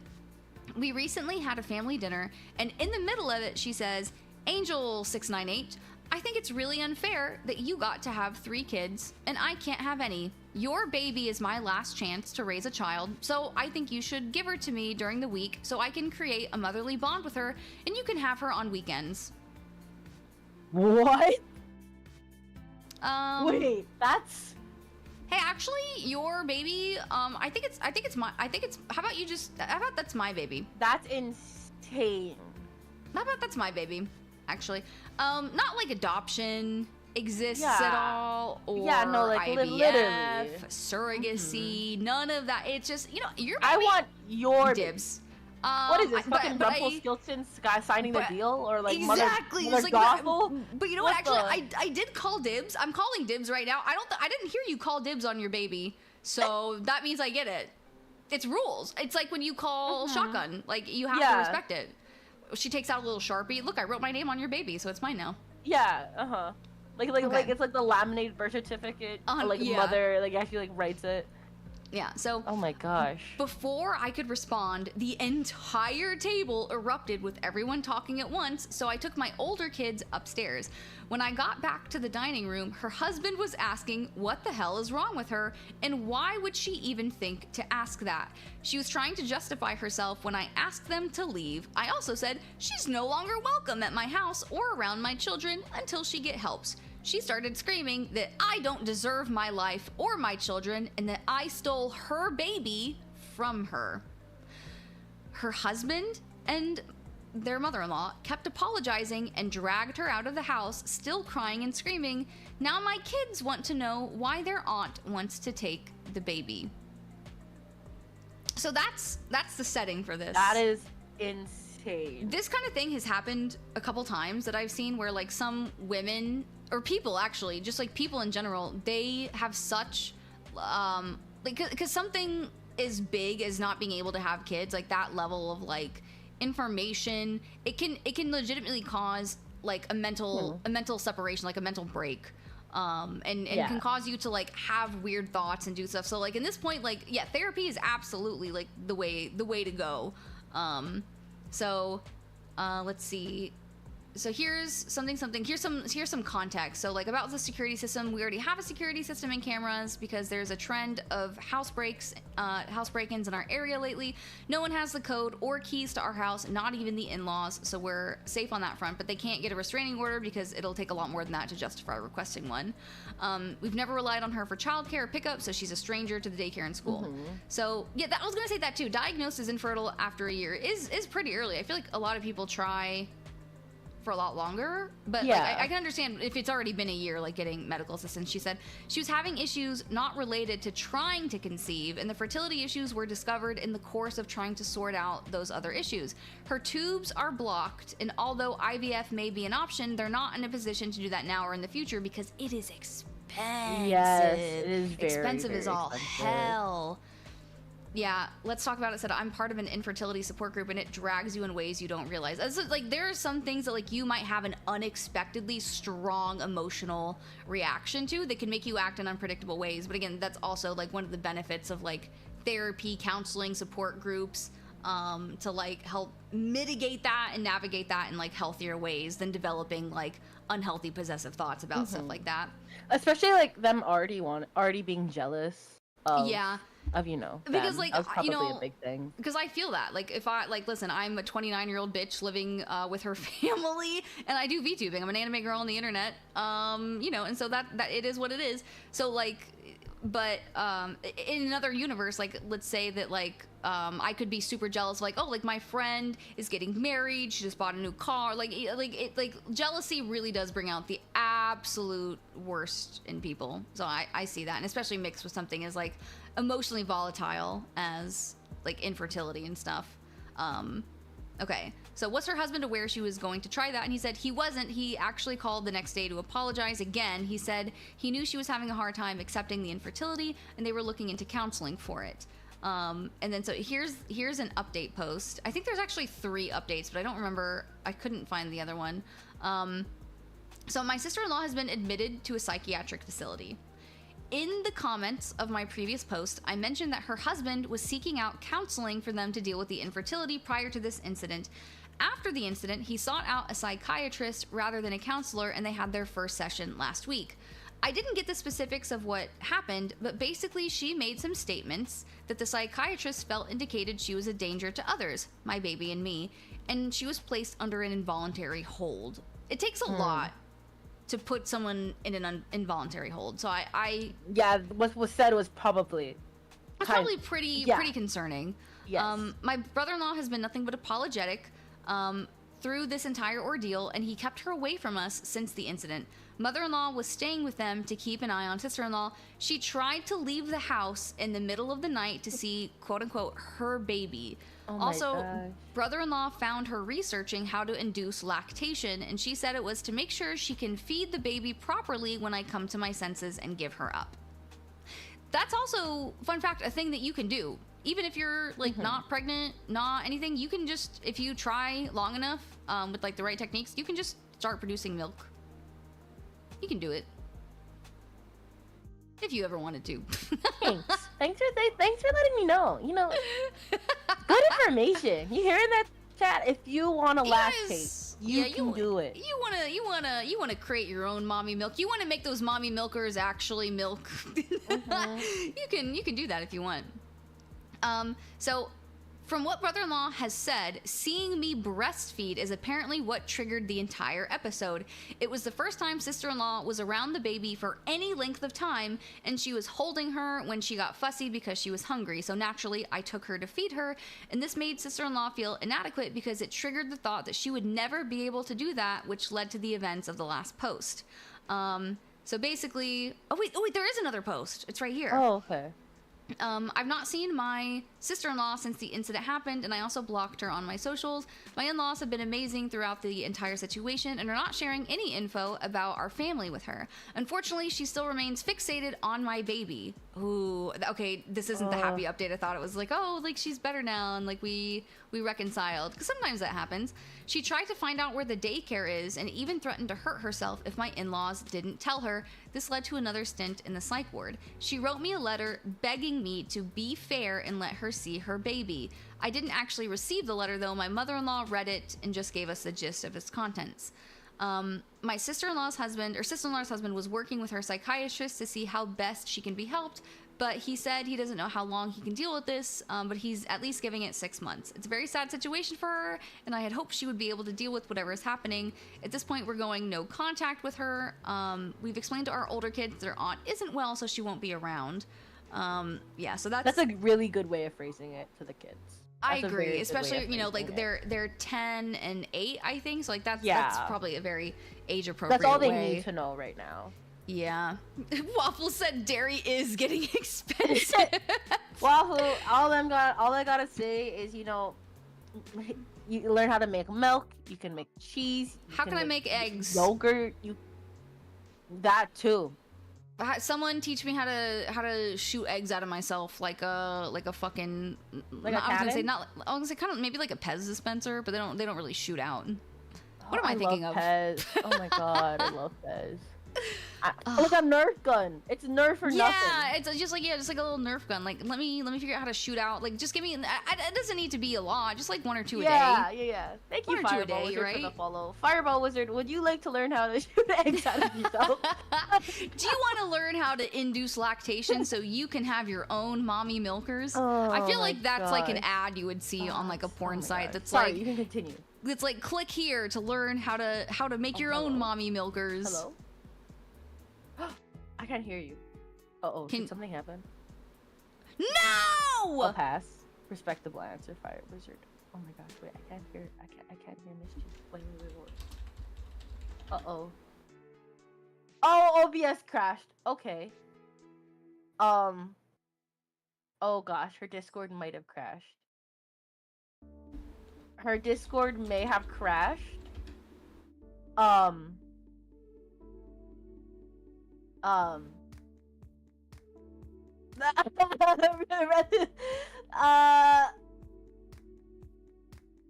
Please! Oh no. Please! Please! Let me in! Let me in! I think her Discord may have crashed as well, unfortunately. It says I'm still streaming on YouTube. Okay, well, her VTube studio is still up, because I can still see her model move. Yeah, her model's still moving. Misty is out of commission. Misty is out of commission. Okay, well, her model's still clearly working. Hello? Please! What's happening? Oh no. What is happening? Hello? OBS will not let me. OBS will not let me. This is a little concerning. It's okay, guys. Stuff is part of the VTuber brand. Here. I'm gonna I can hear you. You can hear me? Oh, I can hear your stream. Yeah, I can stream now, Misty. Oh, okay. I couldn't hear you. What was up with that? Wait, you can hear me now? Yeah, I can hear you now. Please, OBS is literally not working. Oh my god. OBS is not. Oh, it will not. I'm like, hey, are you sure you want to start the stream? Yes. Let me start the fucking stream again. Let me start the stream. I'm gonna scream because if I close out of YouTube is still streaming. Like if I go to YouTube right now, if I go to YouTube, it's live streaming on YouTube right now. I'm still live. I'm literally still going. I have 5 concurrent viewers right now. I have 5 concurrent viewers on YouTube right fucking now. And shout out to the YouTube viewers. And yet, yeah, shout out to YouTube right now. Yeah, you are still streaming on YouTube. What, like, literally why? Twitch why? Twitch why? Twitch why? Twitch why? Twitch why? What is happening? Literally, what is happening? I'm screaming. I'm screaming. I'm screaming. I'm crying. Too. I don't blame you. What do I do? It won't let me. You're and I your can't. pants. But if I click out, if I try to unlaunch OBS, it'll close down on YouTube. That's crazy. Damn.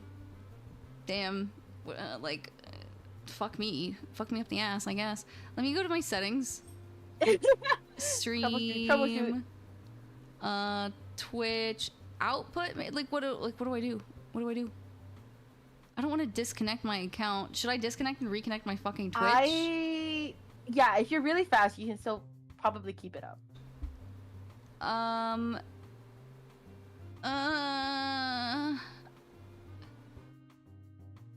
Please let me stream. It's literally not. It's not happening. Let's talk about it. Said you have about a minute. If you can get everything restarted again. Oh, damn. It's gonna stop going on YouTube. Hang on, let me see if I can go live on YouTube again. Oh, this is gonna suck. Okay, I'm gonna disconnect really quickly. I'm gonna shut down OBS. Is it good? Am I back? It's okay. Hello, people. Are we back? I have to reboot YouTube Studio just to see. Am I still? Nope. Okay, you're good on Twitch. I'm good on Twitch. Okay, yeah, and YouTube reconnected too. Okay, cool. Damn, that was rough. That was rough, chat. We're back. I hate this. I hate it so much. Also, where is my chat? I don't... Thank you for the follow, Lupo. Where did my chat go? Oh, yeah, Stream Elements has been having issues recently. If you do Stream Elements. I do use Stream Elements. But that shouldn't... Yeah, but I don't see my YouTube chat. I mean, I'm sorry, I don't see my Twitch chat anywhere. Twitch chat? For that one, I went to the browser. Or I didn't go to the browser. I had to restart OBS again. I can't. Twitch chat, it should be in my docs. Like, OBS has chat built in. It should have. Reset docs? No. This is crazy. Well, sorry for Scuff. Sorry for Scuff, guys. Scuff is part of content. Oh wait, no, not that browser. All right, let me redo Reddit here. Properties. Should still be stream beats. There we go. Okay, well that's still good. So we're back. Okay. Sorry guys. That sucks. Yeah. Twitch chat. Come here, Twitch chat. Come here, puppies. Come here, Twitch chat. Okay, so Gaycation. That's the one that we want to do next. Let me open up. Let me go to my own. Let me go to Twitch so I can pull up my own chat and mute myself. Dumb. How do people look at their chat if not through OBS? Genuinely. That's what I used to just like have the stream window open on a browser before I could set it up with docs and stuff. Fair. Okay. Wait, what did Vic said? I'll beat up OBS. Oh, well, oh, I'm good. That's right. Vic saved the day, everyone. It's Vic. Vic came to the rescue. Everyone, big round of applause for Alka Vic. Okay, so I think we still have just the one more story, and let me double check. Opera also did not want to go back up to Stream Beats. Where is Stream Beats? Let me double check one thing. Open up. There we go. Okay, we're good. We're good. Okay. Just let me know when you're ready.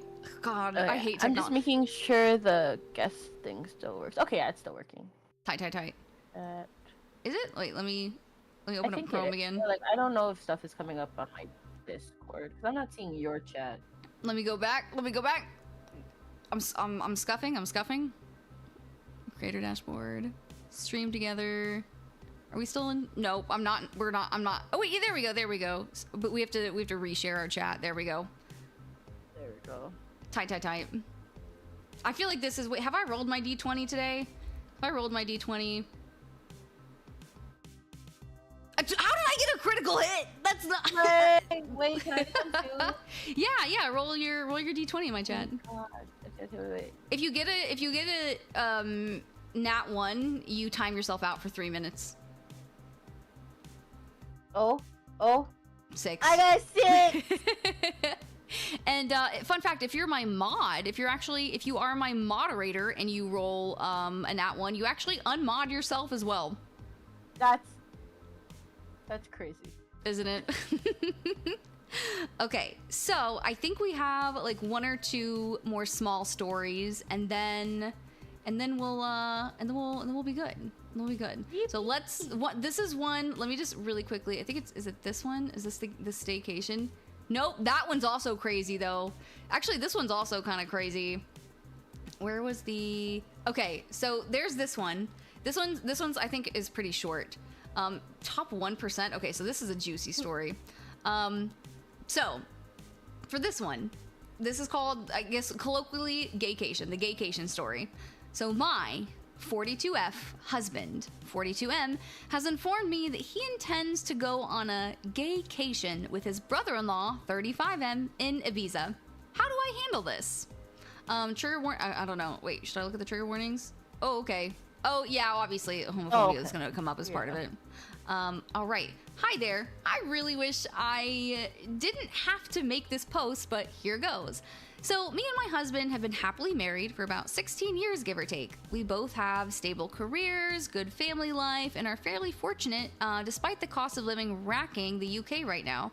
We have 2 boys, 15 and 10, and up until this Sunday, thought we had it pretty good. We argue sometimes, of course, but it's never gotten too bad, and we have a pretty decent sex life with some exploration, but I won't get into that. The long and short is, on Sunday, just after I dropped our boys off with their friends, my husband asked me if we had the house alone, and more importantly, do I have a minute? I said yes, and he sat me down and then got out this printed poster. They had a printed poster for some sort of orgy. The printed poster. They had advertisements. They had ad stuff. Oh wait, yeah, no, I'm sorry. Mix It Up probably is not connected. Thank you so much. Or maybe that's actually Stream Elements doing that. But thank you so much, Cheerful Chaos. I appreciate you. I see the sub. But yeah, no, it's not gonna pop up because probably Stream Elements. Okay. So yeah, the fact that they had a printed poster ready to go for some sort of orgy and started explaining to me the concept of a gaycation. How it's where straight men go to somewhere with sun, sand, and booze and quote-unquote become gay for the duration of the trip, but that's fine because it doesn't actually count. Because what happens on the gaycation stays on the gaycation. That's right. That's right.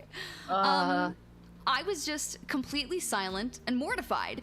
Even more so when he said he was looking into booking a trip to Ibiza next year with his brother-in-law, so his sister's husband, to experience it for himself.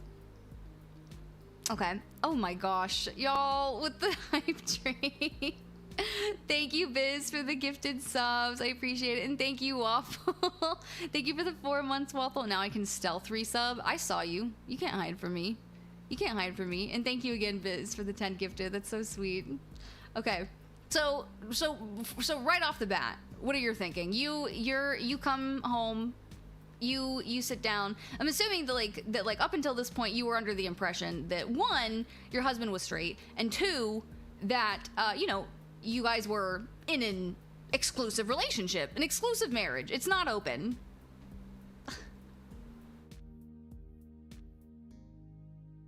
See? Hello? Hello? Hello, can you hear me? I'm gonna be honest. I heard you, but my ADHD came in and I disassociated. So no, I do that. I totally do that. I was looking at our shared chat and I was like, oh, Mishy's emotes are so pretty. And then I was like... No, but I do that all the time. I swear. It's also... Like, it's also one of those things too for me when I go off on like an ADHD thing. Like I will be thinking in my head, especially when I meet somebody new or like I have to focus on something. In my brain is literally telling me, focus. Like you need to focus. You need to remember this. Pay attention. Pay and then attention. You focus so hard. Yes, and then you focus so hard. You don't. Yeah. Like I was trying to meet my boss. Like when I first started, I was trying to meet my boss. He said, "Hi, my name is," and that's and basically how I remembered it. Threw a steak at the window. And I just couldn't. I was like it. Literally, I felt it. I felt the hollow cavern of my brain. The wisp just went from one ear through the hollow cavern out the other side, and I said, "Oh, so nice to meet you." And then I had to look back at my emails to remember what his name was. Like little stuff like that. Like at a party, no. I don't know what your name is. If I'm meeting you at a party, like at this point, I should just start like bringing autistic name tags places, like ADHD name tags for people to be like, all right, here, I'm like, oh, that's your name. I'm writing it down. I'm smacking it on your shirt so I can remember, like just somewhere, because otherwise you're gonna be Red Solo Cup guy. You're gonna be Duck Hat guy. Yeah, you're gonna be. If you put Mischi's emotes in the channel, I'm gonna get distracted. It's like a jingle bell ring for me. I love my emo artist. He does such good work. So pretty. He does such good work. I need to order some more for him. Have you seen my begging? Have you seen the begging one? I haven't. Let me see. Beg. There it is. This one's so cute to me. There we go. Wait, no. There it is. I love it. Oh my gosh. Isn't that so cute? This is a little puppy. He's a little scuppy. Oh little scuppy gosh. skunk. Yeah, I the love tail the tail wagging wag one. That one's The really tail good. fire. Okay, let's see. Yeah, so something. So he wanted to book a trip to Ibiza with his brother-in-law to experience it for himself. Oh, thank you for Scuppy. There we go. So when he finally let me speak, I just said, I need him to be clear with me. Is he gay? Because if yes, that's okay, but we need to figure out what happens going forward, which is valid. That's a valid concern, a valid conversation to have. I didn't let myself get angry or upset. I was just stunned, rightfully so.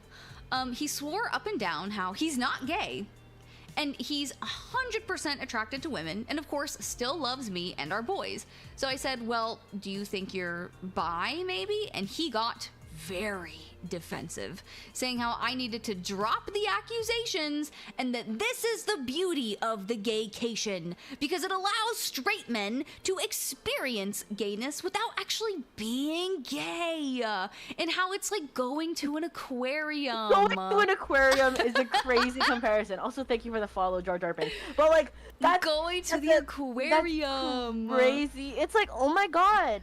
Look at the stingray. Oh my god. I get to experience fish. It's crazy. It's like, it's so weird. It's like that's like a different kind of touch pool, you know? Exactly.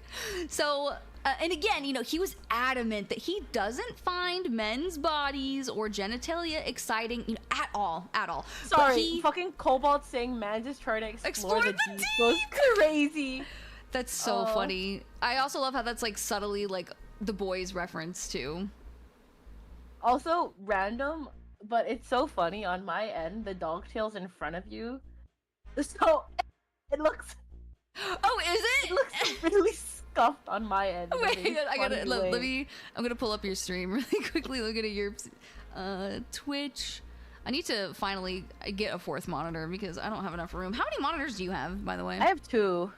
2? I have 3 and I'm struggling. I have 2, but to be fair, one's widescreen, and then I also have my phone pulled up. That's so fucking funny. My take. That's scuffed. That's so it is scuffed. It's peak though, so I'm not changing it. Is it left? God. No, there's no way for me to fix it. I'm just gonna look scuffed on your end of the stream. Yeah, it's the Misty windshield wiper. Yep, there it is. Sorry, Yerpsies. It's so good. Oh my god. That's amazing. Wow, VTube Studio. I know there's definitely a way to fix that, but you know what? Who cares? No, we're here for the scuff. It's part of our brand. It is what it is. Exactly. Also, thank you so much for the hype train, guys. Okay, so he was adamant that he doesn't find men's bodies or genitalia exciting at all, but he needs to experience this, apparently. I said, well, I'm not really comfortable because even if he was bi, this would be explicitly cheating on me. And he got angry and reiterated, no, it's not, because that's the beauty of the gaycation. It's not cheating if you just have sex with a bunch of dudes on an island and then you leave it there so nobody knows. It's like it didn't happen if you do it on an island, right? Okay, because like surely there's nobody else in history who's ever been caught using that sort of logic about anything else that was probably bad. Totally not. Totally not. Totally not. Not at all. Ooh, Lofi redeemed chat secret. So I have a thing called chat secret, where if you redeem chat secret, you have the opportunity. You roll another d20. If you roll a d20, I have to tell a level 20 secret. And if you get anything other than a 20, you have to tell that level of secret. So Lofi just rolled for a level 13 secret. So Lofi, if you're not comfortable revealing a level 13 secret, let us know. We will refund you. Otherwise, I look forward in your chat to a level 13 secret. The scared, the terrified emoji. Okay. So after he said that, I had enough and just left the room. I ignored him for the rest of the day, but we spoke at tea. Oh, at tea. Oh, they're so British. They're so British. They're so British, Core. This is so European. Where I again asked him, why does he want to do this so bad if he's not gay? He said how he's interested in how gay men's lives differ to straight men's, and that unfortunately, once the gaycation begins, it's simply impossible for a man to resist. And he must surrender himself, mind, body, and soul to the gaycation. That mind, body, and soul is crazy. Also, what do you mean, Cobalt? What do you mean? Twitch doesn't want my engagement. I don't know. Oh my gosh. But like, and then right after that he said, so you must surrender yourself, mind, body, and soul to the gaycation or be destroyed. Boy, your ass is gonna be destroyed. It's no matter what. What do you mean? You're gonna get destroyed. Yeah, that's the beauty of the gaycation. That's the beauty of the gaycation. And I just love how it meant it's simply impossible for a man to resist. Like, yeah. I'm so sorry. What secret to tell? Do I chat it here? Yeah, love it. You can put it in chat. And if you're not feeling comfortable, we can always refund you. But like the fact that like no, like people don't think like this is not. There's who was I talking to? Somebody I was talking to in my real life was saying how somebody's mother that they know was talking about like liking women, and their mom was like, well, I mean, everybody's attracted to women, like everybody wants to kiss women and do things with women, you're just not supposed to act on it, right? And they're like, no, that being attracted to women and wanting to do things with women means that you are not 100% heterosexual. And she goes, well, that can't be right, because she identified as a very strong religious woman. So she was like, no, everybody wants to kiss women and touch their boobies and take them to bed and do other things. Everybody, and you know, just loving women, it's just natural, you know. So everyone gets these thoughts. So speaking of this, have you seen, I think it's TLC, have you seen the show like my husband isn't gay? No. Okay, so there's basically a show where, oh my gosh, hang on, I have to look it up. I'm pretty sure it's a TLC show. My husband isn't, yeah. So okay, it's a television film. It's called My Husband's Not Gay. It's a TLC show where essentially it's an American reality TV show filmed in Salt Lake City. So it's just a 1 hour special premiere. Oh my gosh. Okay, so it follows a bunch of Mormon men, 4 Mormon men who are attracted to men but do not identify as gay. Okay. So apparently the special depicts one of the men's search for a wife as he tries to go through all of his feelings, I suppose. So there's that. But this is very much giving My Husband's Not Gay vibes for this whole post. No, it really is. It's like I'm not gay, but like, you know. Yeah. Okay. So surrender himself or be destroyed. I really can't put into words how surreal it was, because he was speaking so matter-of-factly, and he again insists that this is a thing that straight men do all the time, and how he's actually doing it a bit late. I just said to him if he has any love for me, then he can't go ahead with this, and if he does, the marriage will be dead. We didn't speak anymore after that. Since then, he's mentioned no more of it, but somehow, and this is what scares me a lot too, that decision genuinely seems to be tearing him up. He didn't go into work on Monday. He didn't go into work because of it, and only went in half a day yesterday because he told them he felt too ill, and he just looks distraught every time I see my guy. I have news. My guy, I have news for you.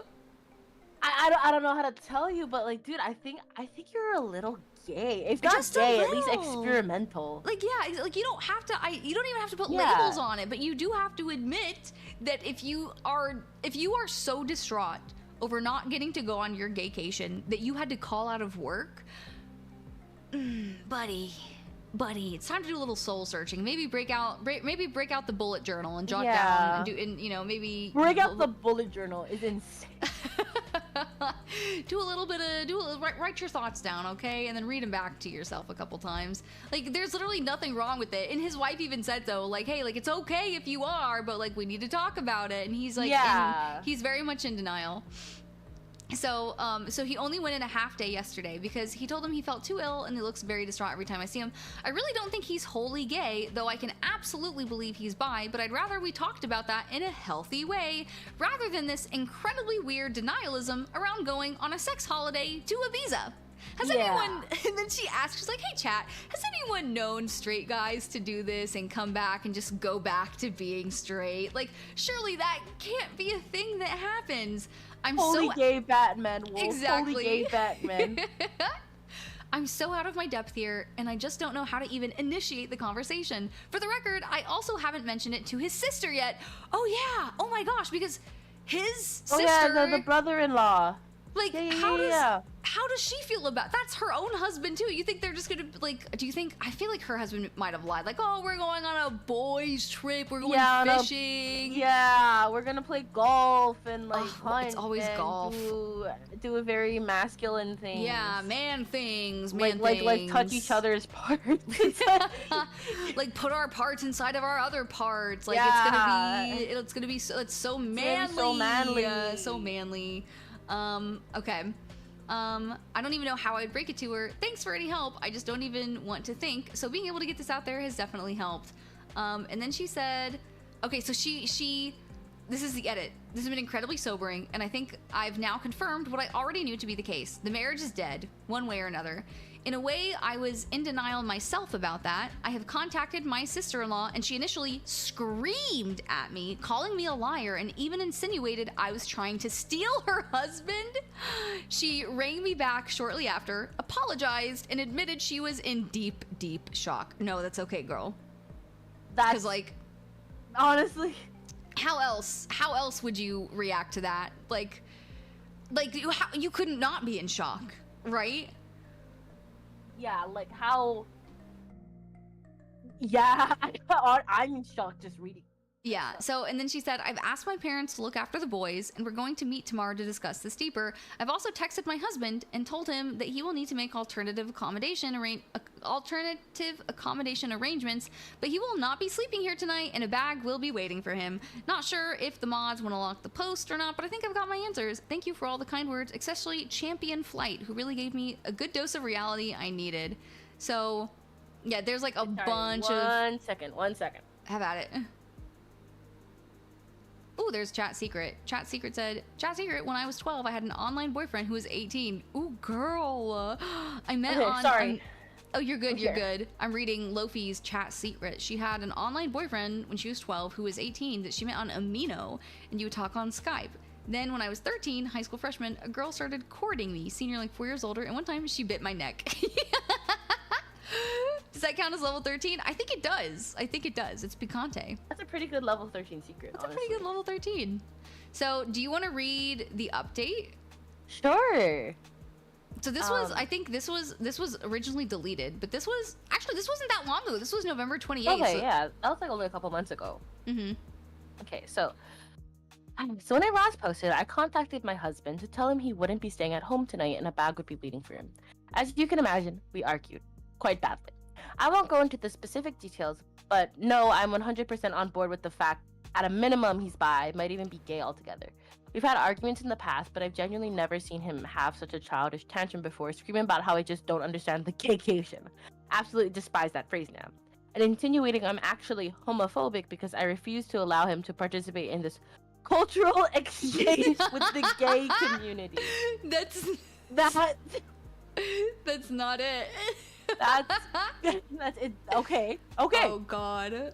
A lot of you said to ask him if it'd be acceptable if the roles were in reverse, and I did say would it be acceptable if I went and slept with other guys during that week? Like a fucking clockwork, he was very angry and offended, saying it's completely different because a gaycation means nothing, and what happens on a gaycation stays on a gaycation, etc. So it doesn't actually count where I just be straight up cheating. Well, I turned it around on him.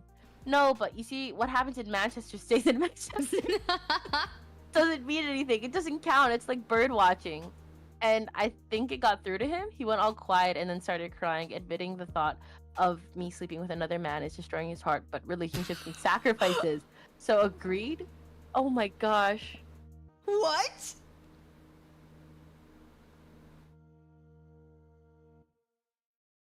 Bro.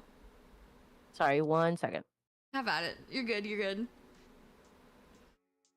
He certainly wants to exchange something. He does. He wants to exchange something. Yeah, what an attempt. The logic, I can't. It really is. I've noticed this a couple times where, like, I don't want to make generalities. I don't want to make general assumptions or general statements. But a lot of times, I can say it to my exes. I'll say it as far as my exes. My exes have had this thing where they will do something and I will be upset about it. They truly cannot understand. Like, why would you be upset about this? I don't understand it because they are unable to consider things from my perspective. Also, probably why the relationships ended, because they were unable to consider things from my perspective. I'm just chatting with chat. Hello, I'm just chatting with chat. Sorry. You're good, you're good. It was like, and was asking a bunch of stuff. You're good, you're solid. But yeah, like this, the attempt at logic is crazy. Relationships need sacrifices. It would destroy my heart, but relationships need sacrifice. Yeah, it's like that's crazy. Oh my gosh. Okay, so sorry, where was I at? Oh, and he got all quiet. Yeah, he went all quiet and then started crying, admitting the thought of me sleeping with another man is destroying his heart, but relationships need sacrifices. So agreed, volunteers that when he goes out on the gaycation, I'll get 1 week in Manchester to do whatever I want. He doesn't want me to, but that's fair in a twisted way, he supposed. Insane. I told him to get out of my house. Thankfully, he left without a fight. That's crazy. Like, okay, I'll get my gaycation and you can cheat on me with whatever. With like, he just, like, he wants the bussy so badly that he's in tears. Like, bro, just admit it. Yeah. Just admit it. Relationships need gaycation. It's the fucking Hall Pass movie all over again. But the Hall Pass movie even showed. The Hall Pass movie, the whole ending of it was like, it didn't work. You know, it's not... Go ahead. No, you're good, you're good. I know it's incredibly petty, but I also drained the joint bank account legal in the UK, so he couldn't try to use it against me. About an hour later, I got rang up by his mom, my mother-in-law, who just screamed and screamed at me about being a cheating whore and how I was horrible. What about the kids, etc. When I finally got my composure back, I just said, ask your son about the gaycation. Obviously, at first she got angry, but I said, no, just ask him about the gaycation. He'll explain. But she called me a fucking joke and hung up. Later on, getting to the evening, got another phone call from her in a flood of tears. She was very apologetic, and I told her she doesn't need to be the one to apologize. She was so upset, she put father-in-law on the phone, who while he sounded calm, I could just sort of tell he was on the warpath. Damn, like, imagine, like, your own kid is like, hey, like, because obviously, like, I don't know if he, like, went to stay with his parents, probably, but, like, hey, yeah, no, so, like, I'm ending my marriage to go on a gaycation, but, like, it's totally, like, if you were the parent, you'd be like, excuse me? You're abandoning your wife, your kids, that you've been married to for, like, 16 years? What? It's literally 16 years, so that you can go, get some bussy, and you won't admit to anything? Get some Ibiza bussy? But no, but she gets to go to a week in Manchester, so it's fine. It's totally fine. That jump of logic is... I still can't get over the fact... I still can't get over the fact that he was so distraught that he called out of work. Yeah, and it could only work a half day. Literally, he could barely muster the strength. Like, it's like somebody, like, that's like somebody died in my house sort of thing. That's like mental health day sort of things. Like, that's no. Yeah. No. Man. Oh my gosh. Okay. insane. This is crazy. Again, very apologetic and said he overheard that phrase. Asked my husband, and husband initially said no, it's nothing, before explaining how it's a modern thing men do. What? Okay. Etc. And gave them the same spiel about how what happens on the gaycation. Men cannot resist the gaycation. How a man must surrender to the gaycation. Is the gaycation like a cult? Did he go? Did he like get caught by like some like hypnotist on the street who like was handing out these posters about the gaycation? You must surrender to the gaycation. Be one with the gaycation. Like what? Father-in-law just said they told him to leave or they call the police. Don't care where he goes, but he wasn't staying there. Husband tried to call me while I was on the phone, but I just ignored it, and father-in-law just said he was so sorry for me. They have my corner in this, so that's one thing. Told them to be there for their daughter because it sounds like brother-in-law is involved. Husband didn't tell him that. And father-in-law just said he had to go because he was so angry. Oh, they didn't know. Got a text from my husband after the phone call, which was all weirdly rambly, saying about how I abused the gaycation his marriage and destroy his life, and I get insulted, and his parents was homophobic for doing such a thing. Okay, but like, how can they be homophobic if you don't identify as gay? Yeah, if you're not gay, what like? Maybe because he's borrowing from gay culture, so she's like, this is gay culture, and you're disparaging the gays. You're disparaging the gays. Like, oh my gosh! Even though she was like, it's totally okay if you're bi, but there's healthier ways to go about this. He's writing the twit longer. Oh my gosh! No, literally. Told him we'll talk when he grows up and blocked his number. I took a day off work myself to have the locks changed this morning, so that's 500 pounds gone. But whatever. At least I know pounds, euros. I'm American. I only speak in freedom units. I'm sorry. Yeah. At least I know he won't be coming back. I'm going to look into how to proceed with a divorce, and then we'll move from there. Oh, of course, there's also the brother-in-law. So I haven't yet met with sister-in-law. She was in such a state and has taken this far worse than I have. For reasons that'll be clear soon. Oh no, we're going to try maybe tomorrow, but we did talk over the phone, and I eavesdropped on the conversation with her husband where she put her phone on speaker and I went on mute. Her husband got home earlier. She made him come home, told him there was an emergency, and just said to him, can you please explain what a gaycation is? He told me afterwards she was praying he'd look confused or just be like, what? Or anything like that. But instead, he just sat her down and explained that a gaycation is a new thing where straight men go to gay hotspots and participate in gay sex acts, but it doesn't count because there's no investment, and because what's happens on the gaycation stays on the gaycation. He said it's like writing down angry thoughts and putting them in a drawer. You never have to see them again. That's not how it works! Why is the concept of being unfaithful so foreign? Like, they're doing acrobatics to make this. They're circus performing contortionists to make the logic fit, to make it work. Oh my gosh. Oh hi, Kit Kat. Oh my gosh. Man. There was this utterly surreal moment where the sister-in-law is just trying to wrap her head around this while also in floods of tears, and he explained so genuinely, so matter-of-factly that for most men, the gaycation is either one time or annual thing, but some men go on the gaycation for years. Some others simply never return because they use hypnosis and mind control to be totally feminized into a state of permanent pseudo-gayness. They're drinking the Kool-Aid. They're drinking the Kool-Aid now. They're drinking the Kool-Aid. What do you mean? Hypnosis? I think that's just called being gay. I think it's just being gay. It's just being gay. There's nothing wrong with being gay. No. Just be gay. Just be gay, do crime, just but be like gay. not like this. Not like this. Do good crime. Steal from the man. Like, commit arson or something. I don't know. Just don't do this. Like, what? They use hypnosis and mind control. That's what?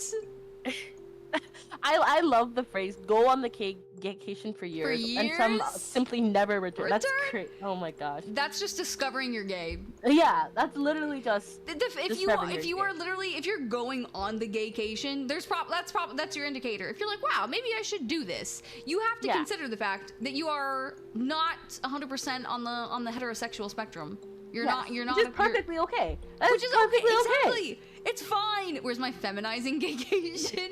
Yeah. Where's our woman gaycation? Where's our Yuri-cation? Oh my gosh.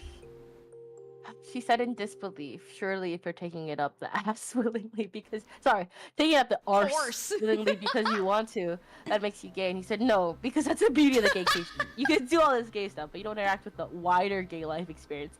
So homophobic. But what so about? internalized. So they literally said it's a culture. Homophobia. It's a cultural gay exchange, but the only part of their culture they're exchanging is their penises. Yes. Oh my gosh. That's the only part. What? She asked him if the sissy stuff is what he wanted, and he said not on a long-term basis, and was adamant this is something all straight men do, but she wouldn't get it because she's a woman. Then there were more insinuations of homophobia. Well, that marriage is dead too, I suppose. The whole ordeal ended when she said to him he has a choice to make, and he said no, he doesn't need to make this choice because the beauty of the gaycation is that it allows him to keep his marriage because it doesn't count. It doesn't count. What do you mean? Oh my god, she said that's not the choice. The choice is whether he's leaving the house that night or she is. Only good thing he did was leave. Me and sister-in-law spoke about it after, and I'm just still utterly stunned. I understand she's... Oh. Bro. It's crazy. Like...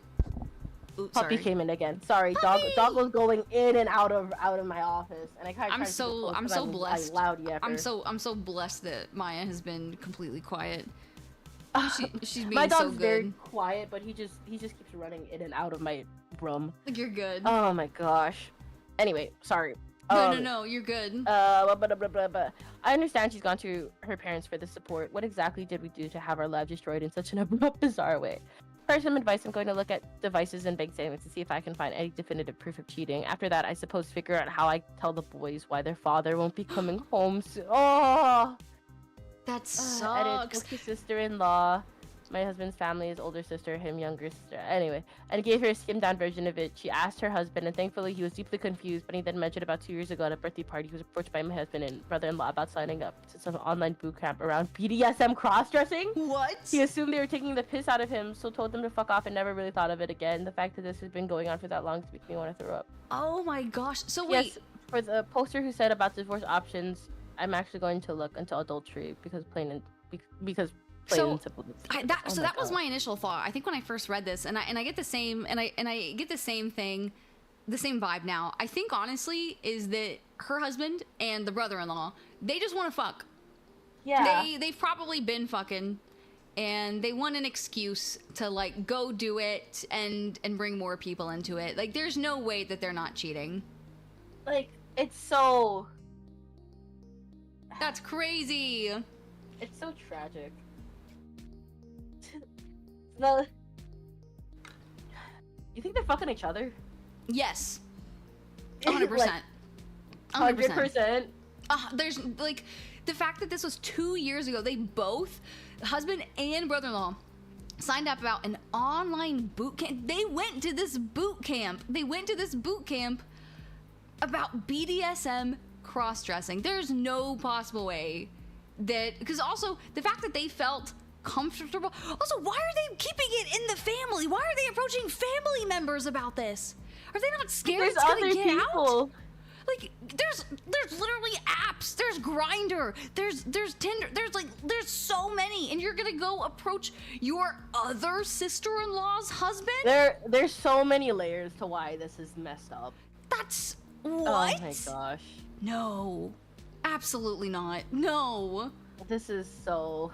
That's crazy. I just feel so bad for the families, like the kids. Oh man. And like, you know what the worst part about all this would be is like, because I'm somebody, I love, a happy ending, and a happy ending for me is a petty ending. Because like, what I would hate is if like the brother-in-law and the husband end up getting together and they live like their nice big happy lives or whatever. Like maybe that's what they want in the future or something. Like maybe the wives will get over it, but like, what the fuck, bro? You've been assumedly like fucking around in your wives with each other and perhaps other men for probably years. There's no way that you get to the point that you approach, or at least 2 years. At least 2 years, because they approached another family member together about an online boot camp for BDSM cross-dressing. Like that like they had to get to the point where they were fucking and comfortable enough to be like, wow, yeah, It's like, wow, do you think we could bring Bob into this? Like, yeah, you know what? I think Bob would look really great. Yeah. In a that tight maid outfit. Yeah, like a tight leather skirt, something like that. Like what, bro? No. Moral of the story: being gay is fine. Cheating on your wife to go on a gaycation and being delusional about it, not fine. Like what?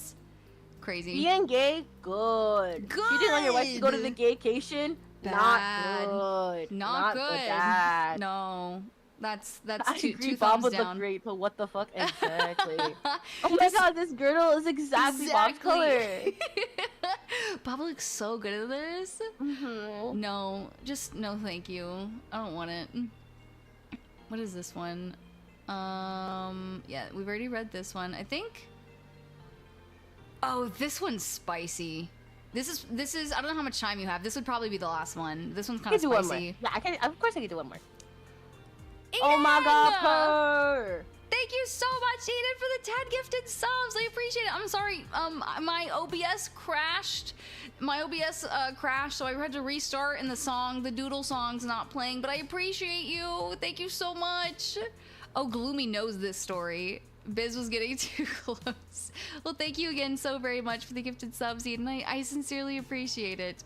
So yeah, so this one's a doozy, and unfortunately this one also has some not so cool stuff happening in it. But honestly, like, good on the kids. The kids really were like the masterminds behind this. So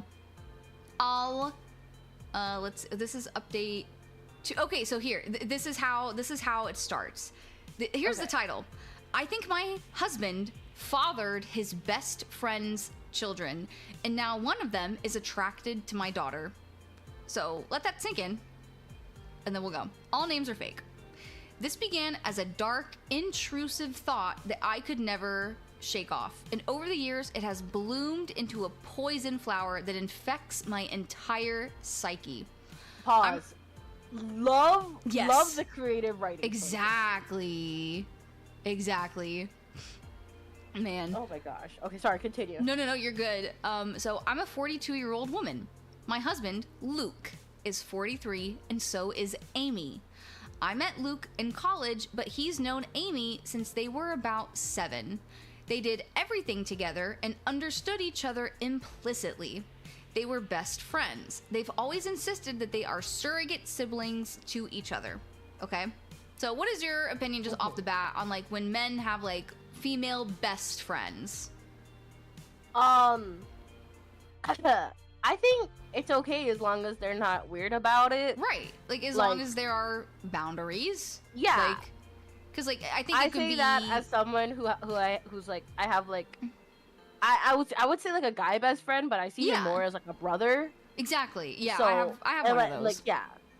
I think, like, as long as, like, you know, there's, like, that boundary, it's cool. The boundaries. Like, it doesn't have to be boundaries. Weird. Exactly. Okay, and they've known each other since they were, like, 7. So, like, obviously they grew up together, like, they're gonna be close, right? So, naturally, I, as the new girlfriend, felt a little threatened by Amy and her closeness to Luke, but they both reassured me that I had nothing to worry about, that their bond was not romantic and had never been sexual, that Amy really was just the sister that Luke never had. So I believed them, and it didn't take long for me to forget any and all insecurity I had about Amy. She became my friend too, and she officiated our wedding. Aww. Yeah, like, that's sweet, right? Like, good friendship. Oh, No.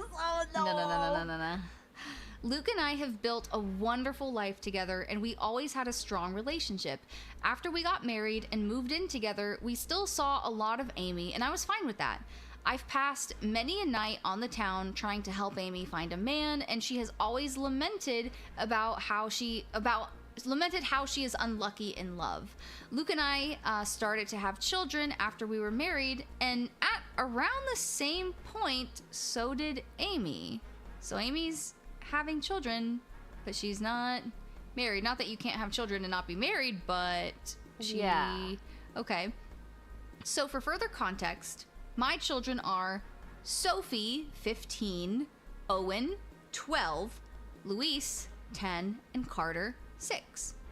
Amy's children are Tom, 17, 2 years older, Kaylee, 14, and twins, Adam and Jenna.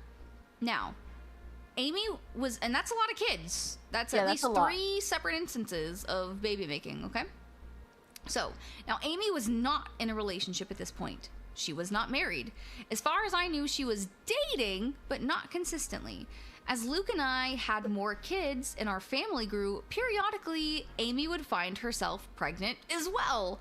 It happened a few times, and Luke and I never knew anything about the fathers in question. I kind of assumed that maybe Amy was sleeping around and not keeping in contact with her one-night stands.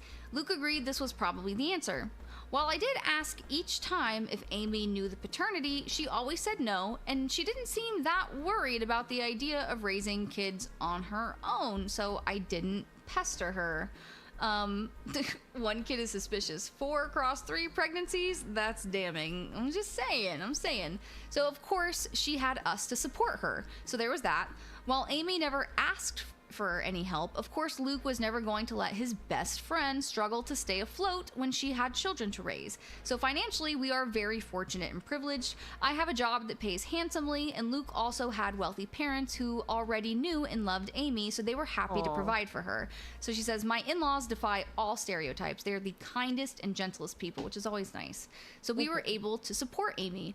To get her somewhere to stay with her kids, people might be tempted to call her a leech, but I never saw it that way. Literally none of us did. She needed help and we could provide it. Also, I know people are going to criticize her for her lack of responsibility and question why she never used more reliable birth control. Honestly, that's a long story that I don't want to get into because even I don't fully understand her reasoning, but it was quite important to her that she never be on birth control and that whatever came of the choice that she would accept it. #herchoice. It wasn't religiously motivated. I know that, but it was that degree of significance to Amy. She really did not want to take birth control. She's explained it to me more than once, but I'm still not clear on why, which is, perfectly, like I said, that's her body. She does what she wants. And a lot of women do not respond well to being on birth control. Of course, Amy being Luke's best friend since they were kids, it's not unreasonable that sometimes they hang out together while I'm not there. Hey, that's fine. Sometimes I hang out with Amy one-on-one as well, though Luke does it more. She was his friend first. This included him going over to where she was staying and, at times, sleeping over there. Was I a fool to trust him and believe nothing was going on? Perhaps. But for years, they presented as being buddies, like siblings. Good on her. Good on her, honestly. Yeah, for not having that level. Yeah, for having that level of trust. Let's see. I didn't pick up on any vibes between them. Literally not ever. As one can expect, our children were brought up together, not in the same house. Our home is decently sized, but even we don't have enough room for 8 kids. But we made sure Amy's children met ours from a young age, and they always got along, and strong bonds of friendship have formed over the years, which is good, especially if I'm right, and they share blood. I've been dawdling getting to the main point. Yes, I have come to suspect that Luke fathered at least one of Amy's kids, if not all of them. Frankly, I do suspect they are all his. I would never have believed my husband to be capable of such a thing, and he's given me no indication that he is the unfaithful sort, but he does spend a lot of time with Amy, and I have to confess I cannot remember seeing her with any real boyfriend over the years. She would talk to men at bars and parties, I would try to be her wingman and so on, but nothing ever seemed to really happen. So when she got pregnant the first time, I was curious. When it happened again and again, I began to wonder if she had some sort of secret fella who she didn't want us to know about for whatever reason, but I couldn't think of any reason why she would hide him, especially from her children. Okay, so after Carter, our youngest, was born, Luke and I agreed that the time had come for him to have a vasectomy. Amy's twins had come just a couple of years prior. Of course, after the procedure, Luke and I continued to make love, but I no longer had to think about pregnancy. Meanwhile, Amy never got pregnant again after the twins. Is it a coincidence that Luke had a vasectomy and then both of us stopped getting pregnant? I don't know. But Luke would still visit her, and he wasn't just going to see her, but checking up on her children as well. In general, I should have paid more attention to it sooner, but Luke has always acted like a father to them, especially as they've gotten older. He's the father they never had. He doesn't neglect me or our children, not one bit. He's doing double duty. He's literally pulling double shifts. Oh yeah, no, he's really pulling double shifts. He's pulling doubles, all right. On his own, the idea that he is a surrogate father to Amy's fatherless children isn't inherently suspicious. One could call it noble, but it combines with a lot of other little things. There's appearance as well. I won't go into specifics of hair color, eye color, or unique physical traits because I'd rather limit the identifying factors of the people involved and keep this whole thing as vague as possible. But suffice it to say, Amy's children, they certainly look like they could be Luke's. Kaylee, which is her kid, has a very unusual energy. Oh, sorry, which is Amy's kid, has a very unusual allergy that Luke also has. The twins look very much like him, Adam in particular. What is happening? I don't know. What's happening? No, my fucking speaker just started playing anime music. Amazing. The best. What's happening? Wait, let me mute. I'm still listening. No, you're good, you're good. Also, hi, Ernest, welcome in. Okay, so the older Tom has gotten, the more of Luke I can see in his face and personality. While their race doesn't matter, the reality is that Luke is a different race than Amy, and Amy's children look pretty biracial. I could easily believe that their father is the same race as Luke. It doesn't mean Luke has to be the father, but it sure seems like it is. I've never voiced my anxieties to either Amy or Luke. I don't want to be the bad guy, and guilty or innocent, I already know they would flatly deny my accusations and be hurt by them. Imagine if that drama reached the ears of my kids or Amy's kids. Either way, Luke continues to spend time with Amy and her children just as her children spend time with mine. I've hinted to Luke that I feel needy for more attention and wish he wouldn't give as much to Amy, but he either missed my cues or pretended that he missed them, of course. I don't want to push this idea that he's favoring her because it's not even really true. He's never neglected me for her. I can't shake the feeling that Luke and Amy have been intimate before, likely numerous times. So far as I know, Amy never really wanted to be a mother either. Interesting. That one's interesting. She wasn't opposed to it, and when each of her children came into the world, she instantly fell in love with them, but motherhood was never really a major part of her life plan or identity. In the grand scheme of things, when we would talk about the future, she would sometimes mention a husband and children, but it never seemed like something she had her heart particularly set on. So, I don't think this is a case of Luke just giving Amy children. I doubt that was the motive for infidelity. This would have been a side effect. Okay, so now we're getting to the actual part. The meat. I've been letting the double meat, I can't do it. I've been letting this go and turning a blind eye for years. It was a dark thought in the back of my mind after Kaylee's allergy was discovered, but I dismissed it. It got worse after the twins were born. I dismissed it. Then, when Amy stopped having babies, I wanted to feel reassured by that, but Luke had gotten a vasectomy, so if anything, that made my anxiety worse. There have been nights that I wish the twins were younger, that they had come along after Luke's procedure. It's been twisting me into knots for a long time, but I don't want to be the one who rips our family apart, especially since technically I could be wrong. Except now I'm very afraid because in the last few months, we've had a new development in our kids' social circle. So, oh no! No! Yeah. No! So, oh gosh. Tom, Amy's eldest, asked Sophie out. Sophie, my eldest. She's really blossomed over these last few years and become quite the outspoken beauty, so I'm not shocked to see she's getting male attention, but Tom asking her out had me thrown. Sophie said no, but only because I'm quite protective when it comes to her exploring dating, and she knew she'd have to ask me first. I could tell she was flattered and intrigued by his interest and wanted to say yes. She approached me to talk about it. Bless my girl, she did everything right. She could never do no wrong. Shout out to Sophie. Let's see. I think she expected I would see things her way and agree that she could date Tom. Much to her surprise, I very firmly said no. That caused a bit of conflict. She didn't even want to date him that badly. She just couldn't understand why she wasn't allowed to. And I couldn't explain it to her. All I could come up with was, he's too old for you, which he is, but it's not really about that. So when Amy and Luke heard, I was so very curious, right? Because if Luke really was parenting Amy's kids, like surely they would have a reaction, right? I was so very curious to see what their reactions would be. If either of them had agreed with Sophie and tried to convince me that the two of them should be allowed to date, I think I would have been relieved and taken that as proof that I was wrong about something going on between them, wrong about who fathered Amy's children, but the ambiguity continued. They took my side. Both of them put their foot down, just not as fiercely as I did. Luke agreed with me, but he also worried that trying to forbid such a romance would only make Sophie want it more. He's not wrong about that. Yeah, he's probably right about that. Amy seemed more apathetic to the idea. She didn't... Oh man, hang on. Knowing what I know now, that sentence kind of... Oof. Uh-oh. Oh, that no. sentence kind of... Oh, no. Okay. So, she didn't want Tom to date Sophie either, and she backed me up, but I don't know, she just wasn't taking it as seriously. She seemed to think it was like a fleeting crush. Well, it wasn't. In the months following these conversations, Tom would spend more and more time with Sophie. They would be alone or with her other friends anytime they possibly could. It's become abundantly clear that Tom is crazy about Sophie and wants to be with her, and he definitely wants to be physical. I've been watching them like a hawk and noticed his eye wandering many times. Oh, no. Mm-hmm.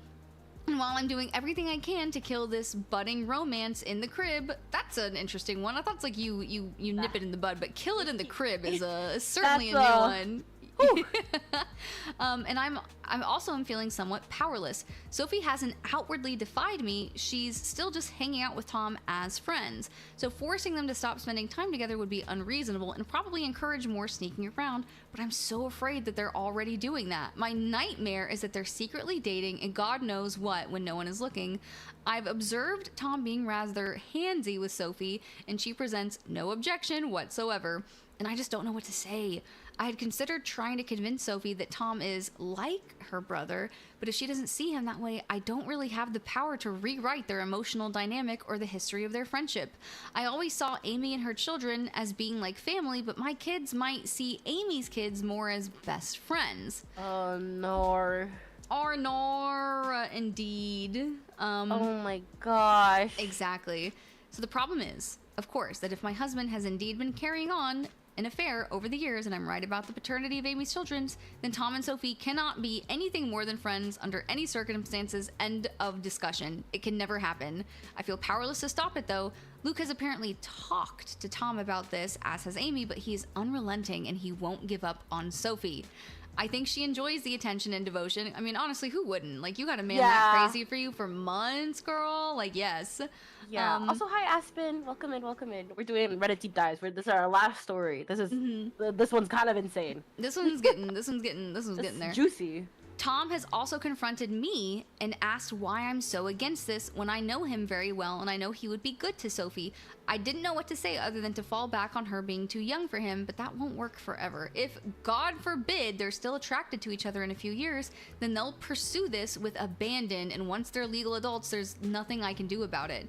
Amy and Luke agree with me that Tom cannot date Sophie, but that's all they've really done. They feel just as powerless as me to prevent teen love.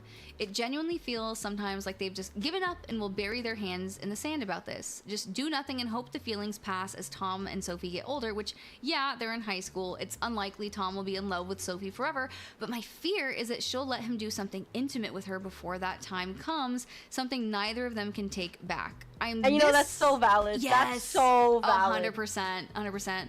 What subreddit is this? This is Best of Redditor updates. Borup dates is what it is. Also, hi, Mr. Silk. Man. Okay.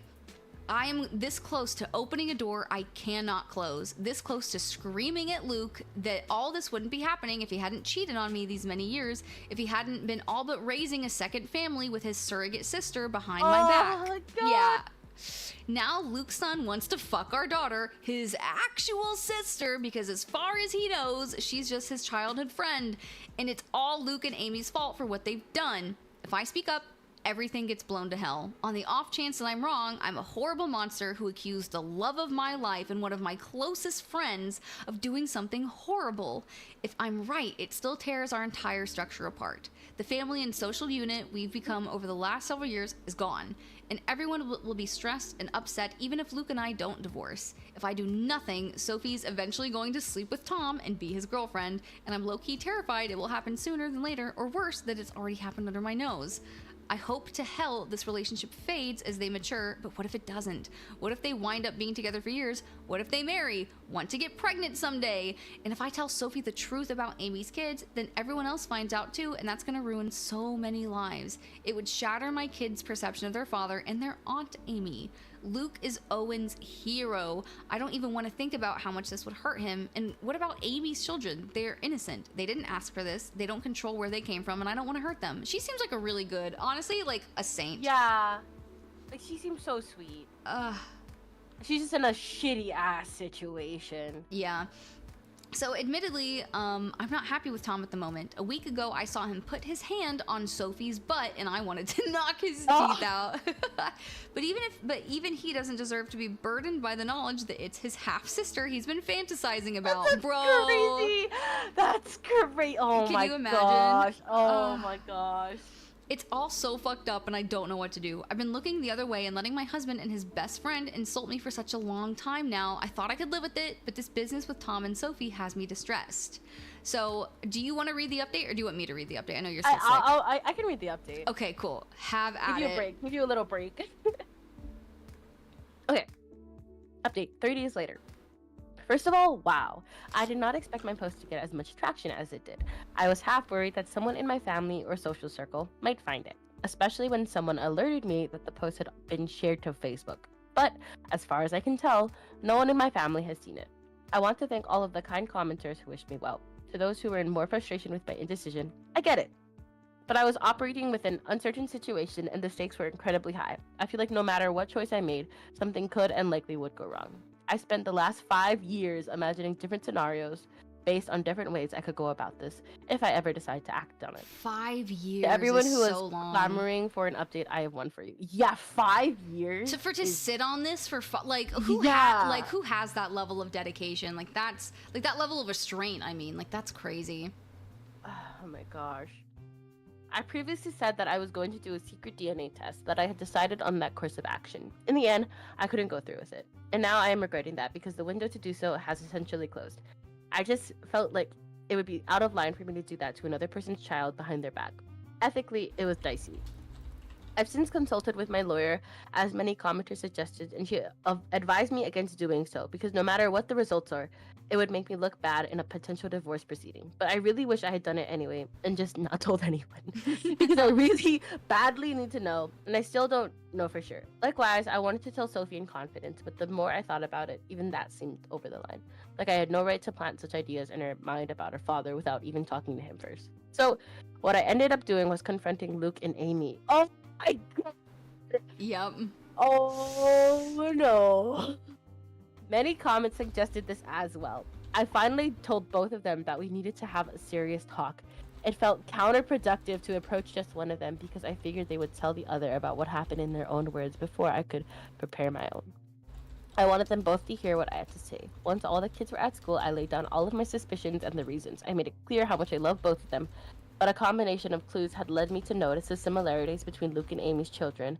And I didn't even list all of them in the original post. For example, Luke has been a sleepwalker in the past, so have Sophie, Tom, and Adam. I said over and over how much they meant to me and how I didn't want to believe it, but the thought had crept into my mind in the past. How I had dismissed it before, but now with Tom and Sophie having crushes on each other, it became necessary to pose the question. So I asked if they had ever crossed a line, if Luke had ever been unfaithful, if there was even just the slightest possibility that any of Amy's children were his. I was just trying not to cry. And she was so real for that. Oh my gosh. Well, they reacted exactly as I would have expected. Their responses were perfect and so very well rehearsed. I genuinely can't tell if it was honest emotion or powerful gaslighting. Crazy. Amy was more upset than Luke, or at least more outwardly upset. She was angry, offended at the accusation. Luke just seemed heartbroken by it. Maybe they were just acting, but I don't know. Somehow they had reasonable responses to all of the points I brought up. They asked questions I didn't know how to answer. I had never objected to them having alone time before. Why did it suddenly bother me now? Do Amy's children really resemble Luke that much, or are things like hair color pretty basic traits to have in common? The whole family had always treated Amy and her kids as part of our unit, and I had previously commended Luke for stepping up and being a father to Amy's kids since he didn't seem to have one. Or since he didn't have one. Why was I now saying it was a bad thing? What exactly did I want them to do? How could I think such a bad thing about them? Why had I waited so long to say something? Luke was more understanding than Amy. He respected my feelings, or at least acted like he did. Amy appeared to feel more betrayed by what I said. I ended up apologizing several times, even though I'm not sure I did anything wrong. Luke also apologized for anything he'd done to indicate he was unfaithful. I asked Amy more pointedly that, if not Luke, who had fathered her children? She snapped back that it was none of my business, and I could tell she was in no mood to get personal or vulnerable with me after my accusations. I'm not proud to say that I lost my temper and said that after everything we had done for her and her children, since such information was not a lot to ask, and perhaps she owed it to us. I regretted the words as soon as I said them. But Amy shouted back that I had never done anything for her, that it was Luke and his parents who had kept her afloat all these years, not me. She went on a longer, I don't know that word, tirade about how I had always acted superior to her, which I don't believe I did, though it's possible that I gave off that vibe unintentionally. Luke did his best to calm her down, but the room was fraught with tension. I don't know, Reddit. I just don't know. It's driving me to the edge of madness. There's a way to be certain, of course. Not certain of my husband's fidelity, but of the paternity of Amy's children. So I asked Luke, for my own peace of mind, for the sake of our daughter and for our family unit, if he could please get a DNA test done, a paternity test. I went on to say that I knew he disliked and distrusted such things, but that I really needed this. I could see the pain in Luke's eyes. Maybe it was an act, but he did seem genuinely hurt that I was asking for this, that him giving me his word that he had always been faithful was not enough for me. But he very reluctantly agreed to participate in a DNA test. Oh my gosh. Look, what the fuck is happening? Oh my god, this is insane. Girl, you have no idea. You have no idea. Girl, you have no idea. Oh my god. Oh my god. Oh, okay. Like this, oh, man. Okay, I just gotta keep reading. Okay, oh my god. But he very reluctantly agreed to participate in a DNA test. Unfortunately, Amy did not, and that's where we hit a roadblock. I was afraid of this. But Amy was infuriated at the whole concept and told me in no uncertain terms that I would not be getting samples of her children's DNA, and basically told me to fuck off for asking several times in several variations. I pressed Luke, and honestly, he was a bit useless, but probably right. He tried to convince Amy, but she wouldn't hear of it, and he kind of shrugged to me when I pushed him for further support, because he hadn't forced her to get the test done. If she refuses, that's really a dead end. Trust me, it is. I looked into this quite a bit and consulted with my lawyer. The problem is, Luke could, in theory, petition the court to demand a paternity test for Tom and the others. The issue is that, to do this, he'd essentially be claiming he slept with Amy and he believes her children to be his. That would be the version of events he'd be maintaining. But Luke has staunchly insisted that nothing has ever happened with Amy, that he never cheated on me. Whether or not he's being honest about this is another story, but he'd essentially have to go on record and make a claim that he isn't prepared to make. He is quite certain the children aren't his and has no intention of fighting for custody of them. So no judge is going to compel Amy to submit samples of her children's DNA. Tom is also old enough that his consent would be a factor. If both he and Amy refuse to participate in the test, it's unlikely that Luke would have a case. He'd have to target one of Amy's younger children, like say one of the twins, but he doesn't want to do that. He doesn't want to take his best friend to court to prove something that, in his words, he already knows isn't true. Luke is asking me to please just let this go and trust him, because pursuing this will fracture everything.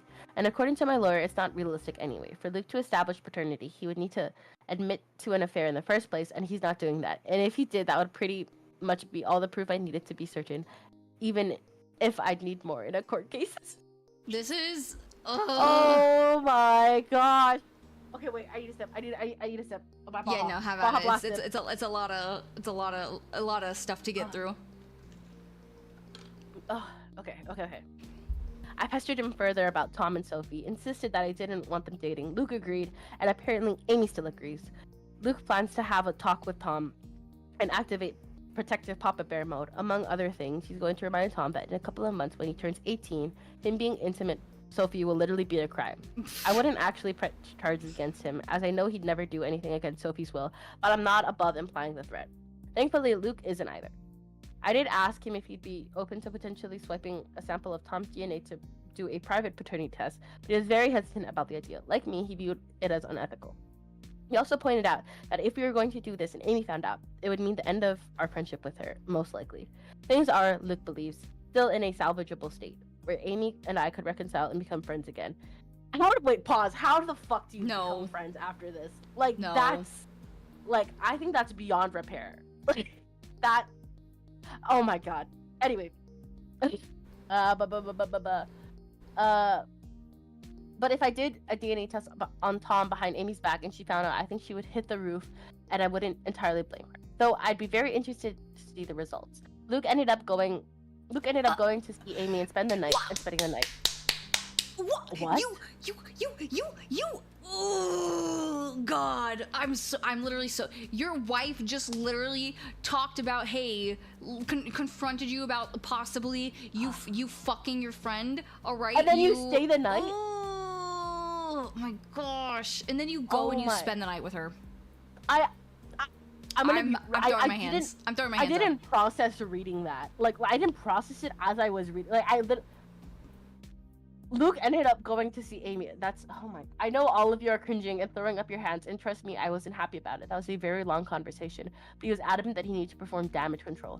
Damage control? Damage control is a conversation. Damage control is going over for dinner. Why would you spend the fucking night? No, literally. Thank you for the follow, Lilith. Oh my gosh. Lilith, are you into this juicy meat? Oh my god. Oh my gosh. So they spent the night together. With Luke maintaining that nothing happened, I did not sleep a wink, and I kept texting him for updates. So far as I can tell, Amy will cool off, but she needs a little time. Luke and I talked things over when he came back the next morning. It was an emotionally fulfilling conversation, and we did end up agreeing to take the kids, our kids not Amy's, to visit their grandparents for a few days. It was an impromptu visit, but we've done it before, and they were delighted to have us. I just really wanted our family to spend some time together away from Amy's side of the family, so to speak. I always love getting to see my in-laws. I'll refer to them as Jim, 75 male, and Kat, 67 female. Oh, yeah. I know Reddit is famous for stories about mother-in-law from hell, but in my life, that couldn't be further from the truth. I felt safe with them, to the point that when they took notice of how distant Luke and I were from each other, I felt relented and confessed my fears. I told them of my anxiety and that Amy and Luke were having an affair, and that Amy's children might be his. Here's where things got a little bit interesting. When I told them what I was feeling, Kat just gave Jim this pointed look, and did a big dramatic sigh. Listen. Wait. No. Wait. Keep going. So it turns out Kat has had similar misgivings to mine and genuinely suspected over the years that Luke and Amy were closer than they'd ever admit, that they had crossed a line in the past. Jim, on the other hand, simply refuses to even consider the idea. He has always insisted that Kat is simply seeing things that aren't there. He maintains that Luke and Amy are like siblings and would never do such a thing. Kat thinks his stance on this is naive, and that, oh my gosh, sharp. And even if she and Jim had taken Amy in and loved her like a daughter, that didn't mean Luke viewed her as a sister or that she viewed him as a brother. Real 100%. Cat, real. Also, real. The fact that her father-in-law is like, no, you're crazy. No, you're crazy. You're seeing things. Oh my gosh. Bro. Oh my gosh. Oh god. I could tell that he and Kat have already had this conversation before, and they kept going in circles, with Kat getting exasperated. She pointed out that surrogate siblings or not, Luke and Amy were actually not brother and sister, so nothing was stopping them from being physical together if they felt mutual attraction. At that point, Jim just sighed and walked away from the conversation. So yes, Kat has privately wondered if Amy's children weren't fathered by Luke, which is part of why she's always treated them as her grandchildren. Which was never something that I minded, to be clear. I also don't mind that Kat never voiced these concerns to me. She had no proof, and she saw far less of Luke and Amy closest in our adult lives than I did. As for the kids, they're doing alright. I don't know what Amy told her children, but I think the general consensus, the official version of the events, is that Amy and I had a fight and need a break from each other. That's what Luke and I told our children, and when pressed for more information, Luke did defend me and shut down the question, saying it wasn't their business. You know, I don't want to say good job, Luke. Yeah, good job at least being a father. Yeah. Like at the very least, hopefully you're a decent father, if even if you're not a good husband. Gosh, I don't know if Amy kept to that version of events, but my children and her children haven't have each other's phone numbers and social media, so they've presumably still been in contact over the last 2 days. I think my kids would have kept Amy's kids in the loop on the updates, and if Amy had told them anything else significant, they would have relayed that information to my kids. After all, we know Sophie and Tom are very close. I did try and talk to Sophie about them more, but the timing was off because Sophie rejected my counsel and interpreted my reinforcement reluctance as attributed to my fight with Amy. She maintained that she wasn't dating Tom. To what degree that's actually true, I don't know. But she was going to remain close friends with him. And while she isn't usually a disobedient child, she made it clear that she was putting her foot down on this one. And to be fair, I can't really justify trying to separate them or forbid them from being friends. They've known each other for years. Luke has my back on them not being allowed to date, but he wouldn't have my back on them not hanging out anymore. I wish I had a more definitive update. If anything significant happens in the next few days, I can let you guys know. I'm mostly just kicking myself for not having done a secret test, even for my own peace of mind, as now I feel like I'm locked out of the only way to get definitive proof one way or another. Are you like, I'm gonna have to speed through like the next like 2 updates because there's still more. There's more? Girl, the tea is so fucking, it's piping. Oh my god, wait. I'm bringing back the millennial phrase. The tea is fucking piping. Oh my god, wait. There's more. What do you fucking mean there's more? This is 1 day later. Okay. Day 2? Oh my god. Okay, thank god I can read fast. Oh my god. Okay, so I'll read this one. Okay. Yeah. So, this is 1 day later. I didn't expect to have another update so quickly, but after posting my first update, I did a lot of thinking about my kids. Oh wait, real quick. There you go. Yeah, I see it. Ichigo. Oh my gosh, you were playing My Friend Peppa Pig. It's so cute.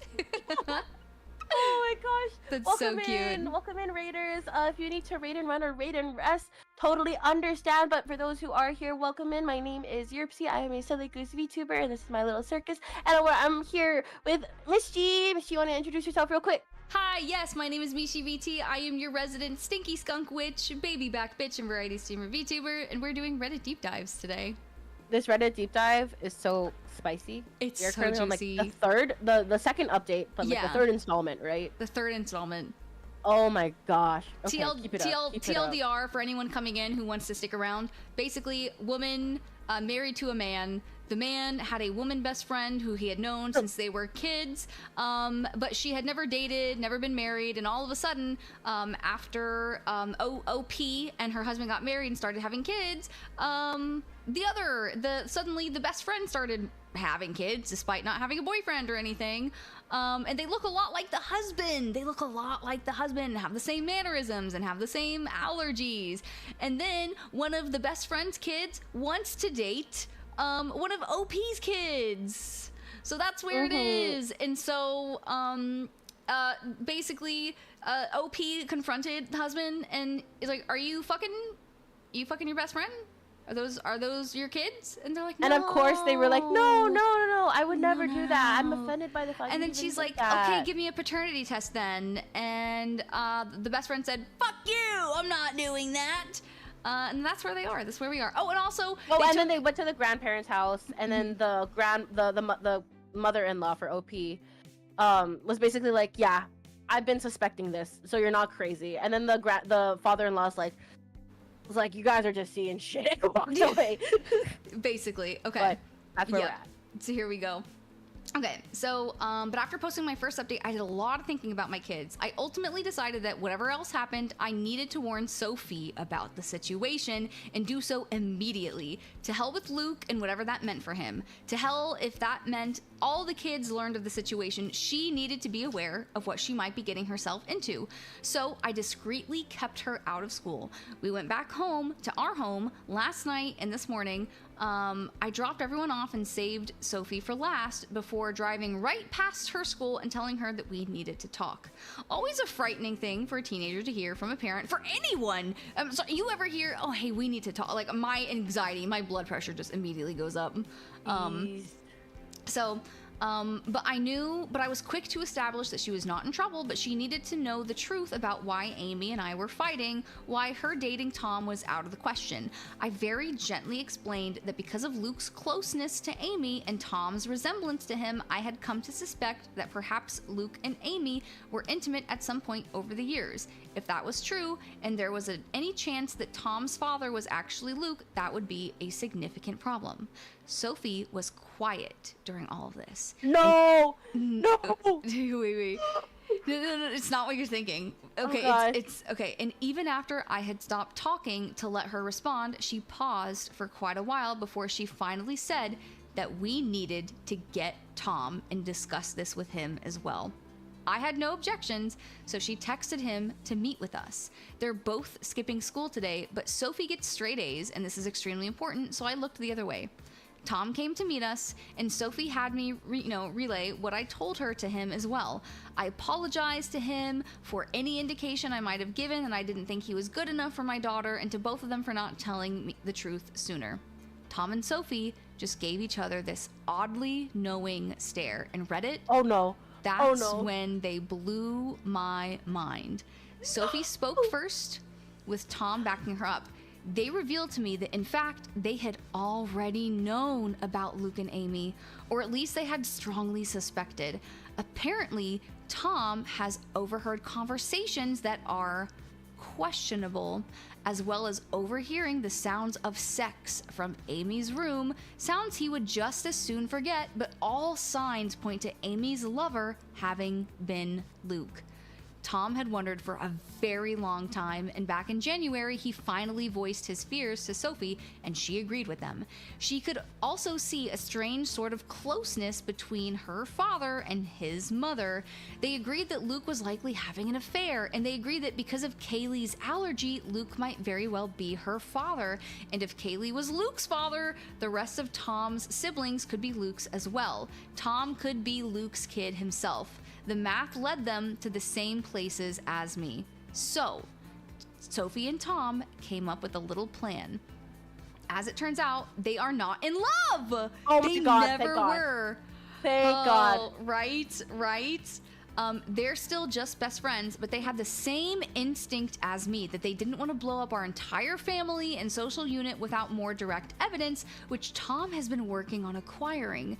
And though Sophie very badly wanted to tell me the truth, she was hesitant because she knew it would shatter me. She had no idea I was already suffering in silence. Oh, what a good daughter. Literally, what a good daughter. No, for real, Co-op, for I'm real. literally gasping. I'm literally gasping. For real. Oh my gosh, I'm gasping with you. Hold my hand, Cobalt. Sophie apologized for not voicing her suspicions sooner. Honestly, we both cried, and I made sure she understood that none of this was her fault and that I loved her very much. So the bottom line is this. Sophie and Tom already know that they could be half-siblings, and they aren't actually interested in being a couple. That was their idea for how to rock the boat, to force Luke and Amy to do something about the situation rather than just keep making a fool out of me. I also think it could be Tom/Sophie's way of punishing them for their affair. Teenagers can be very vindictive. So they concocted this idea that they wanted to date. Every flirtation I've witnessed, every inappropriate touch, all staged, apparently. Probably, apparently, for the benefit of Luke, Amy, or both. This was supposed to make them sweat, and Tom/Sophie expected they would jump out of their seats to forbid it from happening. So when I was the one who did it instead, that threw them for a loop. They couldn't understand why I cared more than the actual cheaters. They began to suspect that maybe I knew. Tom confronting me that one time about why can't I date Sophie was him trying to gauge if I knew or not, okay? Maybe I shouldn't be surprised. Sophie and Tom have always been close friends and confided in each other. Maybe I should be a little more concerned at how sneaky they've been. Like, kudos to the kids for being so actually. And honestly, mastermind send them to theater school, send them to acting school, send them somewhere, because like to fool them for that long, it was months. This was months in the making. Okay, so, but honestly, I'm just so relieved they're not dating. Sure, they could be lying to throw off the scent, I guess, but they apparently already knew that they're likely related. They didn't blink at all when I told them. We even had a bit of a laugh together when Tom mentioned how he'd been a little offended that I was so against him dating my daughter before. I kind of jokingly asked him, so you don't think she's gorgeous? And Tom, bless his heart, shrugged it off. She is, but so is my English teacher, and I'm not asking her out either. Fire, Tom, fire. Exactly, Tom's so based. Either way, the question now is where to go from here. We have to figure that out.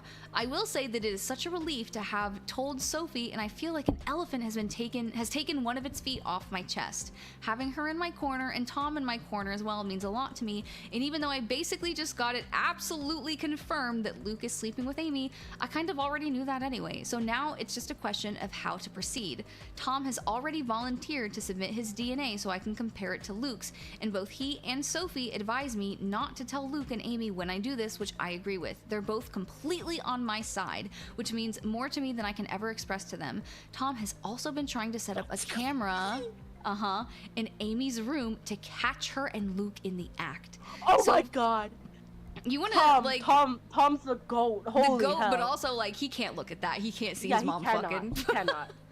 Well, that's so crazy. It is, and like Tom, like I love that they're both so vindictive for their cheating. Like they're like, no, we're gonna get justice for not even Tom. It's not even Tom's mom. Like it's Tom's basically a woman he's not even related to at all, except for like literally his like auntie. Yeah. Let's see. Sophie told me flat out that I needed to divorce her dad. Hey, go Sophie, protecting her mom's emotional, like everything. And hearing that from my own daughter made it clearer than it's ever been. She's right. So I'm gonna skip past some of this. Oh wait, there's more. There's more. I know there's more. Wait, no, there's totally more. Yeah, there's more. There's more. I need to find out what it is. Original update. Okay, hang on. I literally need to find the new update. Because this is 6 months ago, 4 months ago, 6 months ago. Is this this is off my chest. It's like the anti-parent scrap. You're so real. Bro, I need this new update. That's October 5th. When was the most recent update? Let me go look. November. November. It says 3 days later. When is new update? When was it? It just says 1 day later. So let me go see when the original post was. September 2024. Okay, wait. So October might be it. Oh my gosh. New update. Best of Reddit part 2. Okay. This is the original.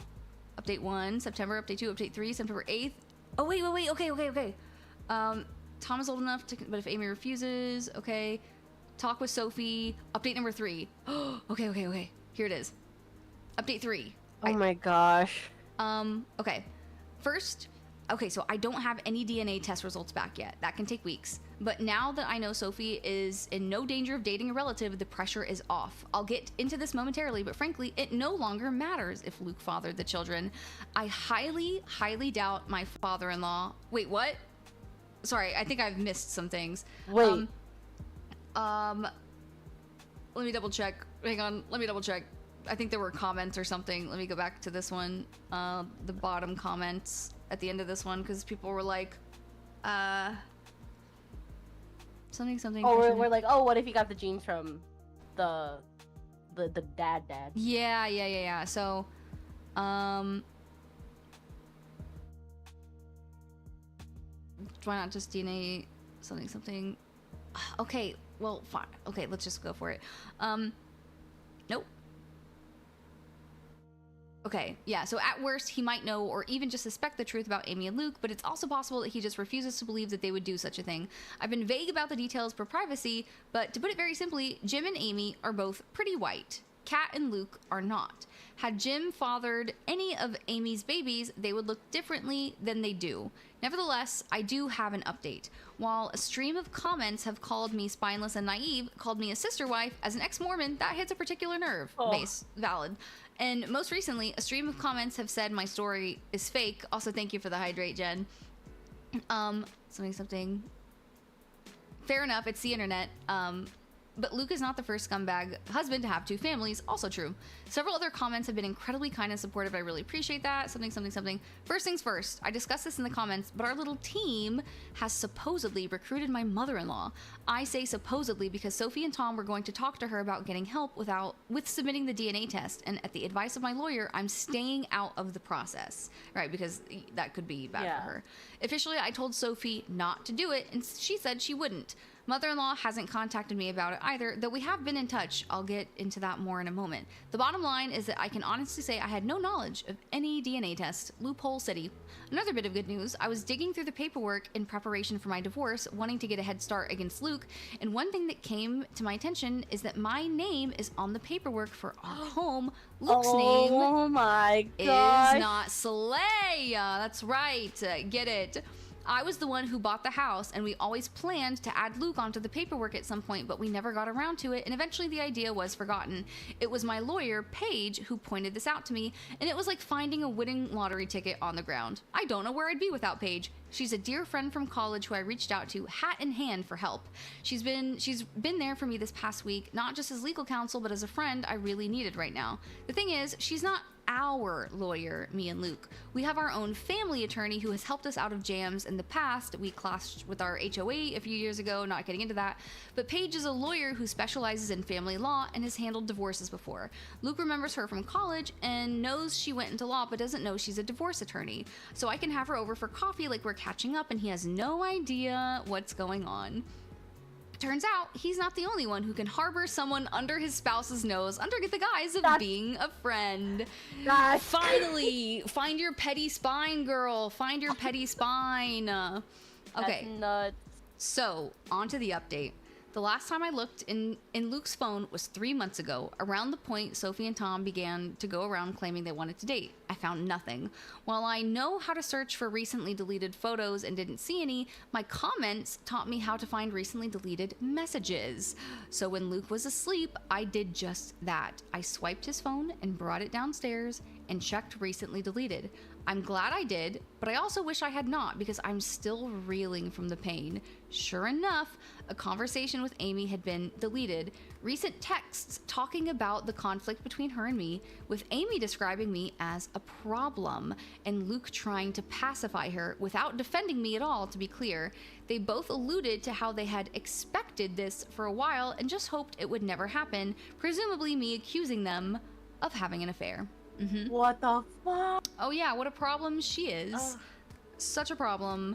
While the whole conversation and the fact that it was deleted was sketchy, nothing was actually admitted. So I scrolled a little bit higher to a few days before the fight. Amy's messages got a bit more flirty, and then I saw it. 5 days before I confronted them, Amy has sent Luke a topless pic, a selfie with no shirt or bra. Guys. Yeah. It probably feels both so heartbreaking, but also so gratifying to know that you're not fucking crazy.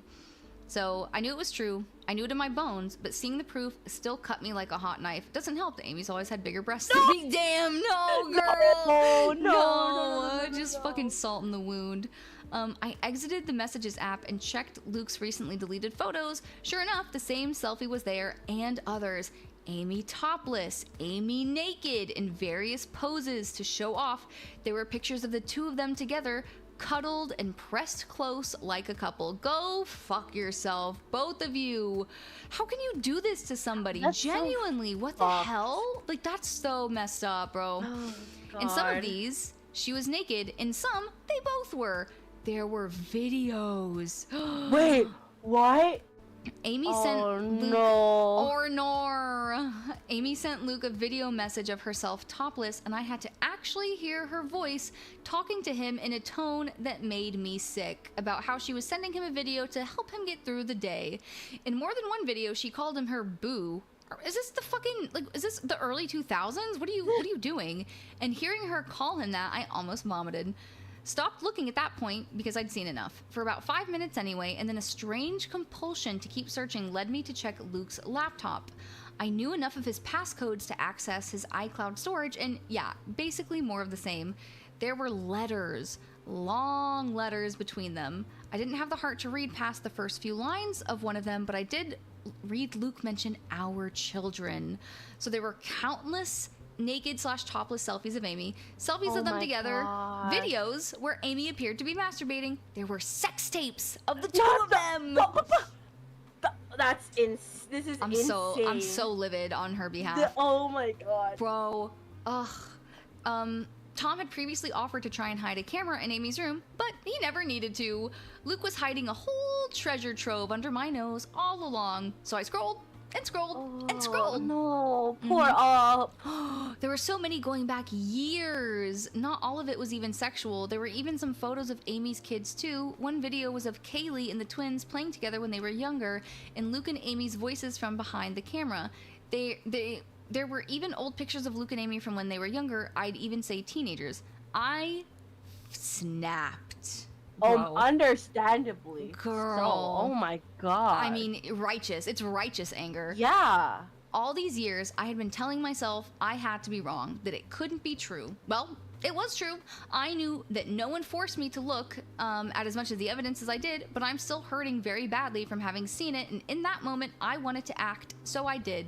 I called my lawyer, who is a remarkable woman. It was the middle of the night, so I had to call her twice, and she picked up.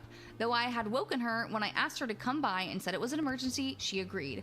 I also asked her to drop the paperwork and have it ready. She told me that she'd already had it ready since I first reached out to her. Oh my god. That's a friend. That's such a true friend. As I waited for her, I went through the necessary channels on Luke's laptop to make sure he wouldn't be able to remotely disconnect our access to his little stash, changing passwords and all that. My lawyer, let's call her Paige, arrived, and I went outside to greet her in the car. Spent a good half hour in the passenger seat just crying. And she was great about that. Before I passed her Luke's phone and his laptop with all the information she needed to use them. She warned me that this could be considered theft, so I asked her to forward and print out copies of everything she could and then bring the items back because I just couldn't bear to do it myself. She agreed. Okay, W lawyer. I went back inside and then I picked up Luke's things while the house slept. At one point, Owen got up to use the bathroom and asked me what I was doing, but I told him I was just cleaning in the middle of the night. Luke stirred once or twice while I was in the bedroom, but did not wake. I got all of his things packed into trash bags and loaded up in the car. That's when I woke him. Sorry. Have at it. I'll take a sippy break. Oh no, you're good. Oh my gosh. Oh, okay. Is Mishy's audio okay, guys? On my end, sorry.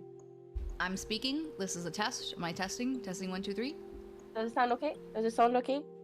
That happens to me too. A lot of times I just have to like disconnect and reconnect Discord. A-okay? A-okay? Okay, per. All right, so let's see. Luke stirred that's when I woke him up and told him to come outside. He was confused and half asleep, but he did notice things were missing. I ignored his questions and just told him to come with me, so he followed me outside. Once we were by his car, I pulled out the divorce papers and officially handed them to him.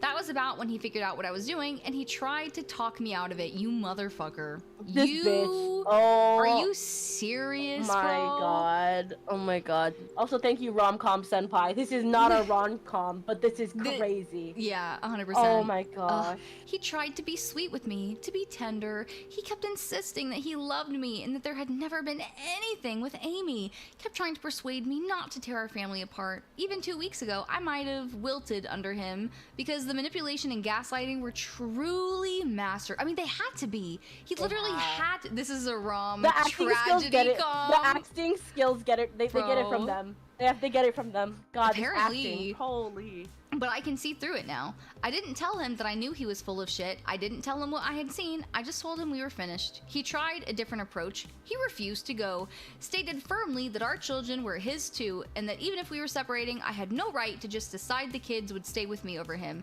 This was where I very coldly presented the paperwork reminding him that the house is in my name, and told him under no circumstances would my kids be staying with Amy.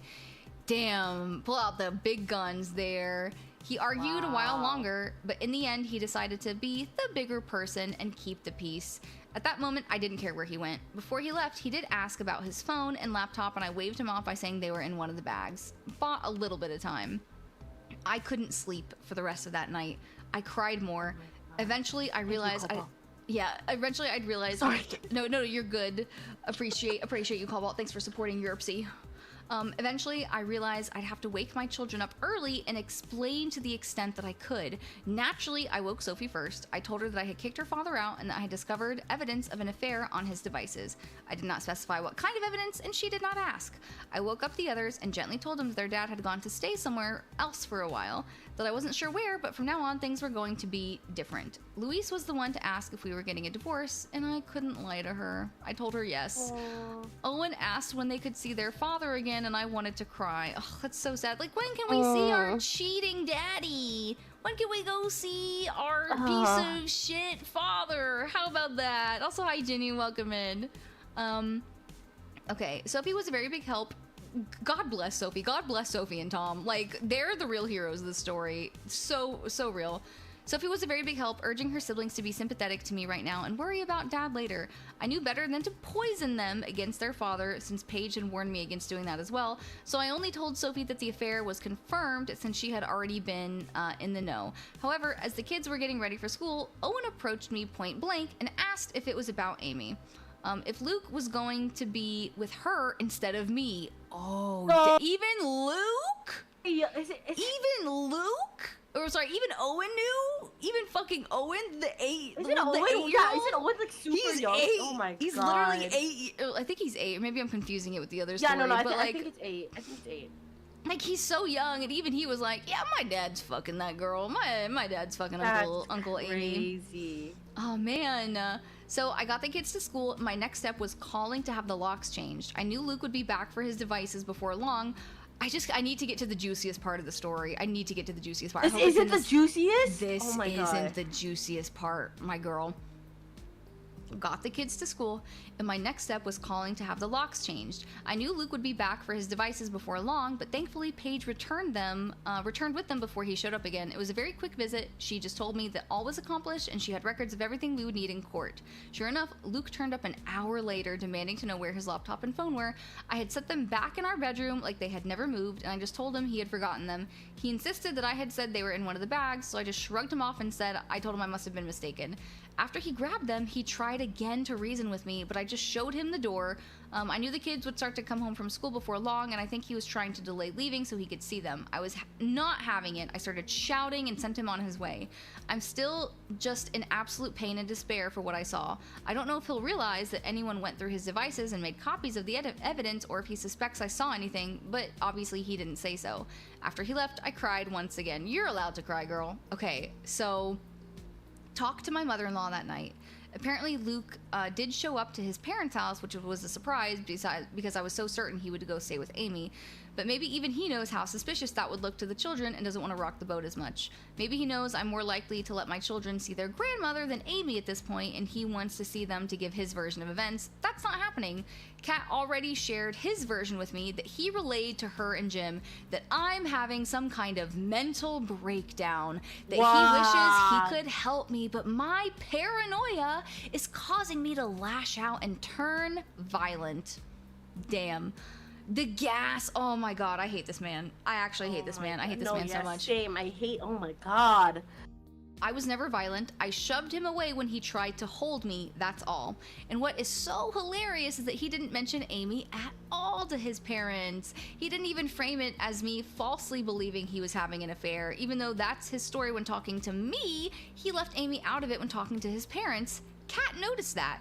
She believes me. Jim doesn't know what to believe anymore. According to Kat, he seemed very, very troubled by what he heard from all sides. As for Amy, she's radio silent. Tom had told Sophie that she's acting like nothing is wrong, but is clearly stressed out. That's when her children ask, she makes the same sort of claims, that I'm having some kind of emotional nervous breakdown, pushing her away, as well as Luke. She doesn't mention anything about my accusing them of an affair, but still puts it all on me. Amy has not reached out to me directly, and I have not tried to talking to her since our big argument. I haven't really told my kids anything, just that I'm having disagreements with Luke and Amy, though I was very clear that it is not a question of my mental health. Honestly, I think they all kind of know what's going on, so if he continues to be my rock as I try to be for her and the others, and Tom continues to be our spy in the ranks. Right now, my biggest regret is the stress that all of this is causing on the children, which I knew it would, but still needed to be done. My life has fallen apart, but it was never my life.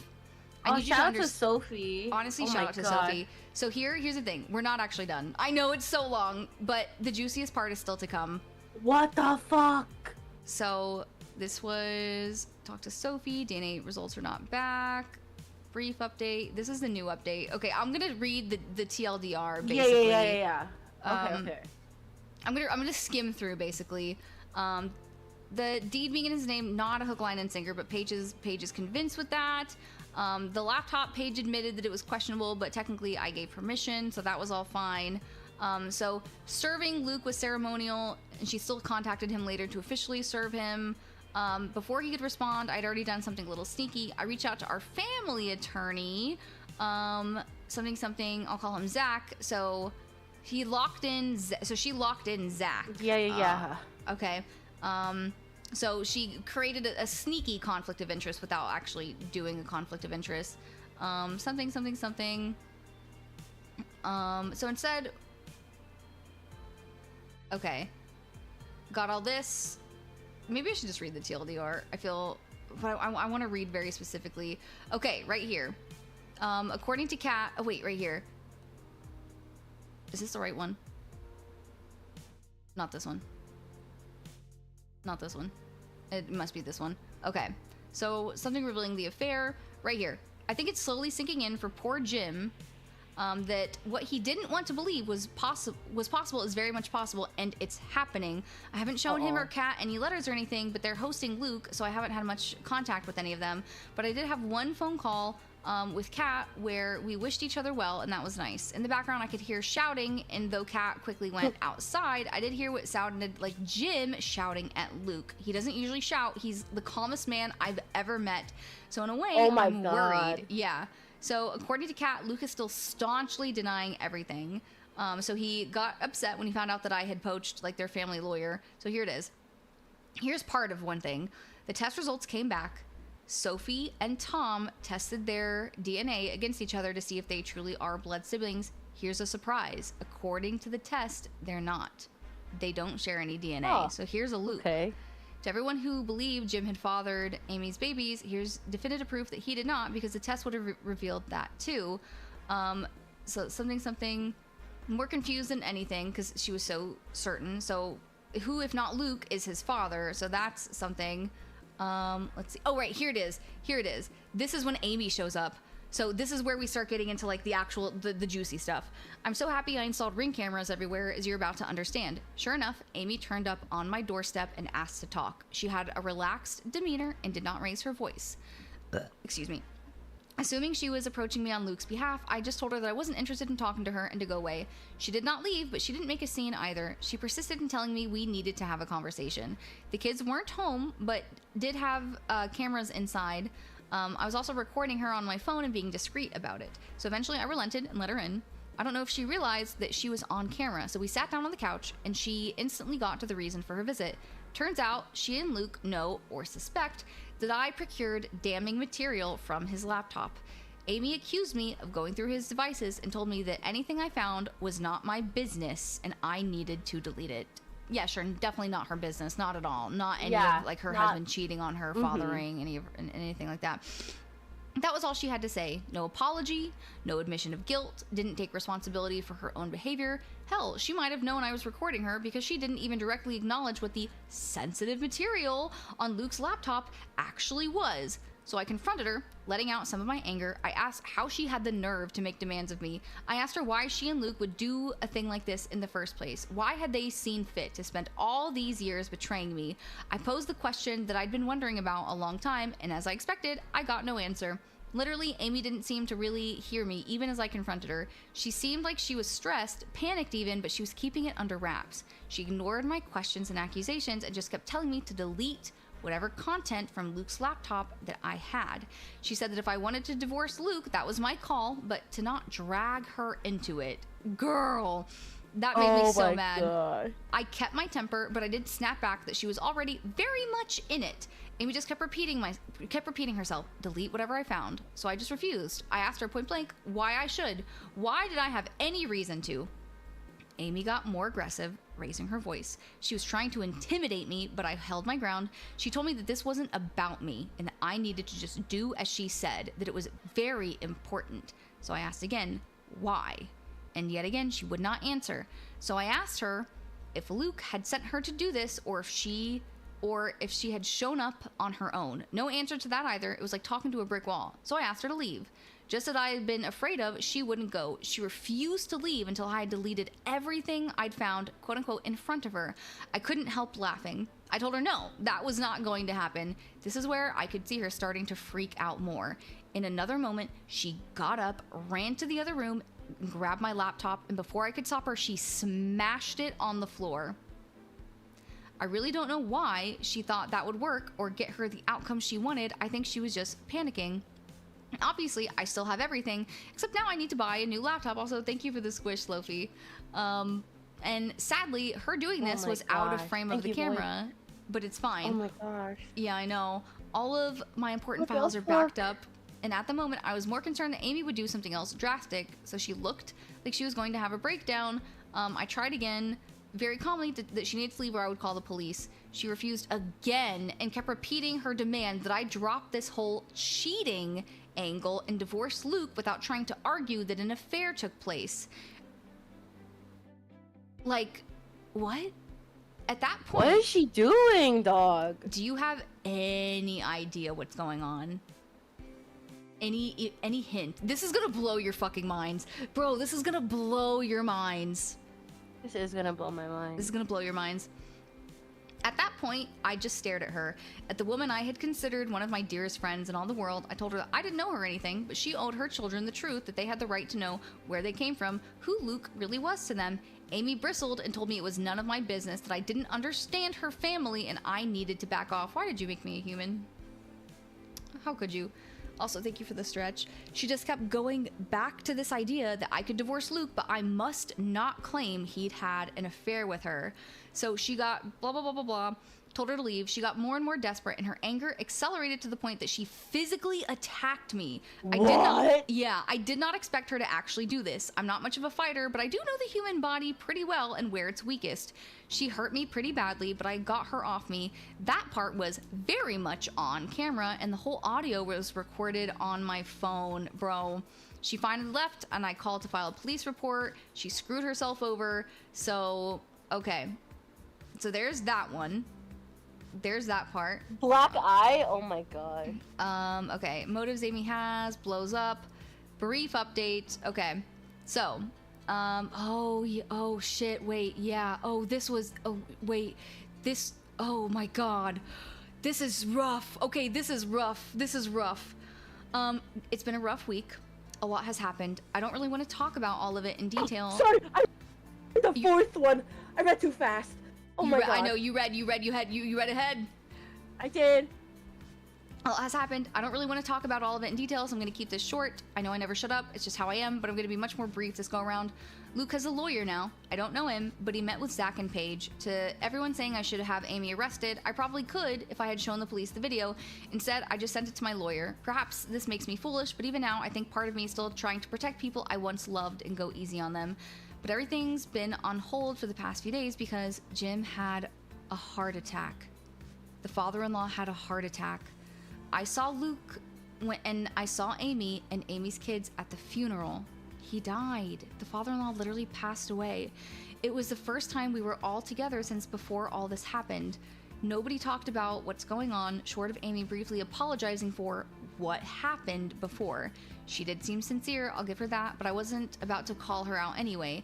Amy, Luke, and Kat all seemed pretty devastated. I was too, but we all agreed not to argue or talk about the divorce and to just let the day be a ceasefire to focus on Jim. Luke and I had a nice conversation about him. I've been spending time with my kids and taking a couple days off work. I have enough of them on the back burner. Luke also saw the kids twice before and after the funeral with me present, and it went well. I think he does miss them. The kids are pretty upset about losing Grandpa on top of not being able to see Dad as much as before. I don't think any of them blame me, but that's far from the point, frankly. Oh, Carter slept in my bed the last 3 nights. It's so sad. So I'll get more into this in the future when I have the energy to talk about it. But whoever suggested that Kat lied about the test results was correct. So the mother-in-law was the one who told the test results to the OP. Oh. She never sent them in. Oh my god. You guys are not going to believe this. You guys are literally not going to believe this. She confessed as much to me. I guess she didn't feel comfortable going behind her son's back, but did feel comfortable lying to me to protect him until she felt guilty and she came clean. Under the circumstances, I'm not angry with her, but I know better than to trust her anymore. As far as I know, she did not tell Luke about the test, but it means Tom could still be Luke's son. Probably is. What the fuck? Okay. Yeah, so okay.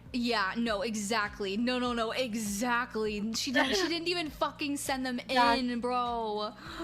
Great. Okay, cool. Okay, so my lawyers finished going through Luke and Amy's letters with a fine-tooth comb. They definitely found what it is that Amy didn't want me to see, and now I completely understand why she was so panicked. Thank you for the head pat. It has to do with why Amy and Luke didn't marry conventionally. They did something very bad. This is genuinely something that I'm not sure I should even be talking about, even on an anonymous internet post. I haven't even been able to collect my feelings about what Amy and Luke have done, especially with everything else going on. So I don't know if I should be more explicit. I'm sorry, I know that's not what anyone wanted to hear, but please try to understand. Paige agreed with me, and that when in doubt, don't post it. So feeling like shit. Right here, this is where it's awful. It's difficult not to blame myself for Jim. I can only imagine Luke and Amy are blaming themselves too.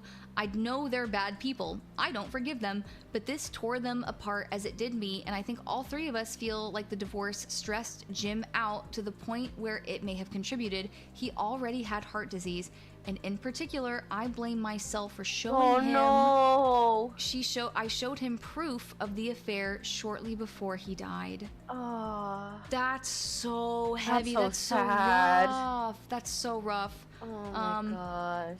I don't know if they talk about it in this, or if she talks about it in this one. This is the last update.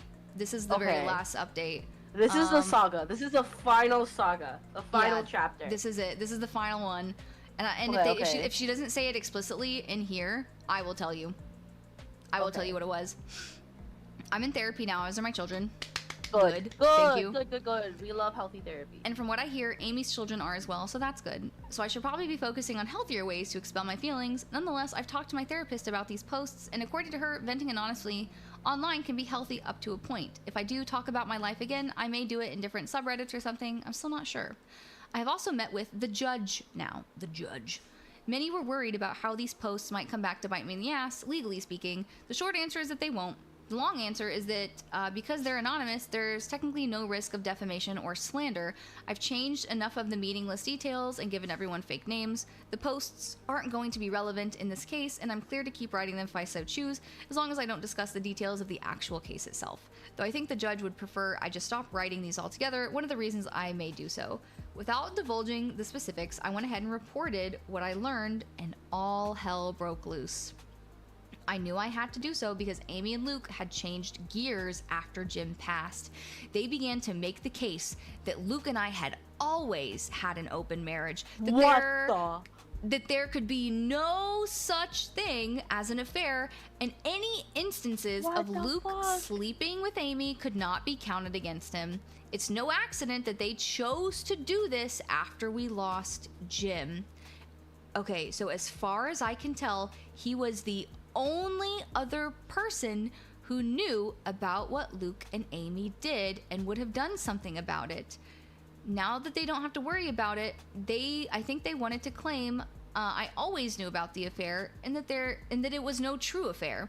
When I didn't report them, they must have assumed I didn't know the truth and they changed their story. But I knew, I reported it, and now they're fucked. Which unfortunately means everyone else found out. There was no way the children wouldn't learn the truth through the grapevine. I told Sophie and Tom personally because I figured they would learn of it anyway. The others did. Tom was pretty shell-shocked. I know I'm just the messenger, but I felt terrible and I wanted to comfort him, but there wasn't a whole lot I could do. Poor Kaylee did not handle it well. Oh. Yeah, poor baby. You'll see, Eden, you'll see.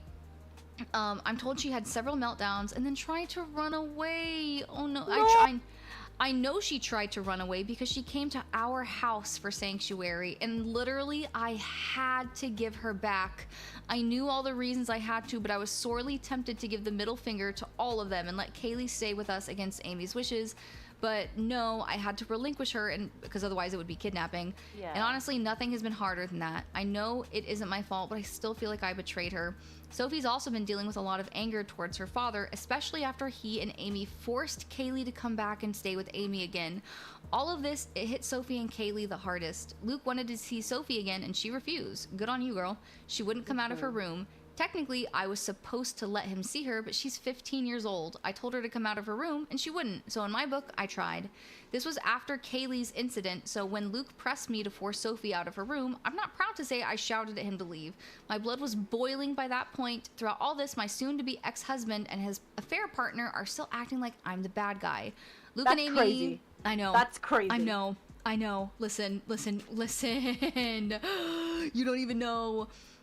Luke and Amy are angry with me, and that's putting it lightly. They have no right to be, but they are, or at least they're acting angry. I now have a restraining order against Amy because I was quite certain she would confront me after the fact, and she did.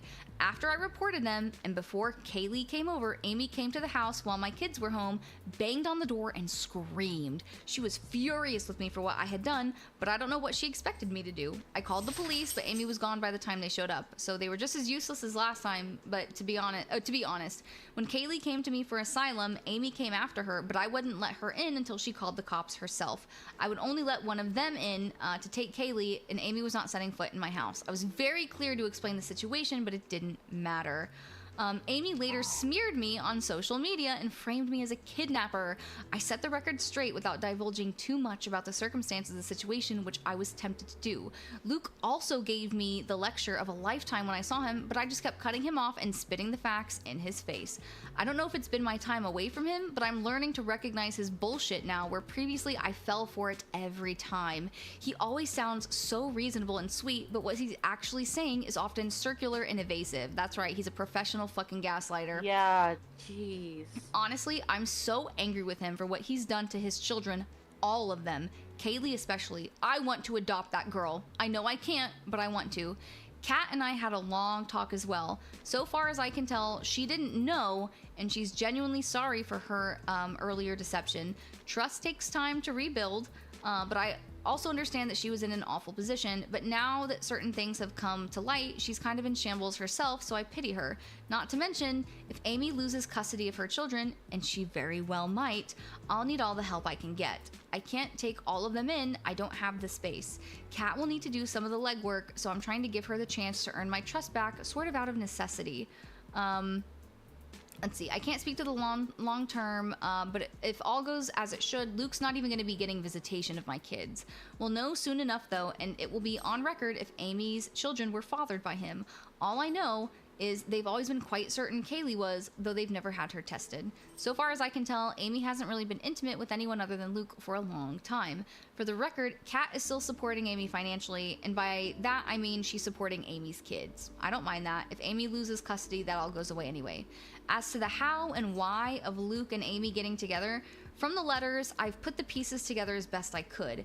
Amy was sexually abused as a child, and Luke was apparently the only person she felt safe exploring her sexuality with when they were in high school. It was a very bad idea, and they both knew the reason it was a very bad idea well before they made the choice. As to the lie about them being surrogate siblings, apparently they did have that kind of relationship emotionally, but they also did this. After Tom was born, they also believed Tom to be theirs, going off the letters. The bond took on a more romantic aspects as well. Yeah, that was literally what... Oh my god. Amy describes Luke as my person, and he says the same about her. I did read the letters in more depth. What about your wife? Huh? Nope, what not about her. that? Not the person. Oh my god, not your person? Not your wife? Not the person. I'm doing better overall, though. Personally, I'm doing better, which makes me feel kind of guilty because nobody else is. My kids are miserable, which makes me miserable, but I know there's a light at the end of the tunnel, and I want them to see it.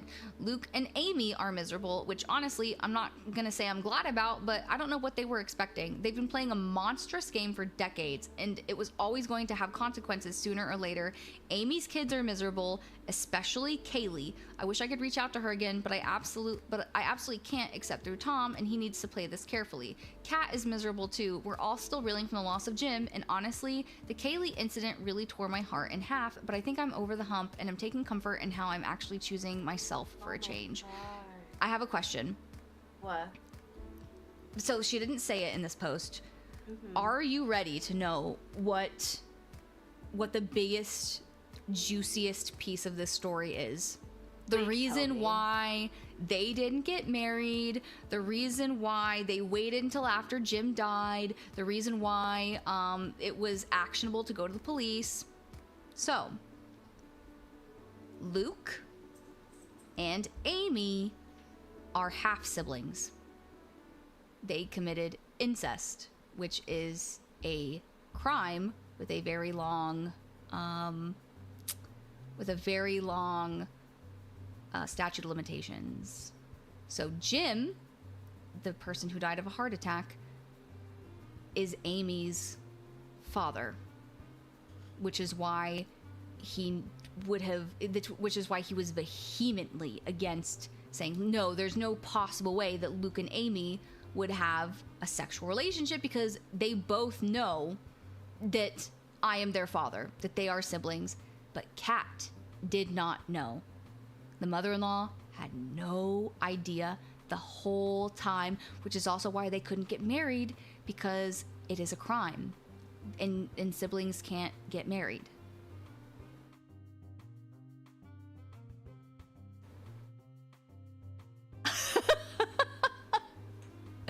Gampy did a bad. Gampy did a bad. That's right. Gampy did a bad. Gampy did a bad. Luke did a bad.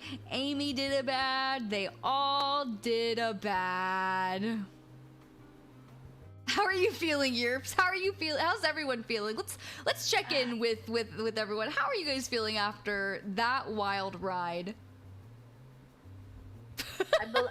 I believe the best term is shell shocked. Damn. Oh my god.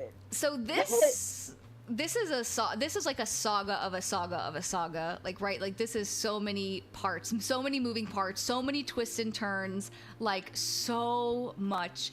And it's one of the stories that, like, it's not in any other Redditor's Hall of Fame, but this is in my Hall of Fame. This is in my Hall of Fame because this story is so, I cannot, oh man, it's so juicy. I think she did sort of do like a slight update after this that was just kind of like, I'm doing slightly better. Yeah, no, maybe not.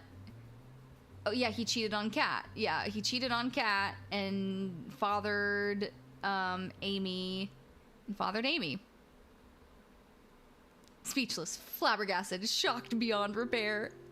What? And I say this with all the gumption I can muster in the goddamn unholy fuck. No, I feel you there. Don't worry. That was a ride, wasn't it? So guys, how did we feel about Reddit deep dives? Oh wait, I can do one funny thing. I can do one last funny thing. Where are the photos? I know there's photos. Is it this one? No. Is it this one? No. Is it this one? No. Is it this one? No. Is it this one? No. Is it this one? No. Wait, that one actually was cute. Go ahead. Go ahead. Let me take my glasses off. Let me take my hat off for that one. Yeah, I think. Oh my god. This is actually a funny Reddit one. I think I have to go into like unReddit to find all the posts. That I don't. Damn. I don't know what else to say besides just damn. We'll end with like a really, really quick semi-funny one. That's just like, it boggles my mind, so I don't know how he did it.